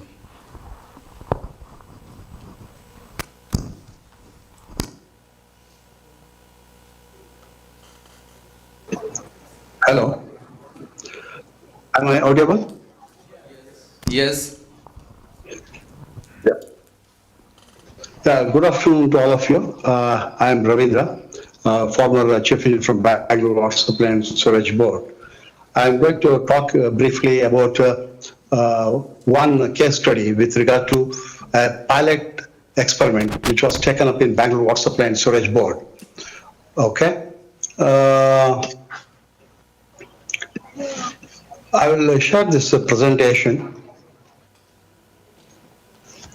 The infrastructure issues in 24/7 continuous water supply. This is a schematic of the typical distribution system which you will find across the country in our urban places. 24/7 is the one which is most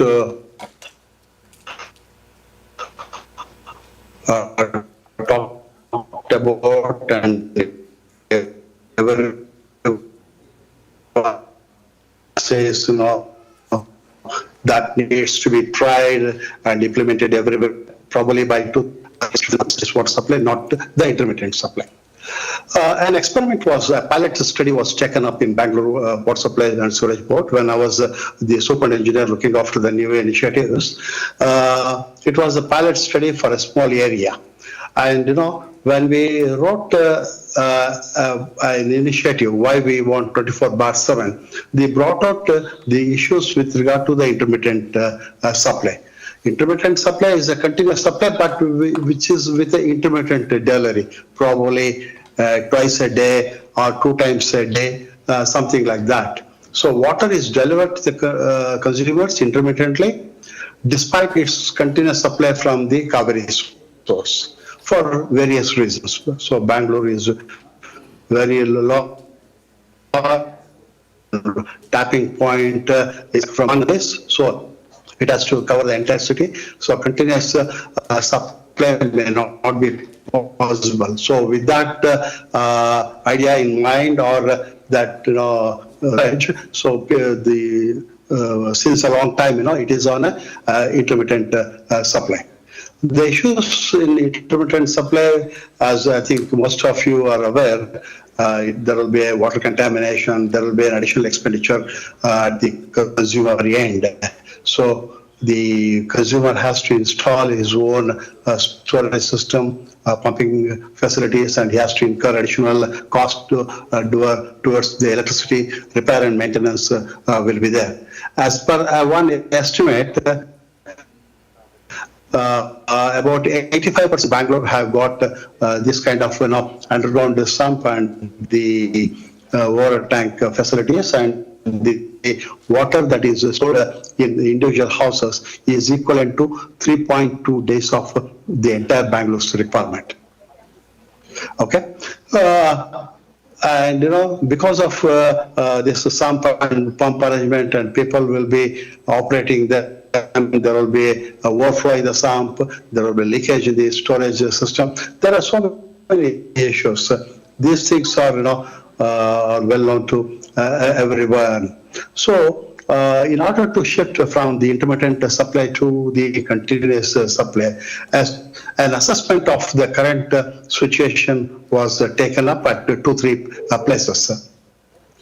See, what we have found is water is delivered to the consumers within a predictable and anticipated schedule with a relatively constant quantity during each supply. That means, it will be 4 to 6 hours on alternate day. But in 4 to 6 hours, enough water is supplied, and the consumers will store that water in their sump, and then they will use it on a 24/7, pumping that water to the water tank. Inside the house, the water is available all the time. That means 24/7. Wherever the tap is open, water will be coming from their water tank.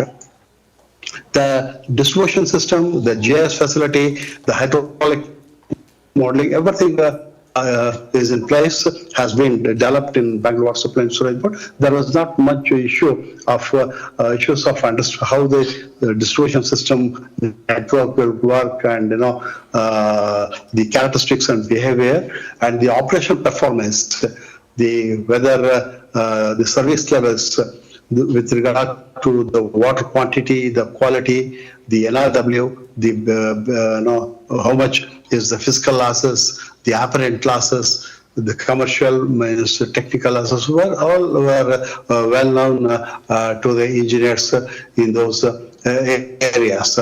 Even the consumer information with regard to their type of house, some kind their consumption pattern, their profiles, the billing, how much is being charged to them, what is the consumption, and all that. So apart from this, tariff system and cost recovery, area-wise was also available, and of course it is uniform across the city. Among 4 or 5 places, one place was chosen, Bangalore North, and having understood that we need to make a proper pilot study or an experiment to shift to continuous supply from the current 24/7. So an area, the size of that was very close to about close to 30 square kilometers, and the population was about 1.5 lakh. The number of connections, were 16,500. The planning was made. In that, water balance assessment was made. How the consumption pattern in the last 5 years was made. How the demand varies, and the kind of the problems, the growth in that area, all were properly analyzed. As per the data, what it was collected is the population is a mixed culture. Okay, both the slum, well-developed, posh, all kinds of population were residing in that area. The consumption was both domestic and non-domestic, and there were no industries. The water consumption were about 6 years average was taken. The low was 8.4 MLD. The maximum consumption was about 11.2. Average it came to about 10.85. The assets and operation, it had several water tanks, and it had one service reservoir.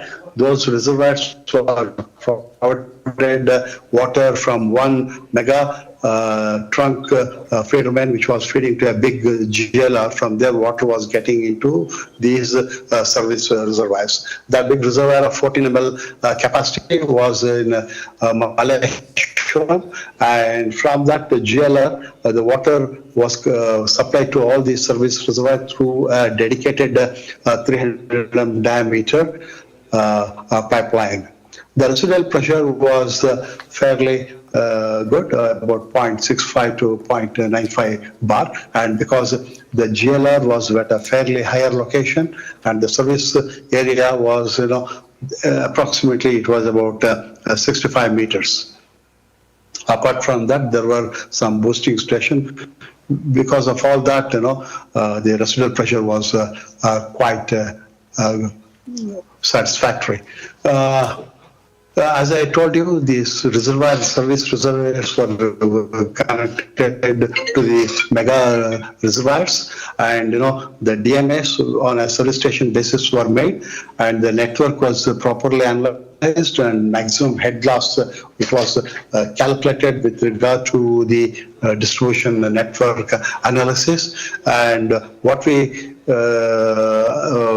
understood is that it should not be allowed not more than 5 meters per kilometer, and the velocity should not exceed about 2.5 meters per second, and the minimum velocity has to be 0.6. So all these data were based on robust statistical analysis for about close to 6 years of data. The per capita consumption with regard to the consumer's profile, what we found were the minimum was 71 LPCD, maximum was 109 LPCD, average which came to something around 93 LPCD directly.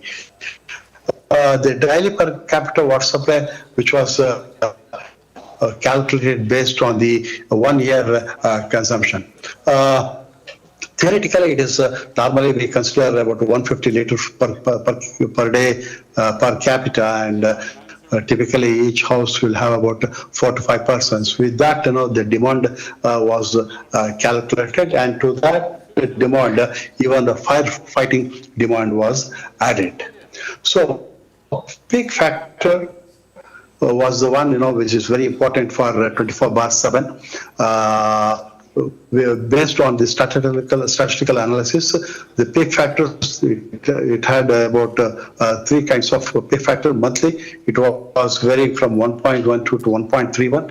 Daily, it was 1.17 to 1.39. But if you see the hourly peak factor, what it is 4.22 to maximum of 6.31.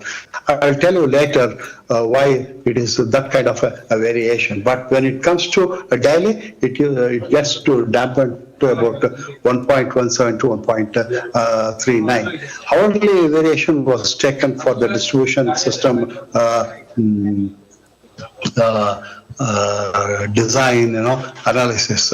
Okay, fluctuation was accounted by considering the peak rate of consumption and the average rate multiplied by the peak factor, but hourly was the one which was kept in the mind.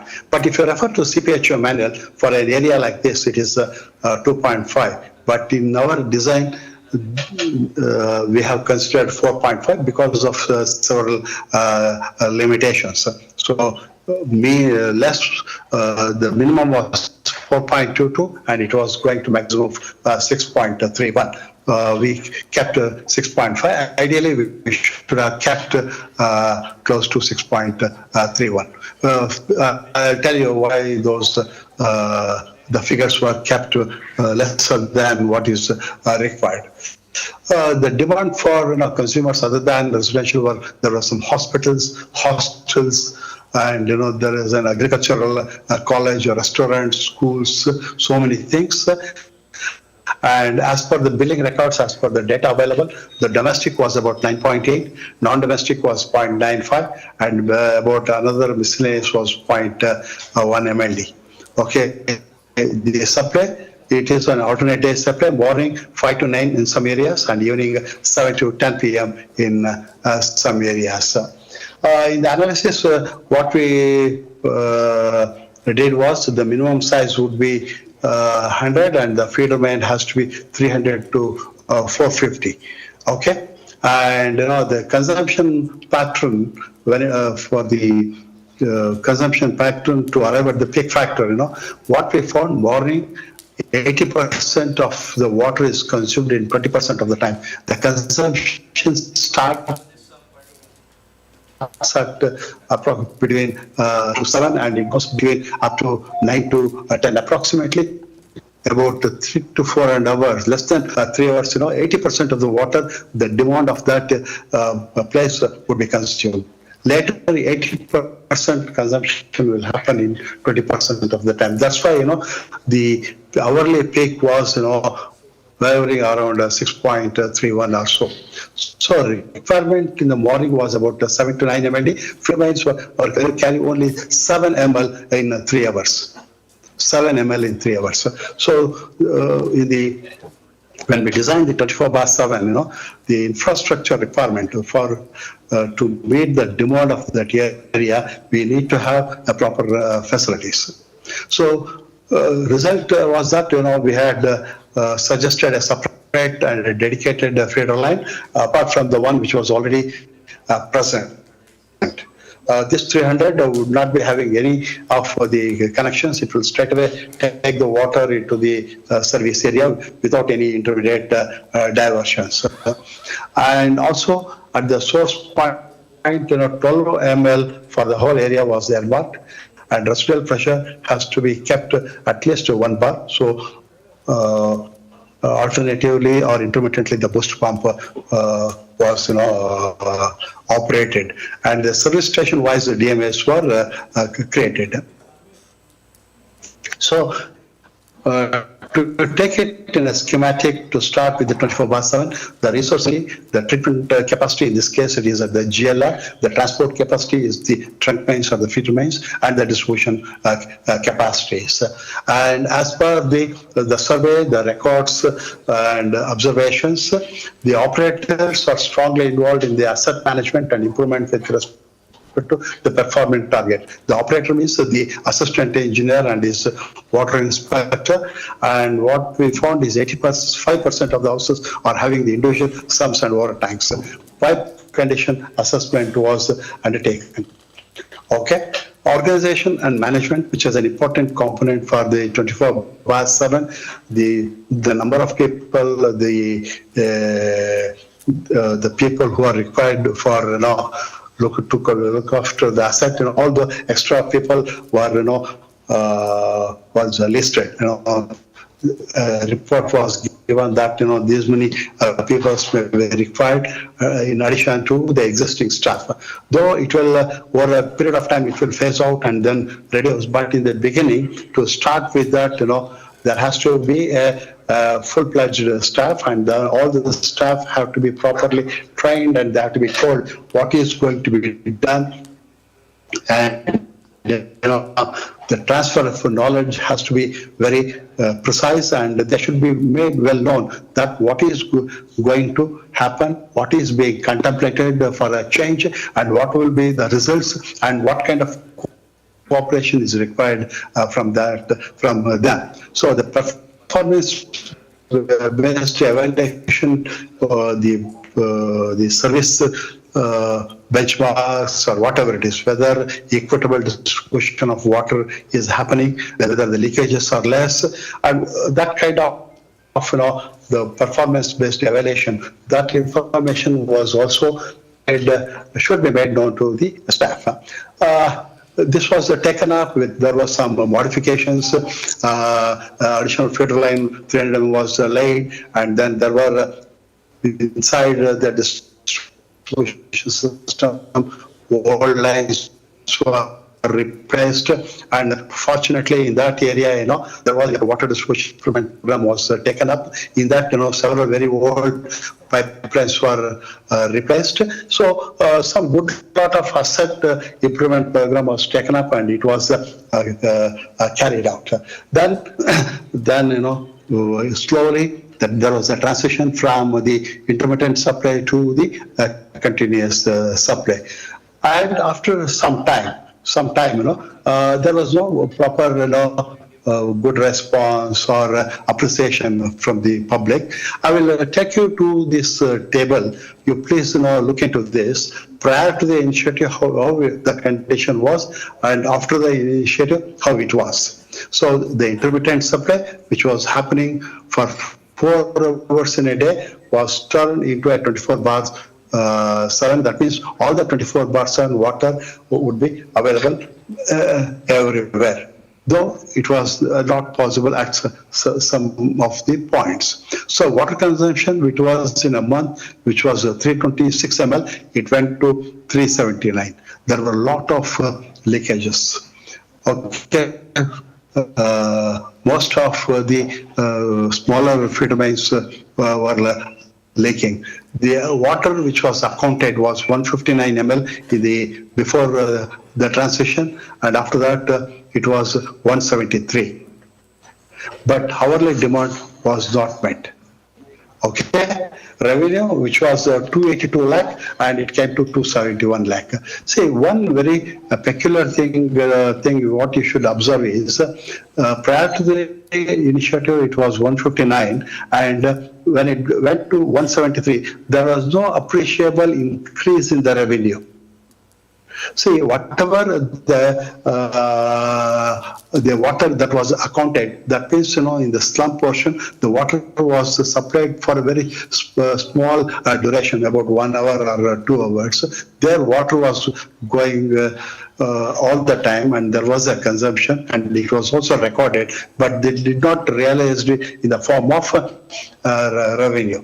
NRW was what it was 41%, it went to 44.5%. Now it is close to about 28% as per the recent one. There were about 14.5 complaints per day, and it went to 24 per day, mainly during the warning peak time. A lot of advertisement was made that the whole area will be converted into continuous supply. So many people had stopped their sump to collect the water. They thought water would go straight away to their water tanks. That kind of complaints started coming to the service station. The expenditure, which was about 7.35, and it went to 10.95. There were leak repair, and there were replacements also which were taken up. Earlier, there was no public outreach in the area with regard to water conservation, or it was on a broad scale on the city scale. But on the small area, it was not there. Now, in that, it was an extensive. But the response from the public was not all that good. So, private sumps and tanks, PWSP advised them not to use the sump and tanks, but in spite of that, they continue to use their sump, and water was getting into the sump. And when it is full, water is to get into the water tank if there was sufficient head in that. So mainly it is because of low trust level on the department. So water quality, that kind of improvement, nor degradation was observed. So that was the results or the inference, what it was observed. The idea, or before going to continuous water supply, that is from transition to intermittent to continuous supply. So instead of doing other kind of statistical analysis, the best way is we need to do the first water audit, conduct the customer survey, implement continuous supply. That means whether the GLR has got the one which is feeding the service reservoirs has got the sufficient capacity, because most of the time the water in the GLRs used to run out. It used to be empty. So we need to find out, otherwise we need to augment the storage. The pressures and all that has to be understood properly. 1 minute.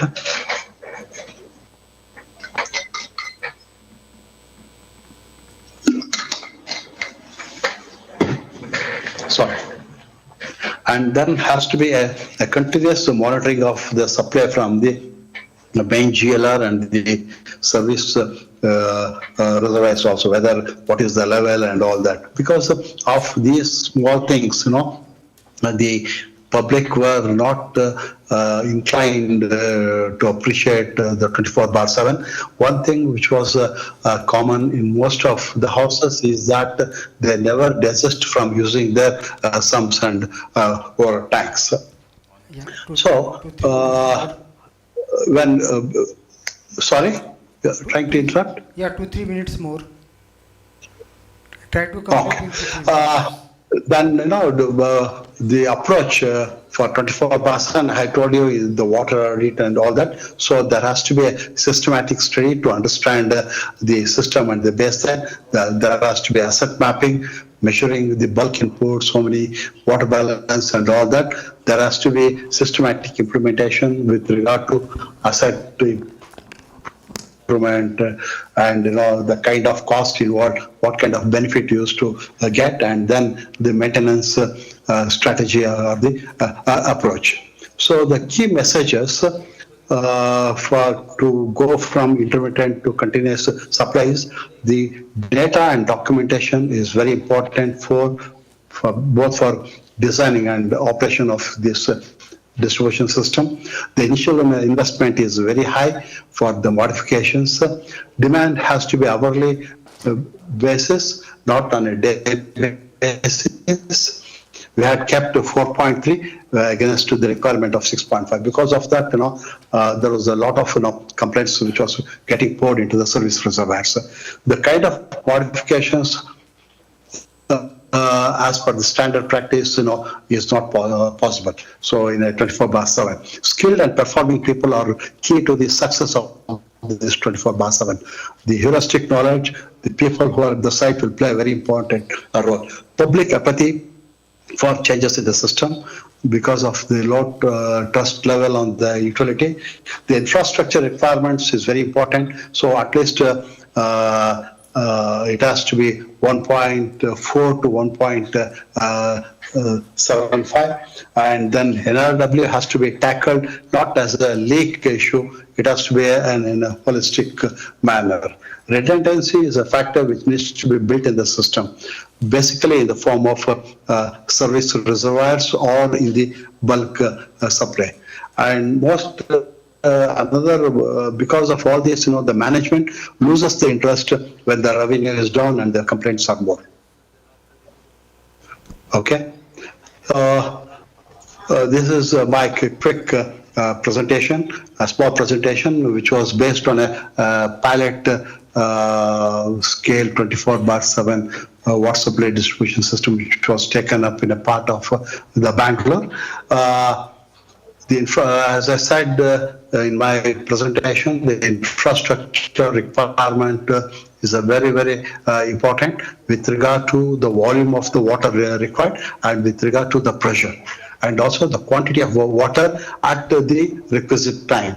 The peak factor is a very important factor in designing and operating the 24/7.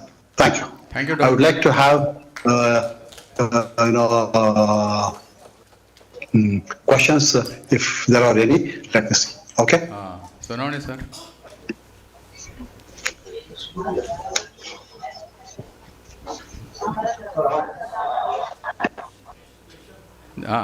Hello, doctor. There is one question. Hello. Sir, I have one question.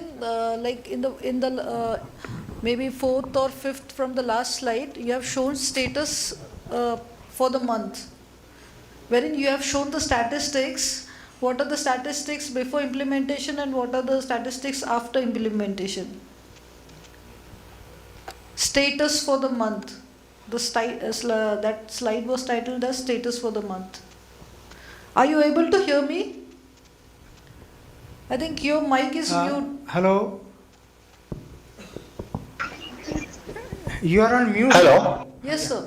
Please repeat the question. Yeah, sir. Like you had shown one slide that was titled as status for the month. Status for the month. You had shown one slide.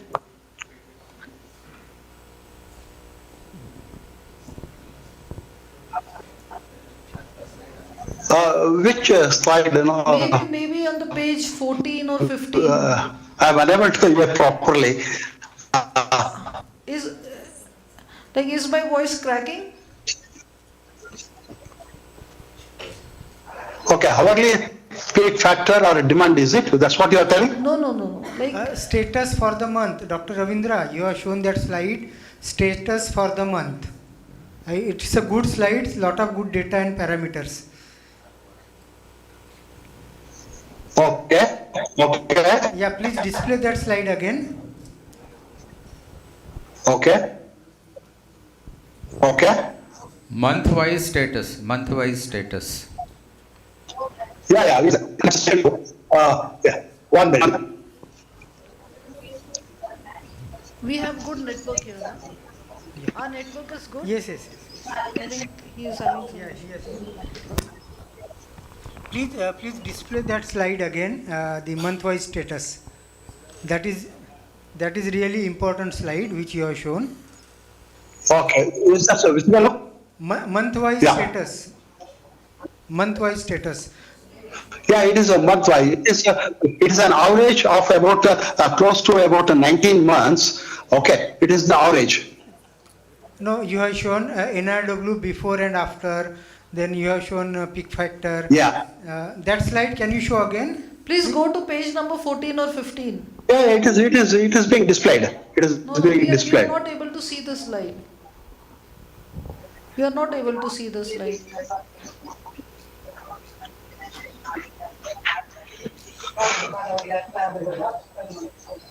Yes. Yeah, this is the slide I'm talking about. This is status per month.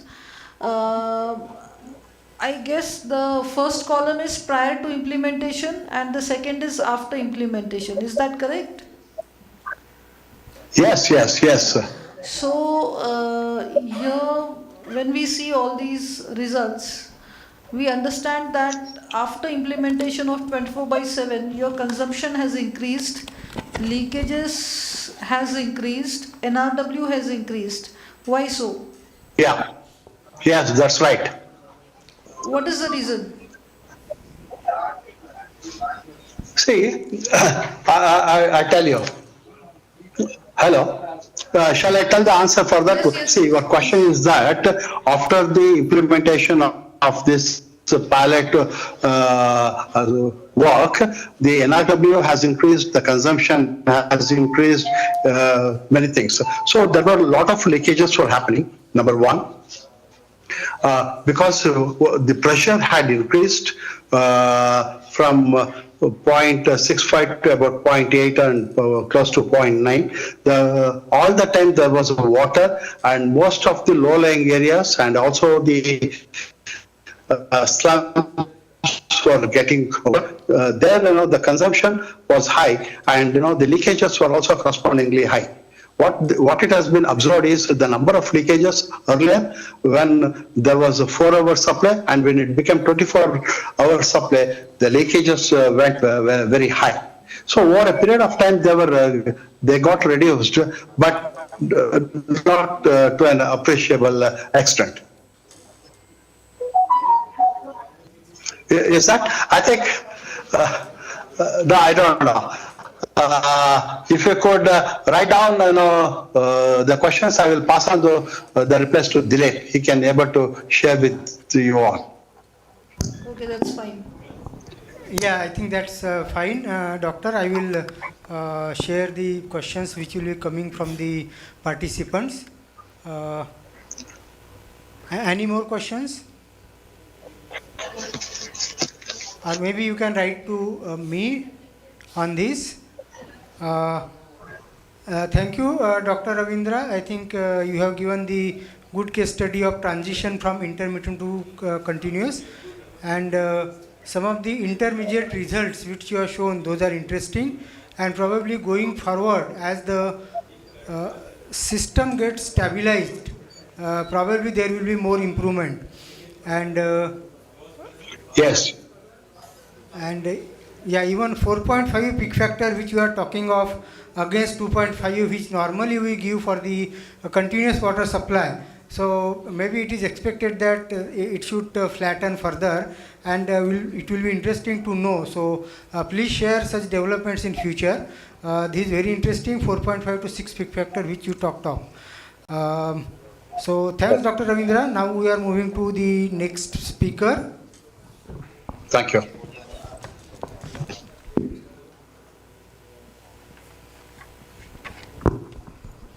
Thank you. Next speaker is Engineer Santosh Benkhale. He will talk on international experience on water supply system operations and smart metering. Engineer Benkhale is CEO and founder of international and having international exposure of 30 countries. In 30 countries, his company specializes in smart meter, mostly in 13 countries, and his meters are fixed in Trivandrum.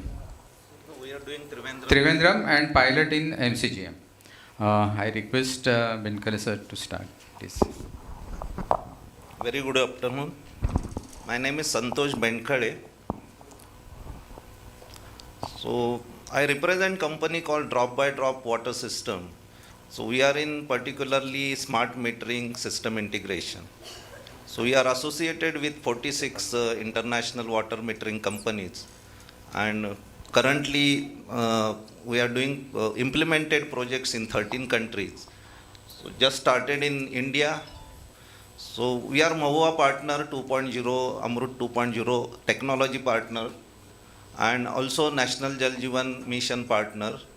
So National Jal Jeevan Mission, we have done pilot for Government of India in Haryana, Rajasthan and Manipur, where quality of water supply to the villages and pressure across the supply system is measured, along with the flow and the supply per liter consumption. Yeah. My slide could.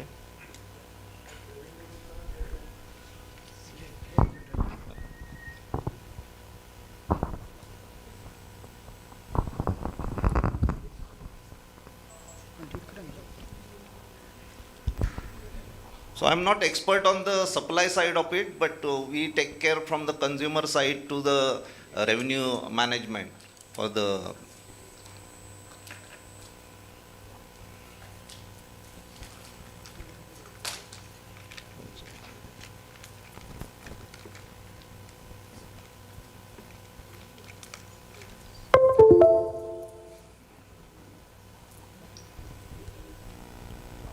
So basically world over the scenario is, we work closely with K-Water, NEC Japan and Sumitomo Japan.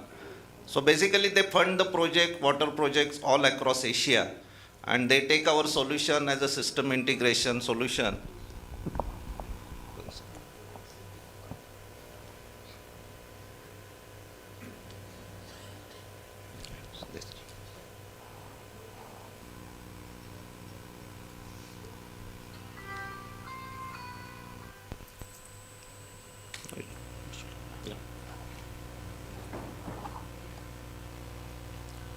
So basically, you know the benefits of smart water solution. Nowadays, the NRW is the concern, leakage is the concern everywhere. So we start with consumer, like consumer will get on their app on daily basis their yesterday's consumption, last week consumption, and there is a psychological pressure. This research shows that within 6 months they start using 15 to 20% less water as required, because we have a system where even their kids were, SMS, email, what was the consumption, what is your consumption with respect to society, what was your bill compared to other, consumers. So that gives the psychological pressure. Also, it gives the leakage after the water meter. Like there are many alerts. One of them is leakage, reverse flow, then no use for last 72 hours. So if your parents are at home and you are in London or somewhere, so we inform their kids that, okay, your parents are not using water, so check it. So that advanced systems are working right now in the world. So as a Mahua partner, we are funded by Amrut 2.0 for a pilot project for MCGM. So we have just started 3 months back, and the duration is 1 hour, monitoring all wireless technologies of water metering companies in BKC area. So we have started LoRaWAN, Sigfox and NB-IoT technology to be used in MCGM, they will evaluate and they will then decide what to do with 15,000 high value consumers. And then they may go for pan Mumbai implementation. So basically traditionally you know the mechanical meters and what is the difference and what are the advantage of electronic water meter. So you will get a empty pipe alert real time through the metering. When the data comes, it gives all these alerts to the main server, and like it has a data storage capacity. Then there will not be moving parts. So generally the mechanical meters has a lot of service issues because there are moving parts into it.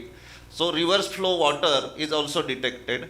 Leakage is also detected. We have algorithm to, there is a continuous flow supply, because generally these water meters has minimum, measurement capacity of 10 ml. So it gives small use of water. It gives leakage detection after 48 hours of counting. And it does not count the air. Air is the biggest concern. When you flow the air reverse way or some way, that counter moves. So consumers are unnecessarily paying for the air, not the water.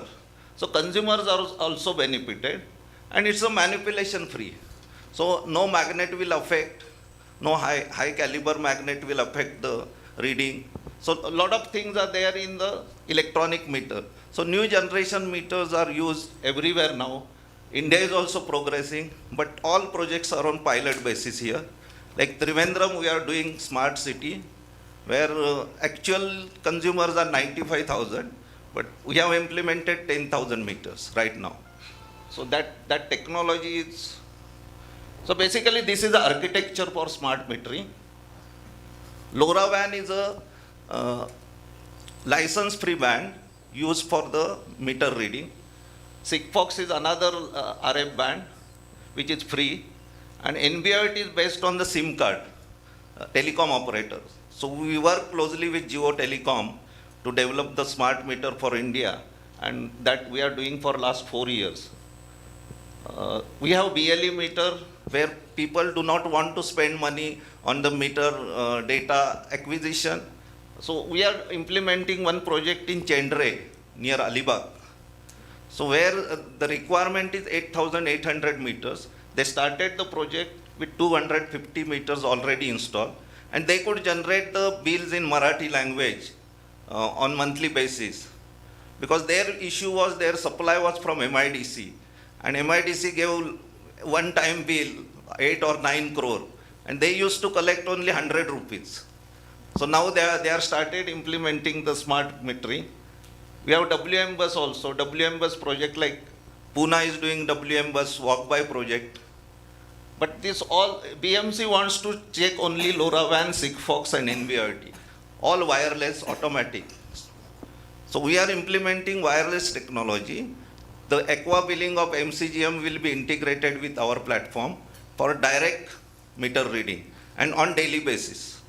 It is not on monthly basis. So these are the smart metering briefs. I will skip because time is less. So these are the apps we have developed on Android basis, where your field stop is managed. Means you can take the readings, then geolocation of each meter is, and this is interesting.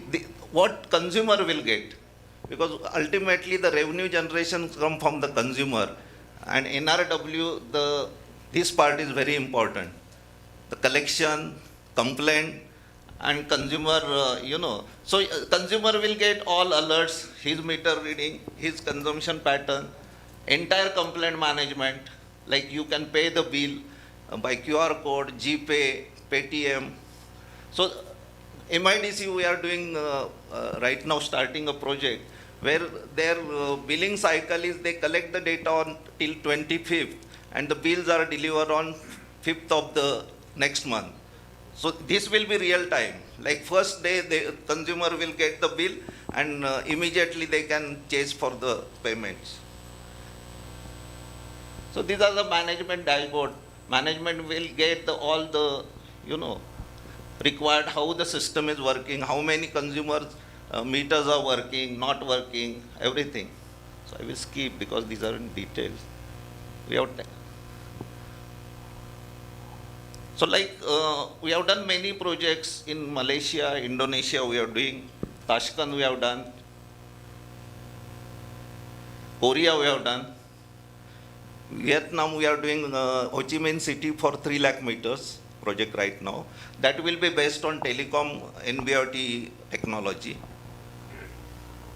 So this metering and leak detection goes hand by hand for NRW. And all cities are concerned about reduction of NRW. Like Nairobi, we are doing, Kenya, the current NRW is 46. Their target is 37, but it's very difficult. Oman has NRW of 14, and nobody is committing them to reduce 2% of NRW from 14 to 12. So that millions of dollars they are investing for 1% of reduction of NRW. And consumer billing, non-meter connection, leakages. So we have a leakage system also, where new method of sonar detection. Generally these are the leakage detection equipment, but this is app-based, algorithms with artificial intelligence. So we have Korean company partner called K-Water, Korea Water. It is a $3 billion company. They have developed this system. So we are doing project in Malaysia on this, one in Indonesia. So now the investment part of smart metering is reducing.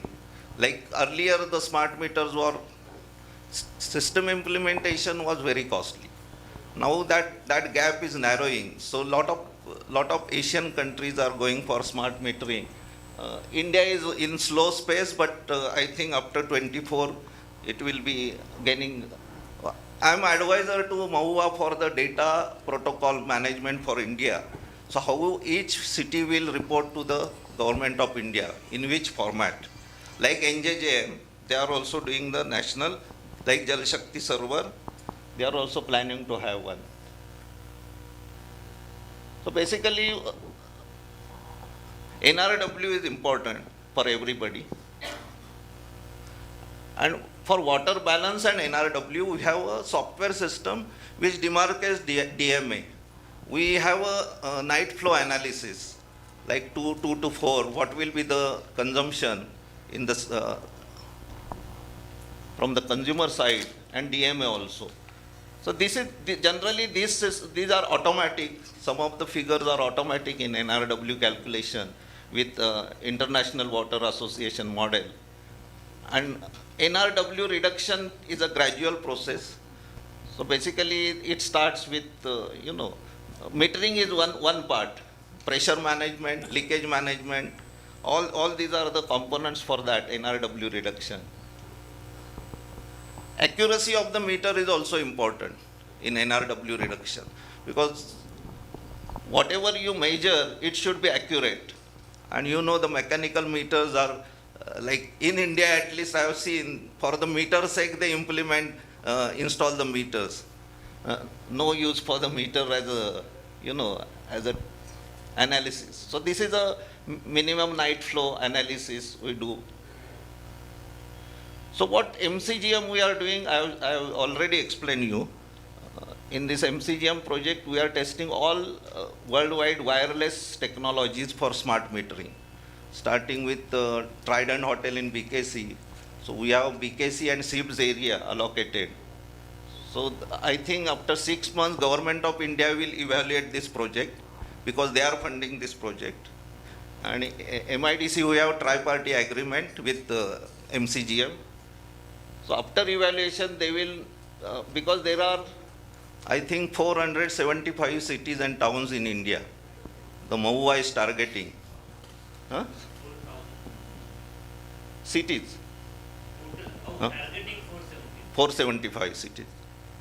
So for that, they want to decide the technology which will be useful for all the cities. in India. But generally the thing is there is no single, single one point solution for each city. So it should be, connection, whether it are underground pipes, what is the topology of the area. Lot of things are dependent on these wireless technologies.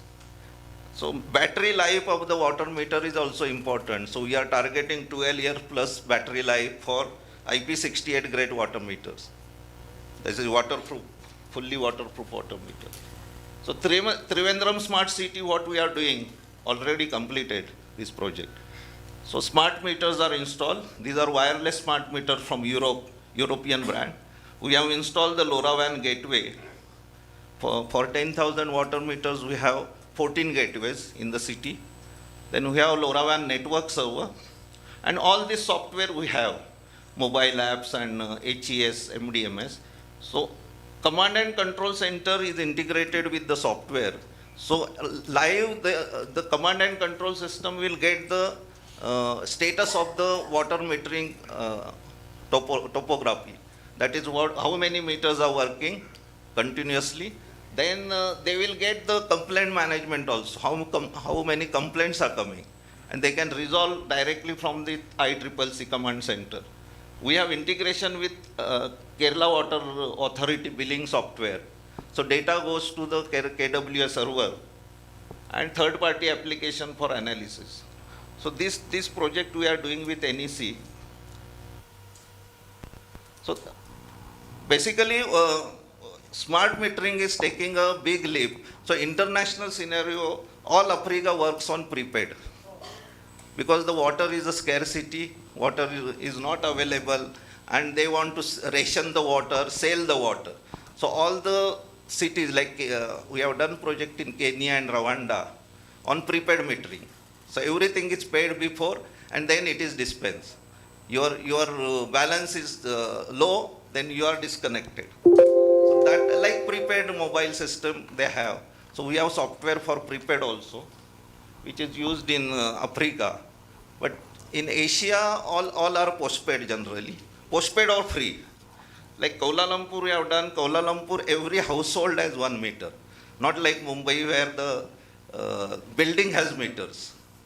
So every apartment has a meter. So on that particular floor, you will get one water meter like energy meter. Like in Sri Lanka, they have cooperative societies. Small cooperative societies, like they have consumer base of 500 to 2,000 consumer. So they want instant billing. Like doorstep, the guy goes, take the reading, generate the bills, on the spot take the money. That is the system in Sri Lanka basically. Bangladesh and India is same, almost same. Vietnam is again, the investment is done by private companies. So SAUCO, that is Saiga Water Authority, is doing that project, 3 lakh meters approximately. But that is with the telecom company for the billing, in association with telecom company. Then Korea is different thing. Korea with power line communication. So their systems are good. So we get the data from power line itself in the building. The water metering data, gas metering data, we collect from power line. Uzbekistan again, they are developing, Tashkent is wireless now. So 5 lakh meters they are implementing the project. India we have just started, so let's see what is happening in India. Yeah, that's all. Any question on smart metering? Yeah, welcome.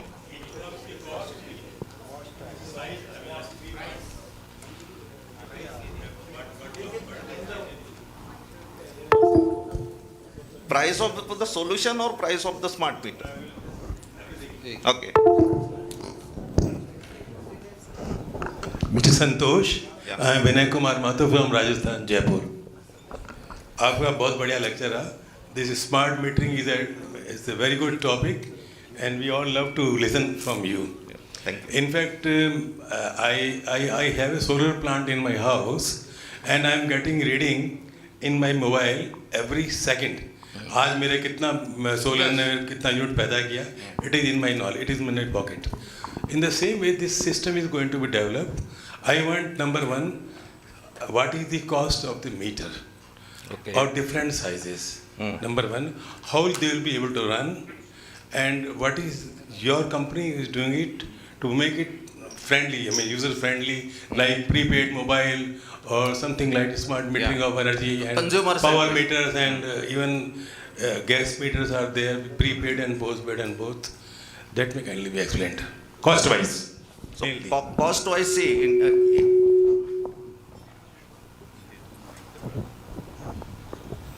there are few companies I know in India, like Genus. You must be aware, Jaipur. Genus has developed ultrasonic meter. We are already integrated with our platform, and we are trying in Jaipur for pilot right now. So they will show our platform on Genus meter. There is another company in Hyderabad. They are developing. Just now I met in the morning that CEO. So all companies are trying to develop our meters, because Chinese meters are banned. Complete meters are banned in India. So generally the supply over the world was from China. We work with 26 companies from China, but not in India, outside world. We work with 3 companies from Russia. Right now, we work majorly with Korean company called ACS. Price is depending on the make. Basically, if you are procuring from China, you will get smart meter with ultrasonic, with wireless. Maybe the procurement landed price is 4,500. And if you take Camstrup, which is established in India, Denmark, or other players, 6,500. But it depends upon quantity. Like if you take 1 lakh meters, the price will be different. Yeah. No, once Indian companies are in the fray, I think it should be, our target is below 4,000. Then it is affordable in Indian scenario.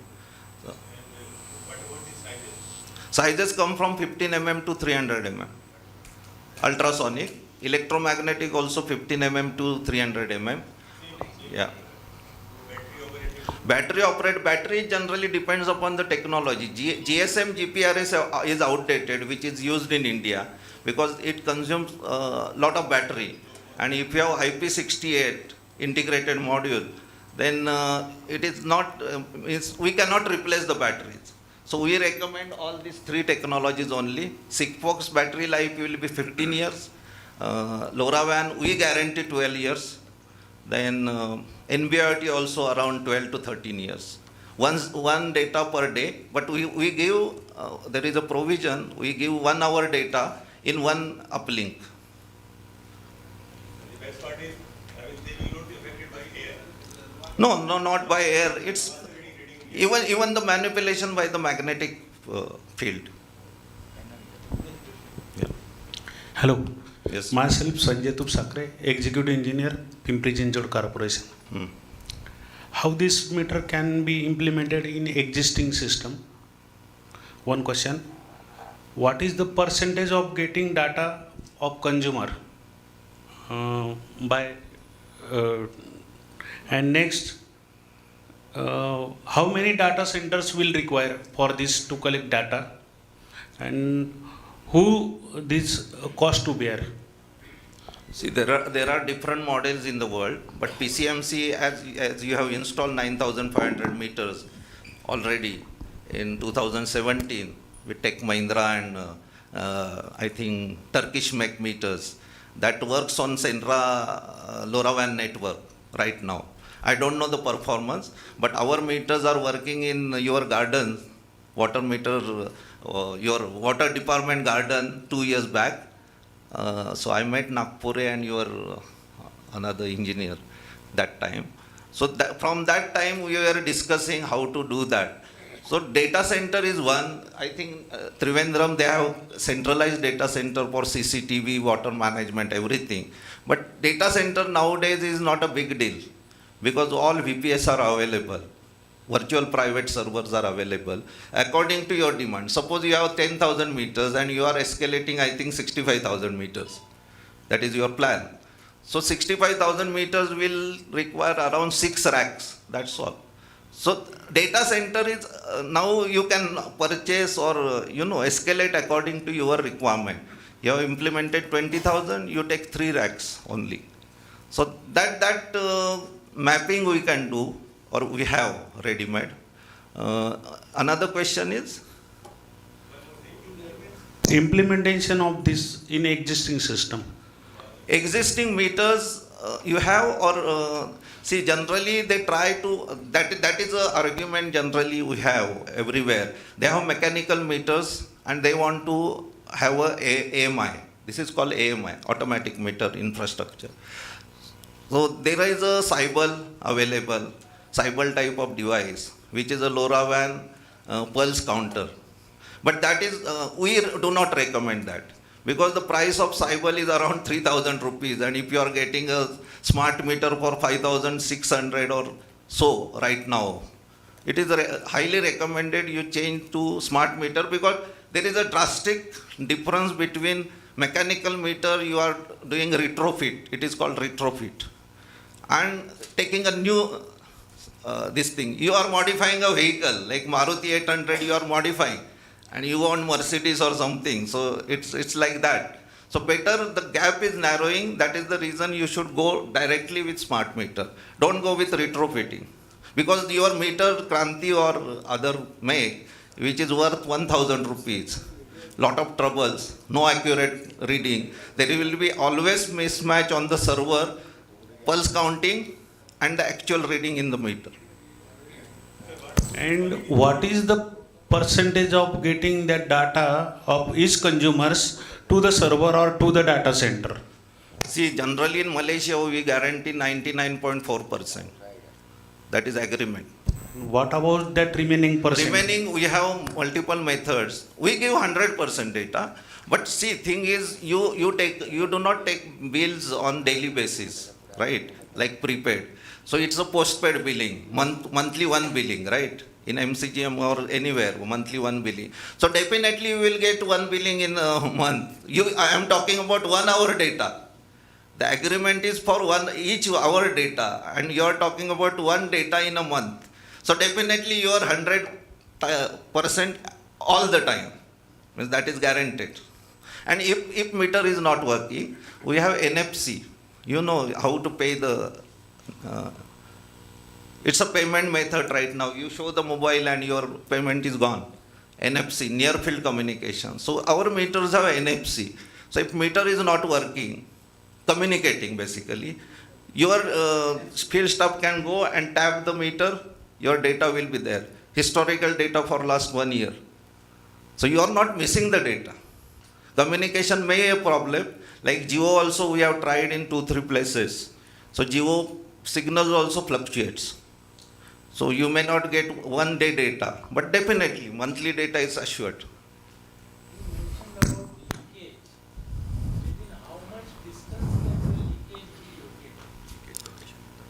Leakage location system is a different, apart from smart metering, now Camstop has started a meter itself which will detect the meter, leakage.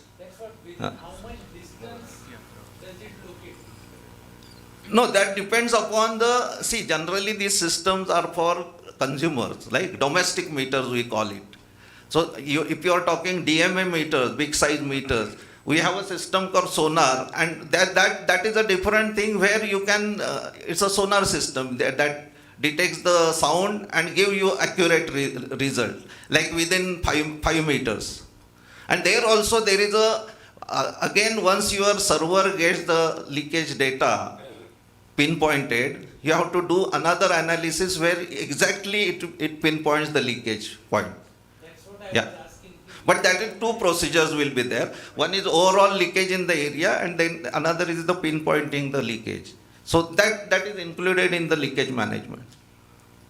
The another system, Xylem has launched the ball, robo ball which goes, but it's very costly. Yeah, very, very costly system. Yeah.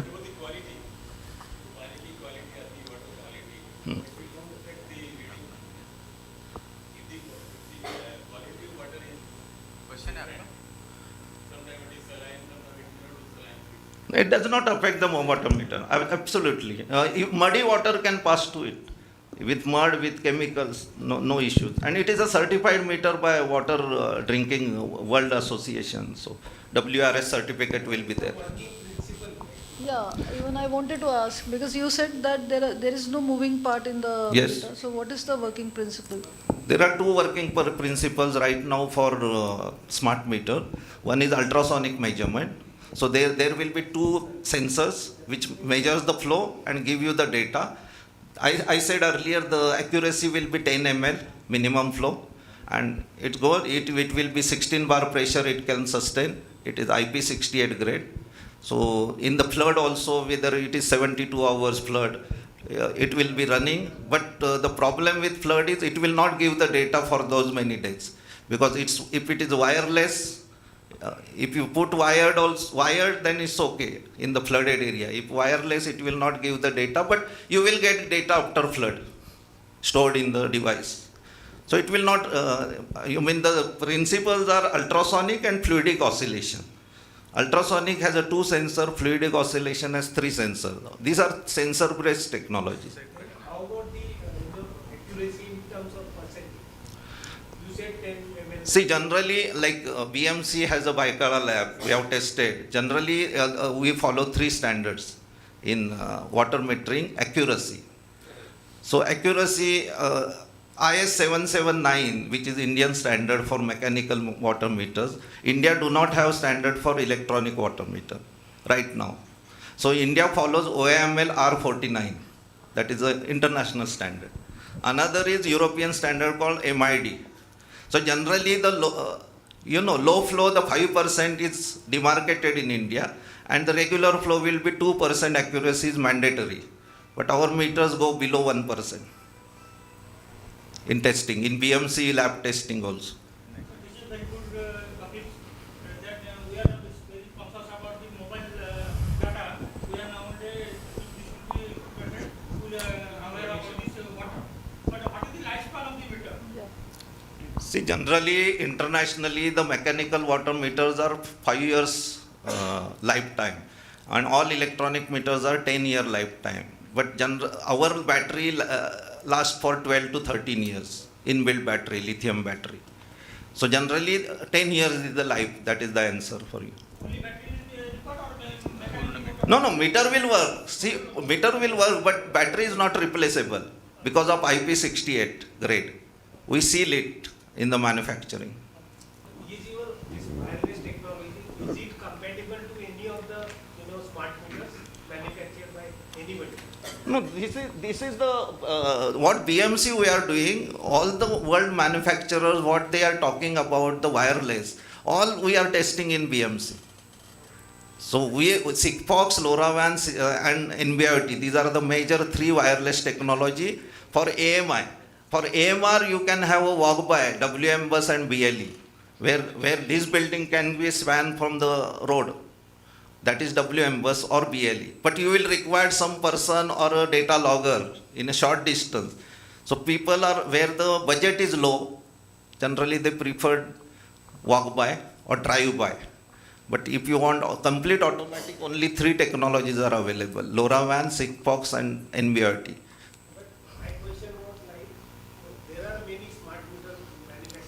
They are compatible with us. So all data, BMC we are testing 12 meter manufacturers: Integra from Switzerland, Axioma from Lithuania, Sagemcom from France, ACS Korea, Pulsar from Russia. So you can see after 2 months you can visit BKC area. We'll arrange your visit with all the meter manufacturers, excluding China. So that you can see. So all our wireless technology are compatible with our platform. Yeah, like one question. So, One so no, question. Life is at 30 years. After 30 years, it cannot be repaired. It is not repaired. It is use and You have to discard after 10 years. Generally, international law says. Yeah. But there are meters which will not be like internal use. We use in K Raheja campuses. Sir, any reason why we are not Government. No, that is policy for CCTV, water meter. You take any full product. It is a one GR which says 2021 GR says no Chinese full product will be in government project. If you are private, we are ready to supply. Second last. It's a machine, right? Exactly, just a layman's question. So generally, see, we keep 2% stock at the center there, okay? But that issue is not with our meter. That mud and everything, that is not an issue. But any failure, we replace it. We don't repair it because it is not repairable at all. Yeah. Yeah, but just No, it's like nothing. Means work.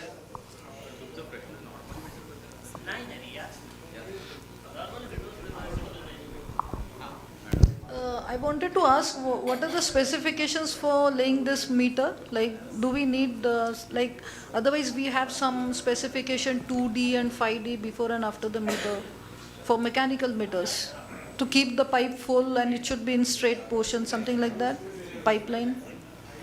No, these meters It can be installed anywhere? Meter can install vertically and horizontally. There won't be issue. That is certified on the meter itself. It is written on the meter itself. You can install vertically as well as horizontally. So no issues like you have to have a plain like mechanical meters, the level and everything. You have to keep distance, some distance from bend. That is not an issue with smart meter. Yeah, and one more observation, like till now I thought that metering is necessary to improve the efficiency of the system. But you made one statement that in case of metering, Bangladesh and India is same. When India has landed on moon, but still for metering, if it is comparable to Bangladesh, personally, then that is a grave concern. If you are not recording my personal experience, it is No, my recorded, personal but that is experience- a grave concern.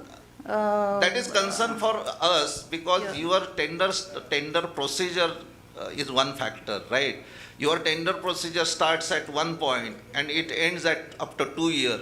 2 years, the technology changes, a lot of things, Android is gone, lot of things are happening Yeah, but in the let's ground. not compare with Bangladesh. Yeah, Bangladesh is, see, madam, you will not believe, Sri Lanka, you go to any store, you will get NBIOT SIM card. India, they are only distributing to us, Jio, not a single company or single individual, NBIOT. So, and Sri Lanka, everything is on NBIOT. So you cannot compare because they are on the ground. Whatever they capture is their technology. So India is a vast country, understood, but we have done Dhaka Vasa project, DPHE also. But they are accepting to the technology, they are getting funds from ADB, K-Water, many companies. Like you mentioned that you are working in 13 countries. So what is your experience regarding the consumers? How do they have paying capacity and do they pay regularly? No, that is not our concern Okay, basically. that is madam. not your concern. Okay. Because we give the bill generation software. Okay, After that, what happens is their concern. How they like KDMC. Anybody from KDMC? So Kalyan Dombivli Municipal Corporation. I met 6 months back, commissioner and all the staff. Now they don't have funds. Basically, we are making a model. What he was saying, we are making a private model, a banking fund. For that project of initially, there are total 1,10,000 consumers, 55,000 are metered. They want to check with first high value consumer 5,500 meters. So we are already given proposal that we will invest, give per bill charges to us for the KDMC. That's Rani Sahib.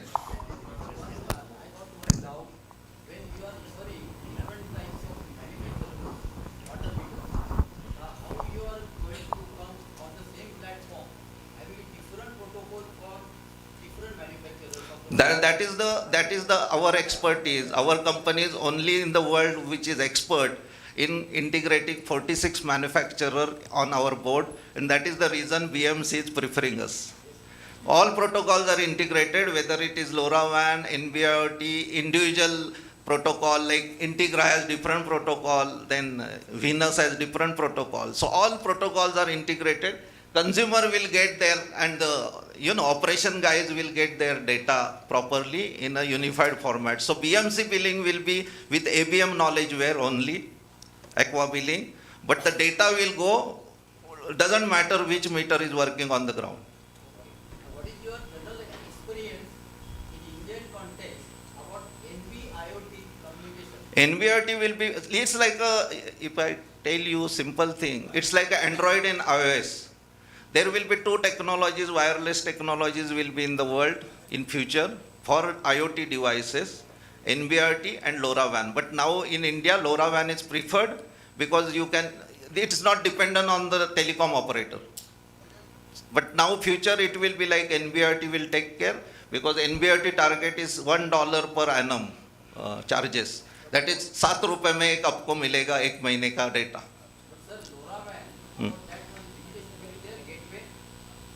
Yeah, no, but you can go for Tata Communication public LoRaWAN network.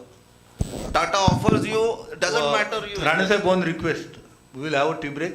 You catch him and ask as many questions. We will record Thank those you. answers also, and then we will make it public. So please now. Thank you, Banke sir. Thank you, today's lecturers.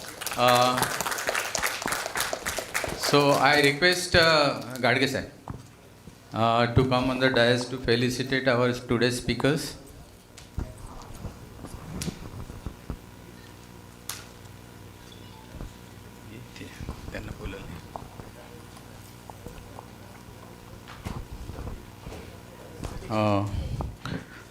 Dr. Pranjal Dikshit.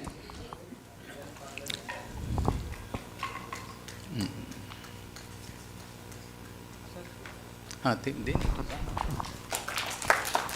काट गया दूसरा घेऊन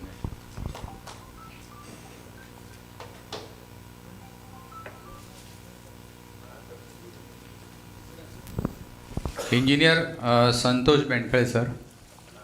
दोन्ही घ्या ना sir.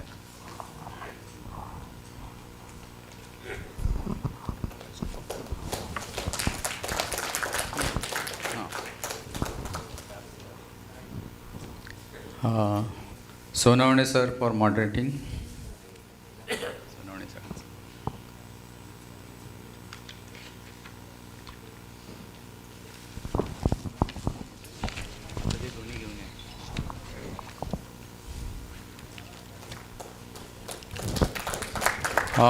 Executive Engineer Sanjay Tupsakre आहेत. Please come on the dais.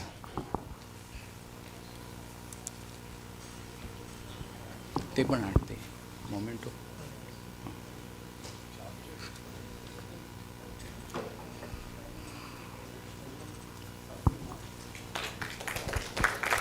आहे ना खोक्यात.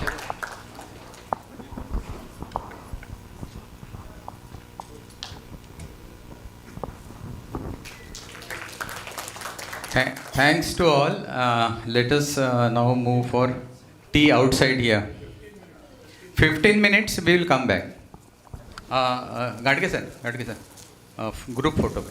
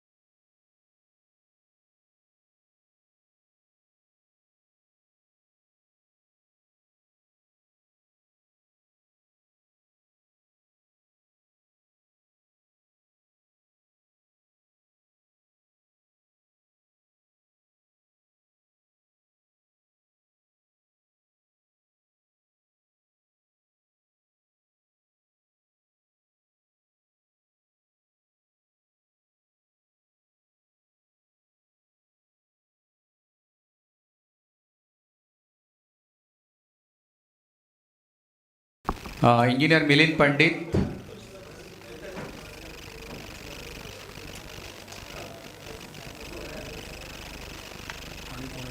झाली सगळ्यांची नावं घेतली. आरगडे आहेत, देवधर आहेत आणि देशपांडे ऑन दी वे आहेत आणि मोपसरे on the way. D F Patil पहिल्यांदा देऊ. प्रांजळ नाही आला ना. सगळ्यांची पुन्हा घेतली. हां ते आता कोण आले.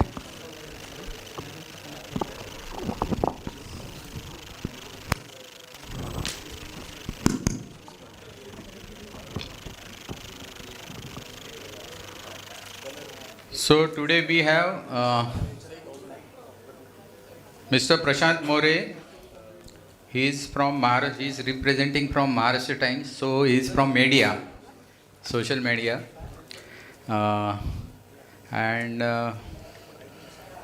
Mr. Milind Pandit. He is a freelance consultant having experience of more than 30 years. 40 years in water sector. आहे पण आता थोडंसं वेळेचं हे झालं का. Argade sir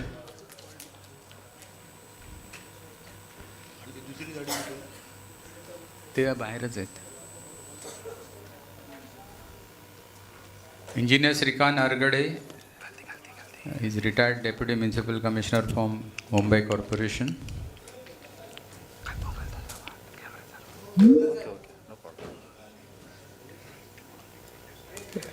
Engineer Anand Devdar, retired hydraulic engineer, MCGM, and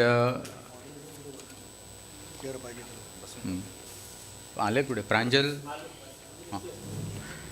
Engineer Sanjeev Moksare and Mr. A.P. Deshpande are on the way. So far have not reached. So it is over to Dr. Pranjal Dikshit.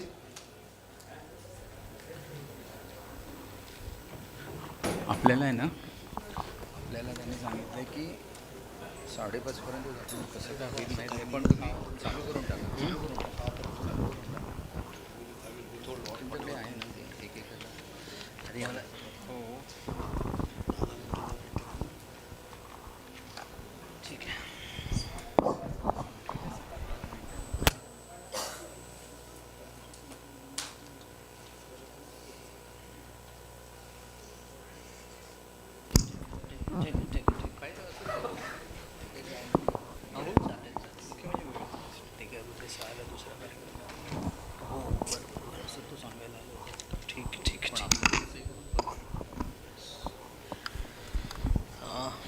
Welcome all for this session on need and feasibility of 24/7 water supply operation in India. So we are still after days long discussions on various angles on CWS and IWS, and sometimes very hopeful, sometimes some suspicious, not suspicious but cautious kind of presentations and findings.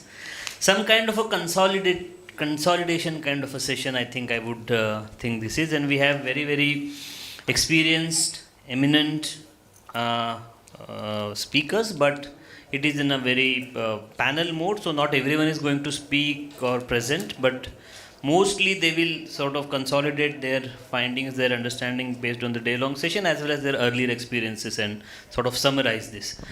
We have pressed for time, and although I am really junior to all of you, sir, who are sitting here, I have a very bad job to do, that control the time. So please forgive me if I interrupt in between, because we have to end this within by 6 o'clock. So what I'll do is first round of sort of responses, if not presentations, on need and feasibility both. On one hand need, on the other hand feasibility of continuous water supply systems, and then if we get more time, there might be a few question and answers. Some might come from me, and we would open if we have sufficient time to do that as well. So I am taking names or I mean, instead of taking even names, we can start from that side on initial responses. I'll just give the mic to.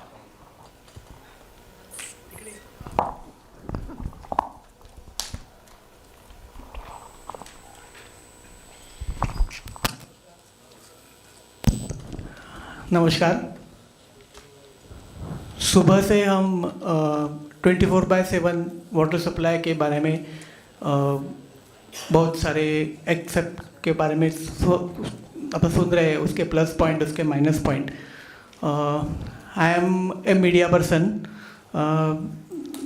वैसे देखा जाए तो third party बोलते हैं, वैसे हम लोग news करते हैं वाटर सप्लाई के बारे में, जो भी कंप्लेंट्स होते हैं या कुछ न्यू इन्वेंशन होते हैं। तो मैं ये MMR रीजन का वाटर सप्लाई और उसके एडवांटेज, डिसएडवांटेज और उसके फ्यूचर प्लान्स क्या है, उसमें डिफ़िकल्टीज़ क्या है, इसके बारे में लास्ट 20 ईयर्स से मैं वो रिपोर्टिंग कर रहा हूँ। तो मेरा कोई ऐसा एक ऑब्जर्वेशन है कि क्या है। तो 24/7 मेरे ख्याल से MMR रीजन में तो नॉट पॉसिबल है, क्योंकि डिस्ट्रीब्यूशंस में बहुत प्रॉब्लम है, डिस्ट्रीब्यूशंस अनइवन है, ये एक प्रॉब्लम है। लीकेज बहुत है सिस्टम में, इंफ्रास्ट्रक्चर बहुत वीक है। तो 24/7 अगर पॉसिबल है तो कैसे, it is not possible for that. और एक बात ऐसी है कि वाटर सब का जो ये है वो खूब इतना नहीं है कि हम 24/7 दे सकते हैं। लेकिन एक बात ऐसे कि अल्टरनेटिव बहुत है, जैसे कि कुआं ठाणे म्यूनसिपल कॉरपोरेशन में 750 वेल्स है जो अभी कुछ भी काम का नहीं है, उसका वाटर ऐसे ही है। तो वो अगर डेवलप करते हैं, तालाब का अपना ब्यूटिफिकेशन करते हैं, तो वाटर सप्लाई बहुत सारा उपलब्ध हो सकता है। जब से नल पानी स्कीम चालू हो गया गए 30-40 सालों में, तो ये जो पारंपरिक वाटर का स्रोत है वो हम यूटिलाइज नहीं करते, ऐसा दिखा जाता है, वो ऐसे ही पड़ा रहता है। और एक बात ऐसी है कि रायगढ़, पालघर और ठाणे डिस्ट्रिक्ट में 57 छोटे डैम हैं, सैकड़ों पाझर तालाब है कि जो वाटर ऐसे ही है, उसका कोई यूज़ नहीं होता है। अगर वो यूज़ में आ गया, वहाँ छोटा मोटा वाटर स्कीम हो गए, तो उसके सराउंडिंग में जो विलेज है या कुछ बस्तियाँ है, उनको पानी मिल सकता है। और ये बात कोई NGOs लोग काम करते हैं यहाँ, तो उन्होंने वो बात करके दिखाई है, छोटे छोटे प्रोजेक्ट करके, कि ये सब हो सकता है। जैसे कि वसुंधरा संजीवनी मंडल है, जलवर्धिनी प्रतिष्ठान है, रोटरी क्लब्स है, वो छोटे छोटे गांव में और पहाड़ों में अपना वाटर स्कीम करते हैं, और वहाँ के लोगों को पीने का पाणी मिल।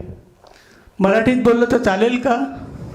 हां, तर ह्या ज्या छोट्या छोट्या स्कीम्स ह्या सगळ्या संस्था राबवत आहेत, त्याच्यामुळे दीर्घकालीन शेतीसाठी, भाजीपाल्यासाठी, पिण्यासाठी पाणी उपलब्ध होत आहे। तर आता मला वाटतं गव्हर्नमेंटनी ह्या सगळ्या गोष्टीचा विचार करावा आणि ह्या सगळ्या सोशल म्हणजे याचा सगळा बेस हा सोशल आहे, त्याला थोडी मदत केली तर गव्हर्नमेंटचं कामसुद्धा सोपं होईल आणि चांगल्या पद्धतीने योजना राबवून पाणी सर्वांना मिळेल असं मला वाटतं। कारण या भागामध्ये त्याचे खूप चांगले रिझल्ट दिसून आलेले आहेत। तर आणि पर्जन्य जलसंधारण ज्याला आपण म्हणतो वॉटर त्याच्यावरती जास्त भर दिला पाहिजे, कारण आपण फक्त ग्रामीण भागामध्ये या योजना राबवतो, शहरी भागाचा रिझल्ट बघत नाही। शहरामध्ये आपण किती फक्त पाणी वापरतोय, तर ते आपण करायला हवं असं वाटतं एक पत्रकार म्हणून। आणि नवीन काही धरणं होणं आता अशक्य आहे, कारण खूप त्याच्यामध्ये पर्यावरणाचे प्रश्न आहेत, त्याच्या कॉस्टचा विचार केला तर. पण ही छोटी धरणं जर डेव्हलप केली तर नक्कीच त्याच्यातनं आपल्याला निश्चित फायदा होईल. आणि हे दिसून आलं आहे छोट्या छोट्या प्रमाणामध्ये की गाळ काढला, तलावातला गाळ काढला, विहिरीतला गाळ काढला तर पाणी खूप मोठ्या प्रमाणामध्ये उपलब्ध होईल. आणि 24/7 ही जी कन्सेप्ट आहे ती निदान काही पॉकेट्समध्ये तरी ती शक्य आहे, सोसायटीपुरता, कॉलनीपुरता, तिथल्या तिथे जर हे असेल, वॉटर स्रोत असेल तर. आणि त्याच्यामुळे मग एकूणात जो पाण्याची टंचाईची हे होते, निर्माण होते, ती होणार नाही असं मला वाटतं. Thank you.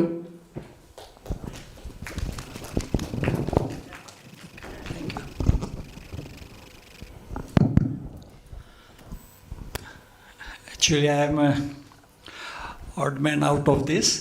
But as Mr. Pranjal was saying, though I am a civil engineer technical person, and I am not knowing details about need and feasibility of 24/7 or other things.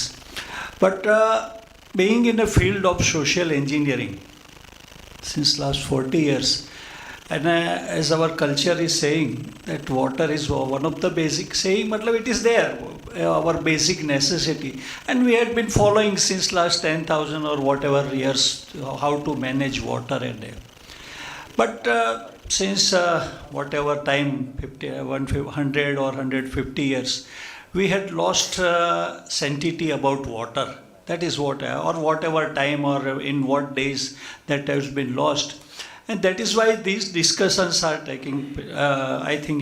So I will not go into details, but one thing somebody is pointed out, instead of attacking these problems in mass, suppose this Mumbai is a metro, or I belong to a small town of 3 lakh population. And my life has gone like that. So to attack and take things in pockets, that was regarding sewage treatment plants, and the same thing can be done for water supply also. So some results can be done, and everybody has pointed out the pros and cons and what are the difficulties during the day. And from that I can understand, see, to put something 24/7 system in existing intermittent system, I think there will be a lot of problems. But some new things which are coming up, some new townships or new cities, that may be a model, and people may culturally then try to accept or behave like that. We have to, because likely they won't be behaving. That's all. Okay. Sir, can you once again introduce yourself? Sorry. I came late in the hall and I also missed you. No, I didn't introduce also. Okay, myself Dinesh Patel. I am from Bharuch, a small town in Gujarat. I think anybody will knowing because on the Western Railway. After serving in industry for 30 years, chemical industry, then I joined academics. And since last 12 years, I am in academics in a local engineering college. Thank you.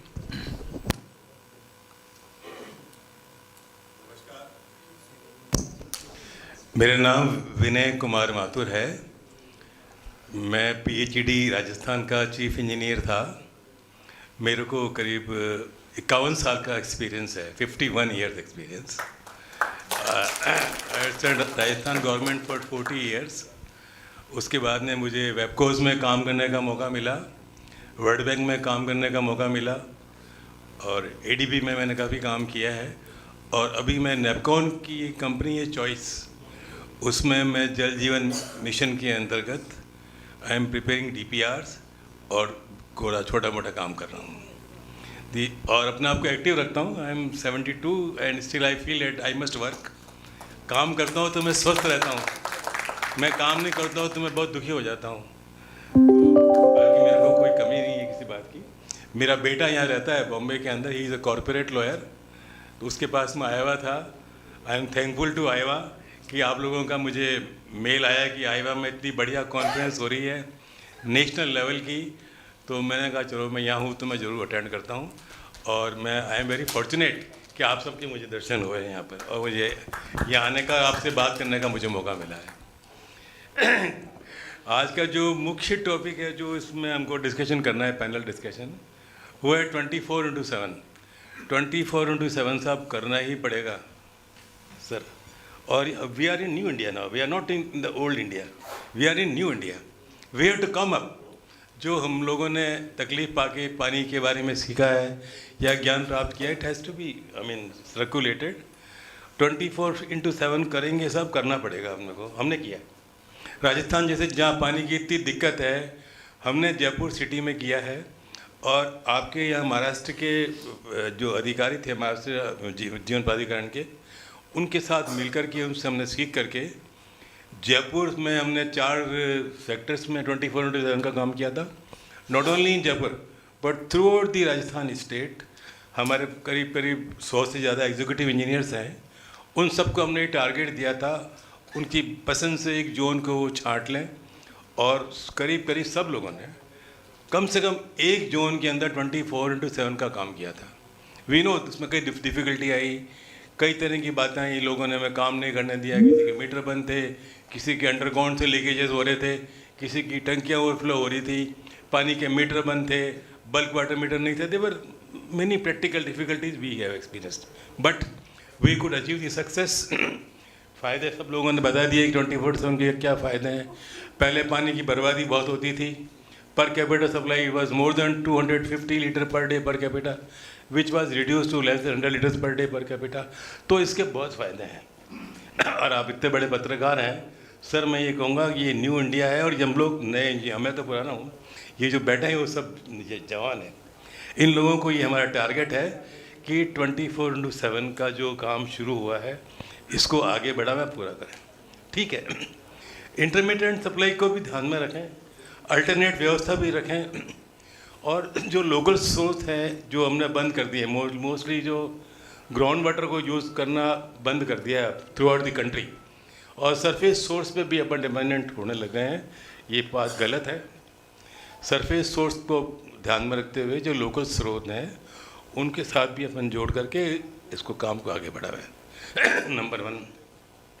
Number 2, जो rain water harvesting का काम है वो राजस्थान में हमने बहुत बढ़िया किया हुआ है। राजस्थान में हर स्कूल में, हर ऑफिस के अंदर एक पानी का टाका, we in local language call it a टाका, TANK, टाका, local rain water harvesting structure. वो कंपलसरी बना हुआ है और वो हर साल साफ़ होते हैं।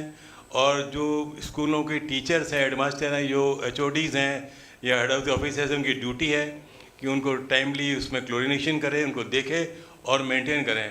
और राजस्थान के अंदर 99% पर आज भी पानी की वो टैंक फुल हैं। और this is the alternate arrangement we have made in our state. और चूँकि मैं वर्ल्ड बैंक में काम भी करता हूँ तो हमने और जगह भी इस काम को किया है। आसाम में हमने ये काम को किया है, जबकि वहाँ पानी की कमी नहीं है, वहाँ पानी बहुत है, लेकिन सबसे ज़्यादा दिक्कत ही पानी की आसाम के अंदर है। झारखंड में पानी है, वहाँ दिक्कत है, बिहार में दिक्कत है, और उत्तर प्रदेश में तो बिल्कुल भी कहना चाहिए इतना हाईली मिसमैनेज्ड है। अब थोड़ा बहुत इम्प्रूवमेंट हुआ है। और जल जीवन मिशन के आने के बाद तो बहुत ज़बरदस्त रेवोल्यूशन आ रहा है। जिस प्रकार से अपन बात कर रहे थे कि अपने ये मोबाइल जो आजकल आ गए हैं, स्मार्ट मोबाइल्स, स्मार्ट मीटरिंग भी अब शुरू हो गया है। उसी हिसाब से जो जल जीवन मिशन है, हर घर जल का जो काम हुआ है बहुत ज़बरदस्त बढ़िया हुआ है और ये चलेगा। तो मैं ज़्यादा टाइम नहीं लूँगा। It is very much required continuous water supply. हर बहन बेटी को, हर माताओं बहनों को, सबको फ़ायदा होता है। पानी की बर्बादी रोकती है। और दूसरा, हम एनर्जी एफिशिएंट मशीनरी लगाएं।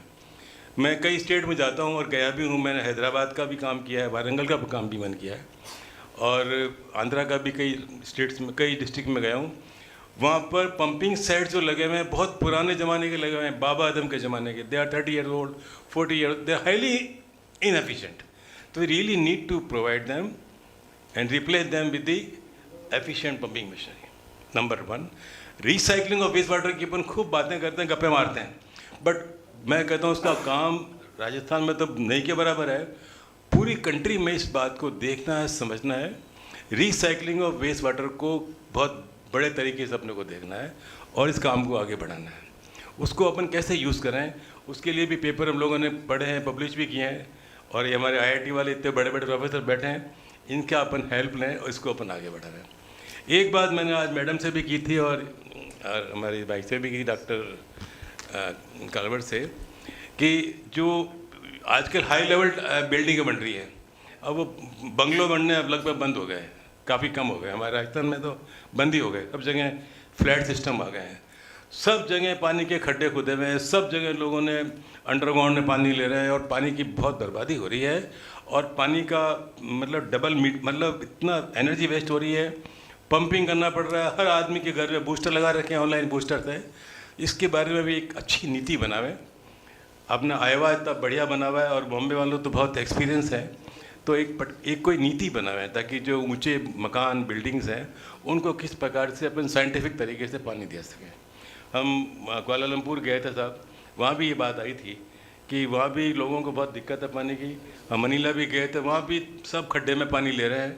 और ये बात पूरे हिंदुस्तान में, बॉम्बे में था ही खास तौर से। बॉम्बे में मेरा बेटा रहता है, मैं कई बार आता रहता हूँ, साल में 4-5 बार आ जाता हूँ। यहाँ भी पानी की स्थिति ज़्यादा बढ़िया नहीं है, लेकिन इंजीनियर बीएमसी के बहुत मेहनती हैं, काम कर रहे हैं और उसको और इम्प्रूव करने की ज़रूरत है। तो आई एंड विच, मैं अब पूरा मेरा लेक्चर ज़्यादा नहीं दूंगा, मेरा अनुभव के हिसाब से मैं ये कहना चाहता हूँ कि अपने को 24/7 को अपनाना है और इसमें जो भी दिक्कतें आ रही है उसको दूर करना है। नए भारत में नई एनर्जी को अपने को डालते हुए इसको साइंटिफिक तरीके से आगे बढ़ाना है। Thank you very much sir. Thank you Mathur ji, आपकी बात में आशा दिखती है और टेक्नोलॉजी पे विश्वास भी दिखता है, अच्छी बात है। Argade sir. Hello,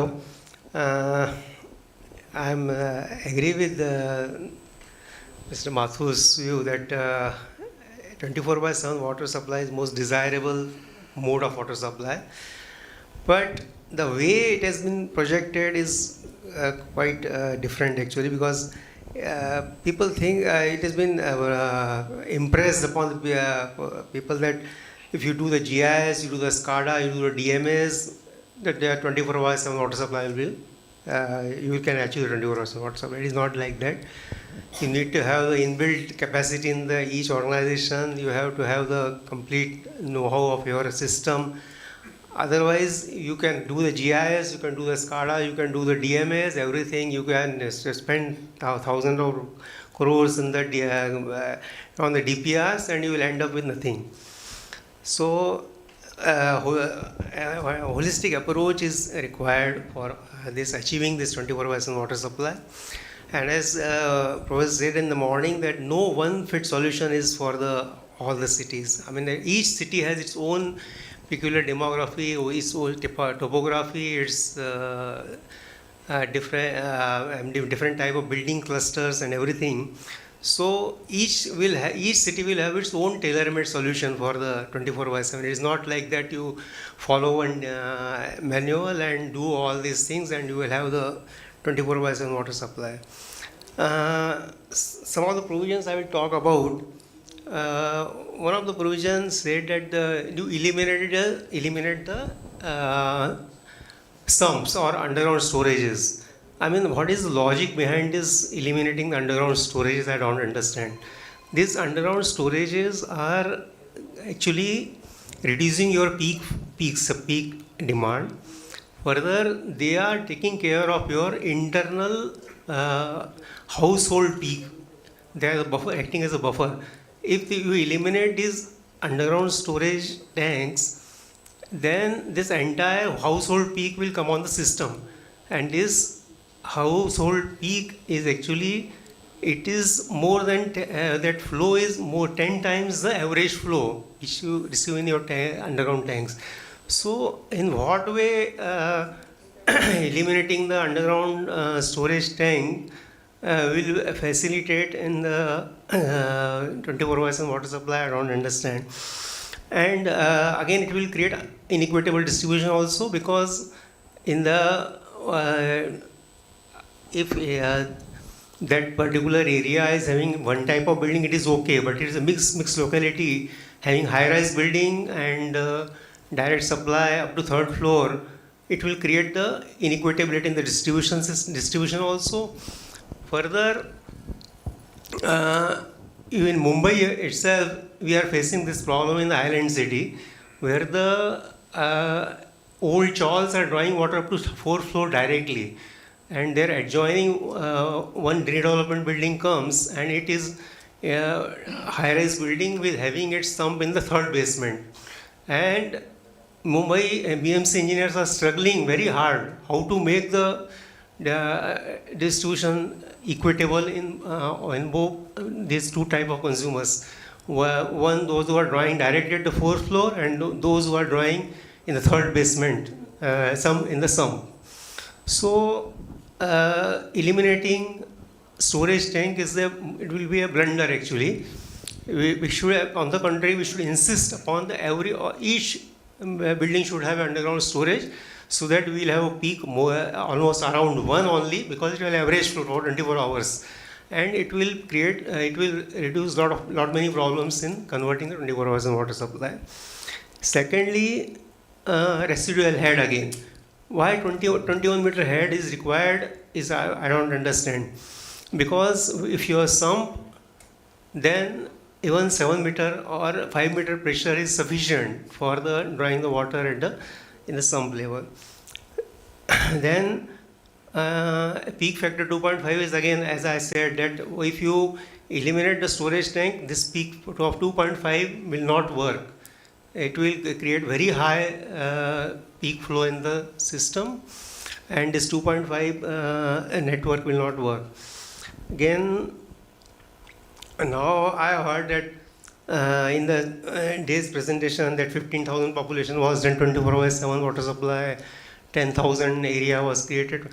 In Mumbai, I don't know how many of you are from Mumbai.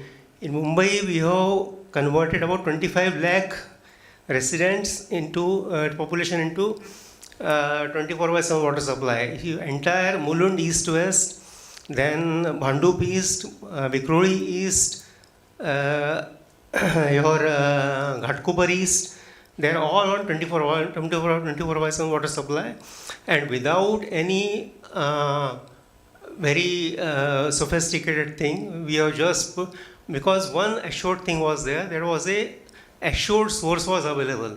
So one of the most important thing in 24 hours water supply is assured source. If you have the assured source, we have just put the very small tapping on that particular source coming from Bhasa, and this entire 25 lakh population is on 24 by 7 for last 10 years now. But we are not publicizing it, or very few people know it actually.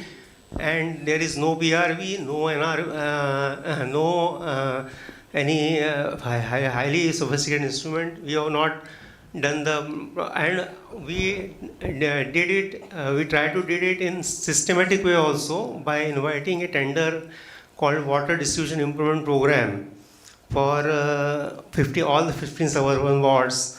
It was started in 2014, and it included all the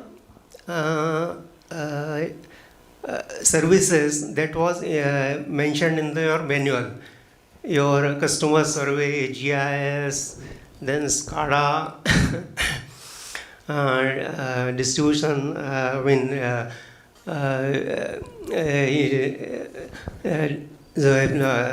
distribution system, network designing, and DMS and everything.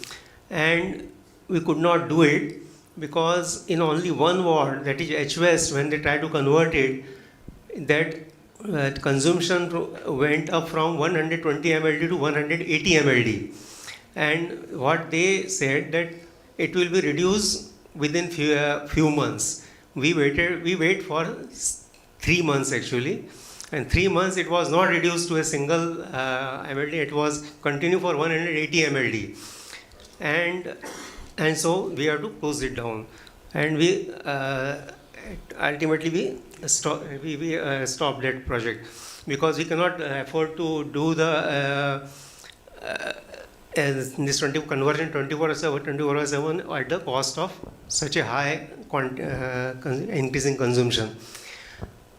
Because in all these presentations, no attention has been given on the size of connection, because size of connection is designed for certain. Actually, in Mumbai only we design the connection. In the rest of the utilities, I have seen these connections are given on basis of the discharge curves. Only on what is the velocity in the meters There is minimum and maximum velocity. Depending upon that, the size of connection is decided. So these connections are decided based on the velocities in the meters, without any consideration to distance from the source, its elevation or pressures in the system. Nothing has been considered into it. So there is no design of the connections, and when we convert into longer resource water supply, they draw a very huge quantity, and there is no control on it. Controlling on tariff is just on basis of tariff. Actually, there is a constraints in increasing the tariff also. Tariff also you cannot increase to very like electricity or other utilities. So on base of tariff, you cannot be. So designing of connection, proper connection design is also one of the crucial point in the conversion of 24/7 water supply. And yeah, so okay. So that is my main observations in this particular session. I will hand it over to Mr. Deodhar.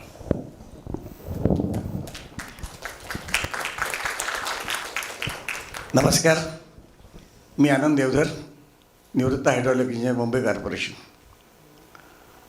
आज फक्त आपण 24/7 याच्याबद्दल मी बोलणार आहे.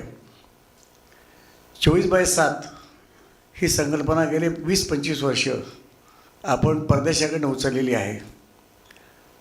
अगदी 24/7 कारण आपण कधीच कुठची गोष्ट आठवड्यात करत नाही. परदेशात फक्त सगळ्या गोष्टी आठवड्यात करतात. नोकरी पण आठवड्यात देतात आणि काढायचं असेल तर आठवड्यातच काढतात. त्यामुळे जर म्हणायचं असेल तर सतत वॉटर सप्लाय असं म्हणायला हरकत नाही. दुसरं, आत्ताच मगाशी बोलताना असं ऐकलं की हैदराबाद किंवा पिंपरी चिंचवड जिथे अल्टरनेट डे सप्लाय पाणी मिळतं आहे, त्या माणसाने एकदम 24/7ची उडी मारावी. म्हणजे ज्याला रोज चहापाव खाता येत नाही त्याला एकदम आपण मायक्रोवेव्ह ओव्हन किंवा तलाची पुस्तकं जेवायखाली देण्यासारखी आहे. तर प्रथम रोज पाणी द्या. लोकांचं म्हणणं एवढंच आहे की आम्हाला रोज पाणी द्या. मी महापालिका कामामध्ये लोकांनी एवढं सांगितलं आहे, साहेब 15 मिनटं दिल्या हरकत नाही, पण प्रेशरने पाणी द्या, पण रोज पाणी द्या.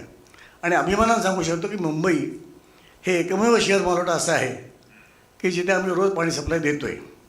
बाकी पुणं, PCMC वगैरे ज्या श्रीमंत नगरपालिका आहेत त्यासुद्धा रोज पाणीपुरवठा देऊ शकत नाहीत. या पार्श्वभूमीवरती हे सेमिनार घेऊन ती मंडळी इथे रिपोर्ट सबमिट करता येईल याचं मला कौतुक आणि आश्चर्य दोन्ही वाटलं की ज्यांना रोज पाणी देता येत नाही ते 24/7 तर कुठच्या आधाराने बोलू शकतात. रोज पहिल्यांदा पाणी द्या, 1 तास तरी पाणी द्या, 15 मिनटं पाणी द्या, नंतर 15 मिनटाची 1 तास करा, 2 तास करा आणि मग 24 तास करा. म्हणजे माझा मुलगा 10वीला नापास झाला आहे, त्याला IITला ॲडमिशन मिळण्यासाठी जर मी अगदी चांगले कन्सल्टंट किंवा चांगले शिक्षक ठेवले, चांगला क्लास दिला, तरी त्याची कपॅसिटीच ती नाही. हा विचार कोणी केलेलाच नाही आहे. प्रत्येक माणूस 24/7 एवढंच बोलतो आहे. त्यामुळे हे सेमिनार म्हणजे खरं म्हणजे मला इथे बोलायला मिळावं की नाही असं मला वाटत होतं, कारण मी टोटली 24/7ची अगेन्स्ट आहे. अगेन्स्ट म्हणजे त्यात वावं काही नाही. रोज तुम्हाला सांगितलं चौरस आहार मिळेल, जेवायला घ्या, नको कोण म्हणणार. पण जिथे रोजचा चहापाव मिळत नाही त्याला एकदम तुला चौरस आहार देतं म्हणणं चुकीचं आहे. त्यामुळे हे सेमिनार अशा तऱ्हेचे लोकांचा वेळ घालवणं हे मला चुकीचं वाटतं आहे. पहिल्यांदा प्रत्येकाने रोज पाणी सप्लाय द्या, नंतर 24 तास करा.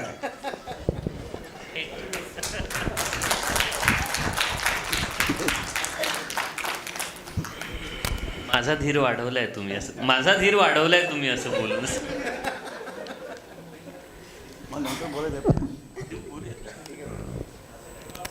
हां, मिलिंद पंडित. मी गेले 42 वर्षे IWWAचा मेंबर आहे आणि गेले सुमारे 10 वर्ष 24/7 रिलेटेड कामावरती पण आहे आणि गेली 20 वर्ष लिकेज कंट्रोल बाबतच्या कामांवरती पण आहे. तर हा जो विषय आहे की need and feasibility of 24/7 water supply operations in India, ते अशा प्रकारचं आहे की आपण आता देवधर साहेब म्हणाले तसं की चहापावावर भागवणाऱ्याला एकदम चौरस आहार द्यायचा का. माझं असं मत आहे की पोलिओचा रोगी कळवा आणि ताबडतोब त्याच्यावर औषध करा, किंवा देवीचा रोगी कळवा आणि 10 रुपये मिळवा, असं पूर्वी आम्ही मुंबई पुणे प्रवास करताना झोपडीवरती लिहिलेल्या स्लोगन्स वाचायचो. पण देवीचा रोग हा नष्ट झाला.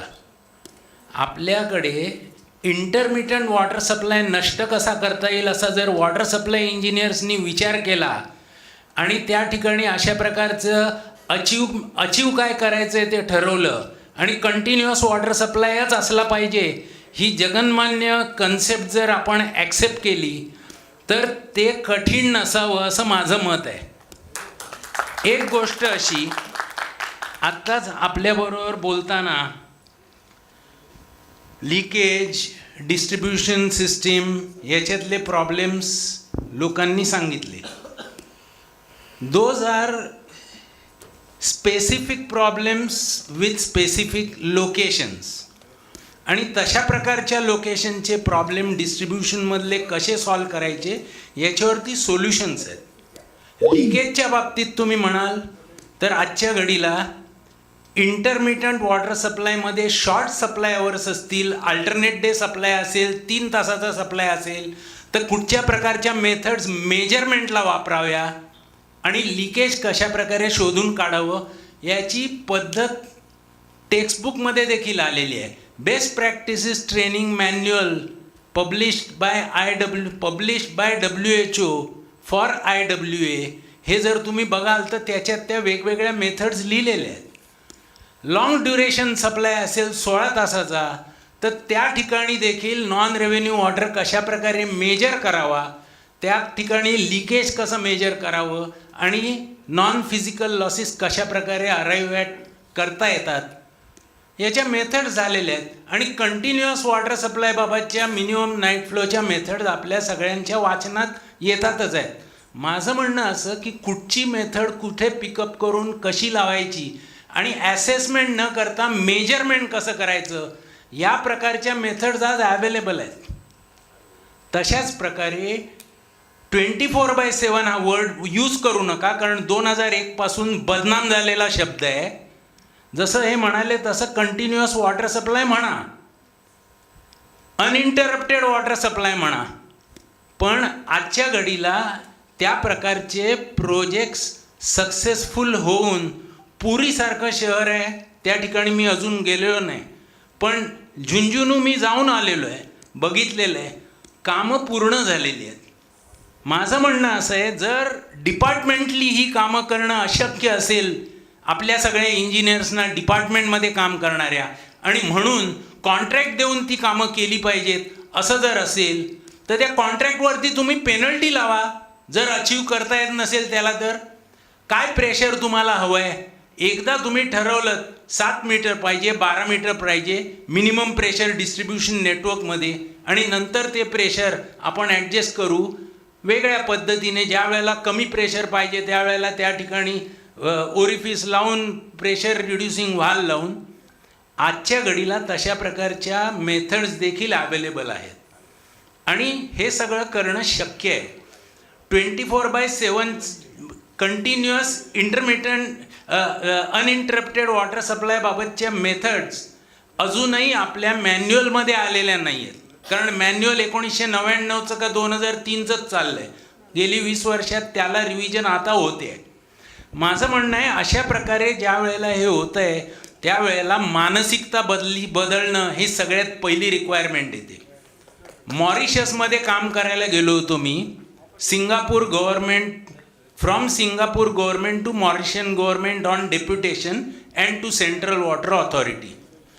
तिकडे गेल्यानंतर आमचं पहिलं काम होतं लिकेजवरची मेथॉडॉलॉजी एस्टॅब्लिश करणं वाकुआ रिझर्वायरच्या झोनसाठीची आणि नंतर ती सबन मॉरिशसला त्यांना ज्या प्रकारच्या एरियाजमध्ये लागणार आहे तशा प्रकारे ती राबवणं.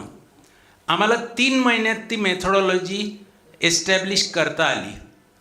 आम्हाला म्हणजे सिंगापूर कोऑपरेशन एंटरप्राइज ही जी फंडिंग एजन्सी आहे लहान देशांना मदत करायची सिंगापूरची, त्यांच्या थ्रू हा प्रोजेक्ट घेण्यात आलेला. पब्लिक युटिलिटी बोर्डच्या बरोबर CH2M हिल आणि त्यांना लिकेज कंट्रोलचा माणूस हवा होता म्हणून मला इन्व्हाइट केलेला. 3 महिन्यात त्यांनी ती मेथडॉलॉजी एस्टॅब्लिश केली. तर त्यावेळेला पहिल्या आठवड्यात 2-3 दिवशी ज्या वेळेला मी पहिल्यांदा CWAच्या ऑफिसमध्ये गेलो, त्या ठिकाणी जनरल मॅनेजरला भेटायला गेलो आणि बसल्यानंतर त्यांना विचारलं की तुमच्याकडे how many hours of supply is there in your system. तर त्यांचं उत्तर होतं, Pandit don't ask me this question in front of others. Is it not embarrassing if it is less than 24 hours. आणि हा जनरल मॅनेजर माझ्या 2 वर्षाआधी VJTIमधनं pass out होऊन गेलेला होता. हे लक्षात ठेवा. तो मॉरिशन होता म्हणून त्याचं अशा प्रकारचं उत्तर आलं. तोच जर मराठवाड्यातल्या त्या अल्टरनेट डे 3 दिवसाआड सप्लाय 5 दिवसाआड सप्लायवाला जर असता, माझं त्या माणसाला विचारणं आहे की तू तुझ्या सिनियर्सना अल्टरनेट डे सप्लाय झाल्यानंतर ही एक इमर्जन्सी आहे आपल्यासाठीची, याच्यासाठीचं चीफ इंजिनियरला पत्र लिहून देऊया म्हणून तू पत्र ड्राफ्ट करून दिलं होतंस का? तुम्हाला त्याचं उत्तर नाही हेच मिळेल. आजची परिस्थिती आपल्याकडचीही अशा प्रकारची आहे. तर मानसिकता बदलणं हा पहिला भाग आहे. आम्ही ज्या वेळेला राजस्थानात पाली आणि गंगानगरला काम करत होतो, तर त्यावेळेला ज्या वेळेला आमच्याकडे वेगवेगळे असेच प्रॉब्लेम घेऊन यायचे, त्यावेळेला आम्हाला सांगायला लागायचं, please consider that you are not in Rajasthan, consider that you are in Singapore and try to implement this scheme. अशा पद्धतीने त्यांना तयार करावं लागत असे. तर माझं म्हणणं असं आहे की this is not something unachievable, it is surely achievable. It depends on the kind of systems. आज तुम्ही लक्षात घ्या, सबंध भारतामध्ये ॲस्बेस्टॉस सिमेंटचे पाईप्स हे बदलायला हवेत, हे अशा प्रकारचं एक टेक्निकल रिझन आपल्याला माहिती आहे. कार्सिनोजिनस मटेरियल आहे हे सिद्ध झालेलं आहे. आज किती ठिकाणी 85-90% पाईपलाईन्स या ॲस्बेस्टॉस सिमेंटच्या आहेत डिस्ट्रीब्युशनमध्ये. इवन पणजीमध्ये काही प्रमाणात ॲस्बेस्टॉस सिमेंट पाईप्स अजूनही आहेत. आता या जर ठिकाणी कंप्लीट पाईपलाईन नेटवर्क चेंजची स्कीम घेतली तर त्याच्यात काय फार वावगं आहे असं मी म्हणणार नाही.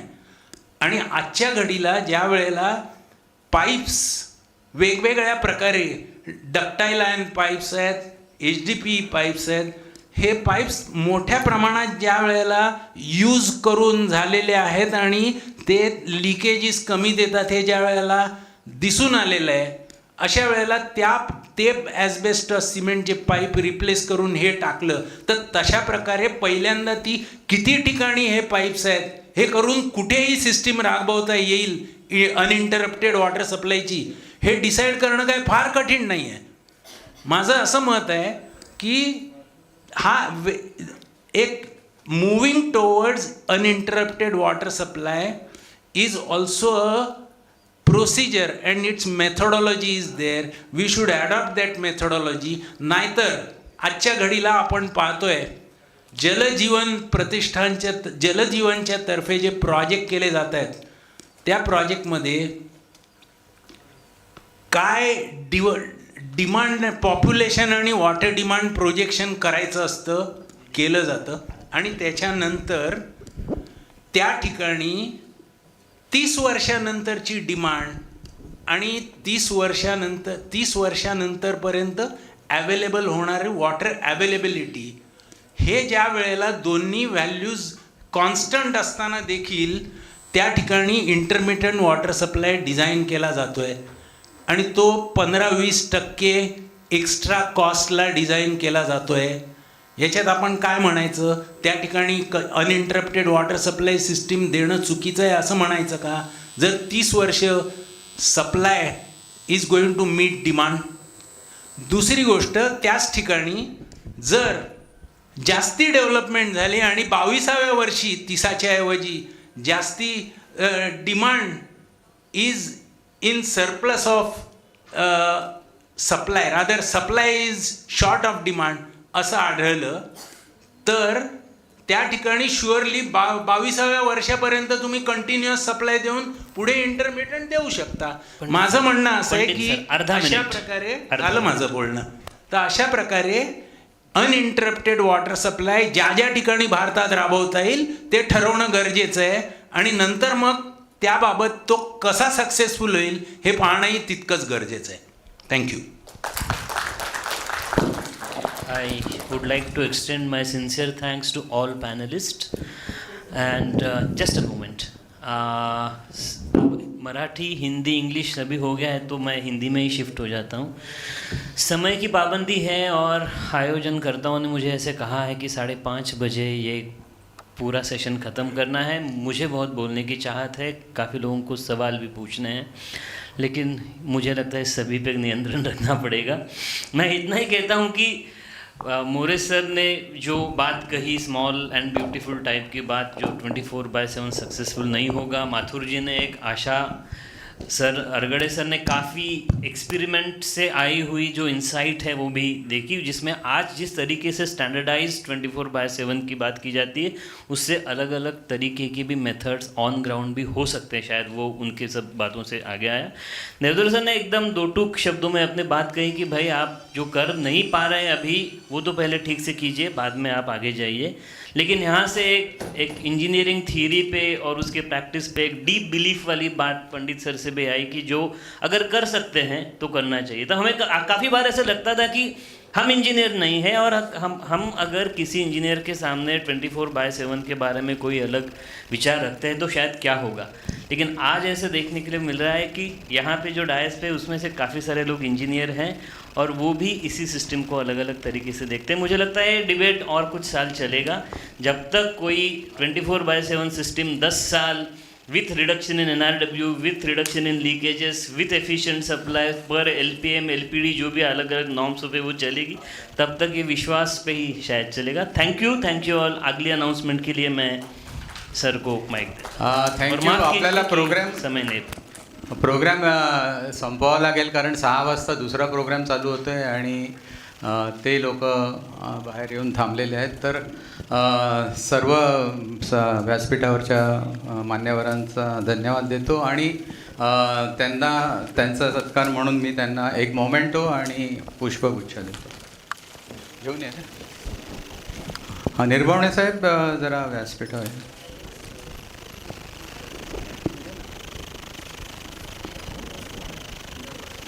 तुम्हाला पुष्पगुच्छ देतो ना. निर्भवणे साहेब प्रकाश मोरे साहेबांना सत्कार करतील.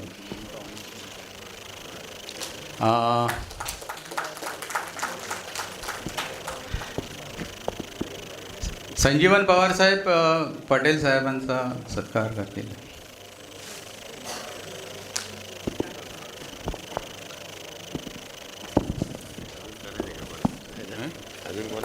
हां, सगळ्यांचं एक सोडून आहे.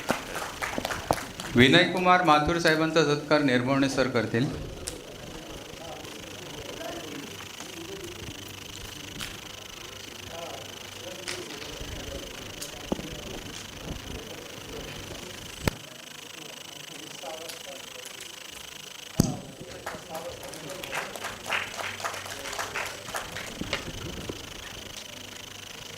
श्रीकांत अरगडे साहेबांचा सत्कार संजीवन पवार साहेब करतील.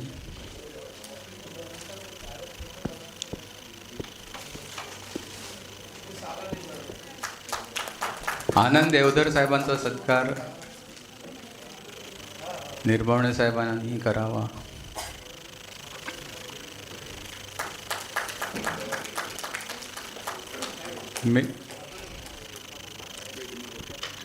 मिलिंद पंडित साहेबांचा सत्कार उल्हास नाईक करतील.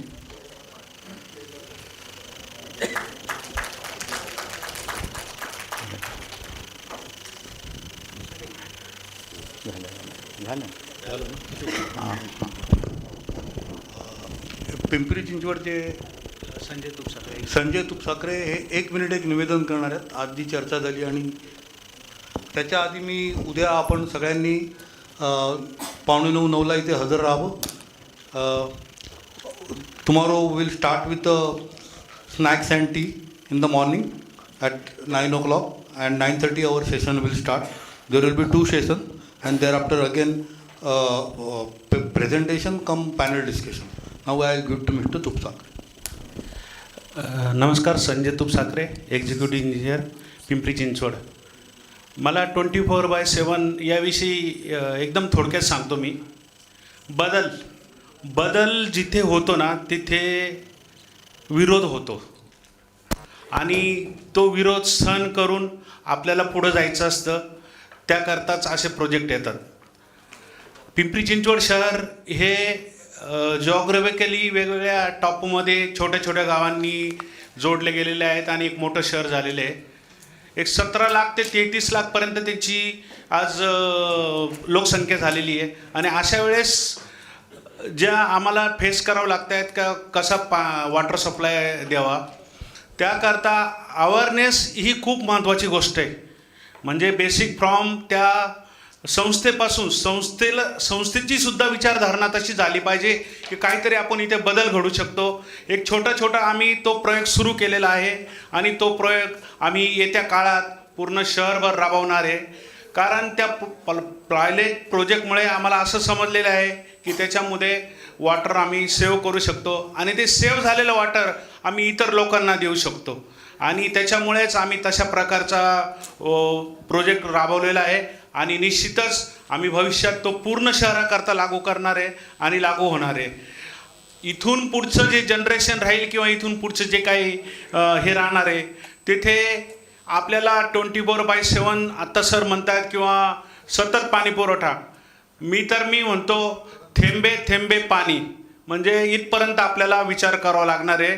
इतकी काळाची गरज आहे पाण्याची आणि त्याच्याकरता प्रत्येकाचं इंडिव्हिज्युअल प्रत्येकाचं अवेअरनेस हे करावं लागणार आहे. आणि त्यानंतरच आपण याच्यात सक्सेसफुल होऊ आणि त्याला प्रत्येकाने सपोर्ट करावा ही माझी सगळ्यांना नम्र विनंती. धन्यवाद.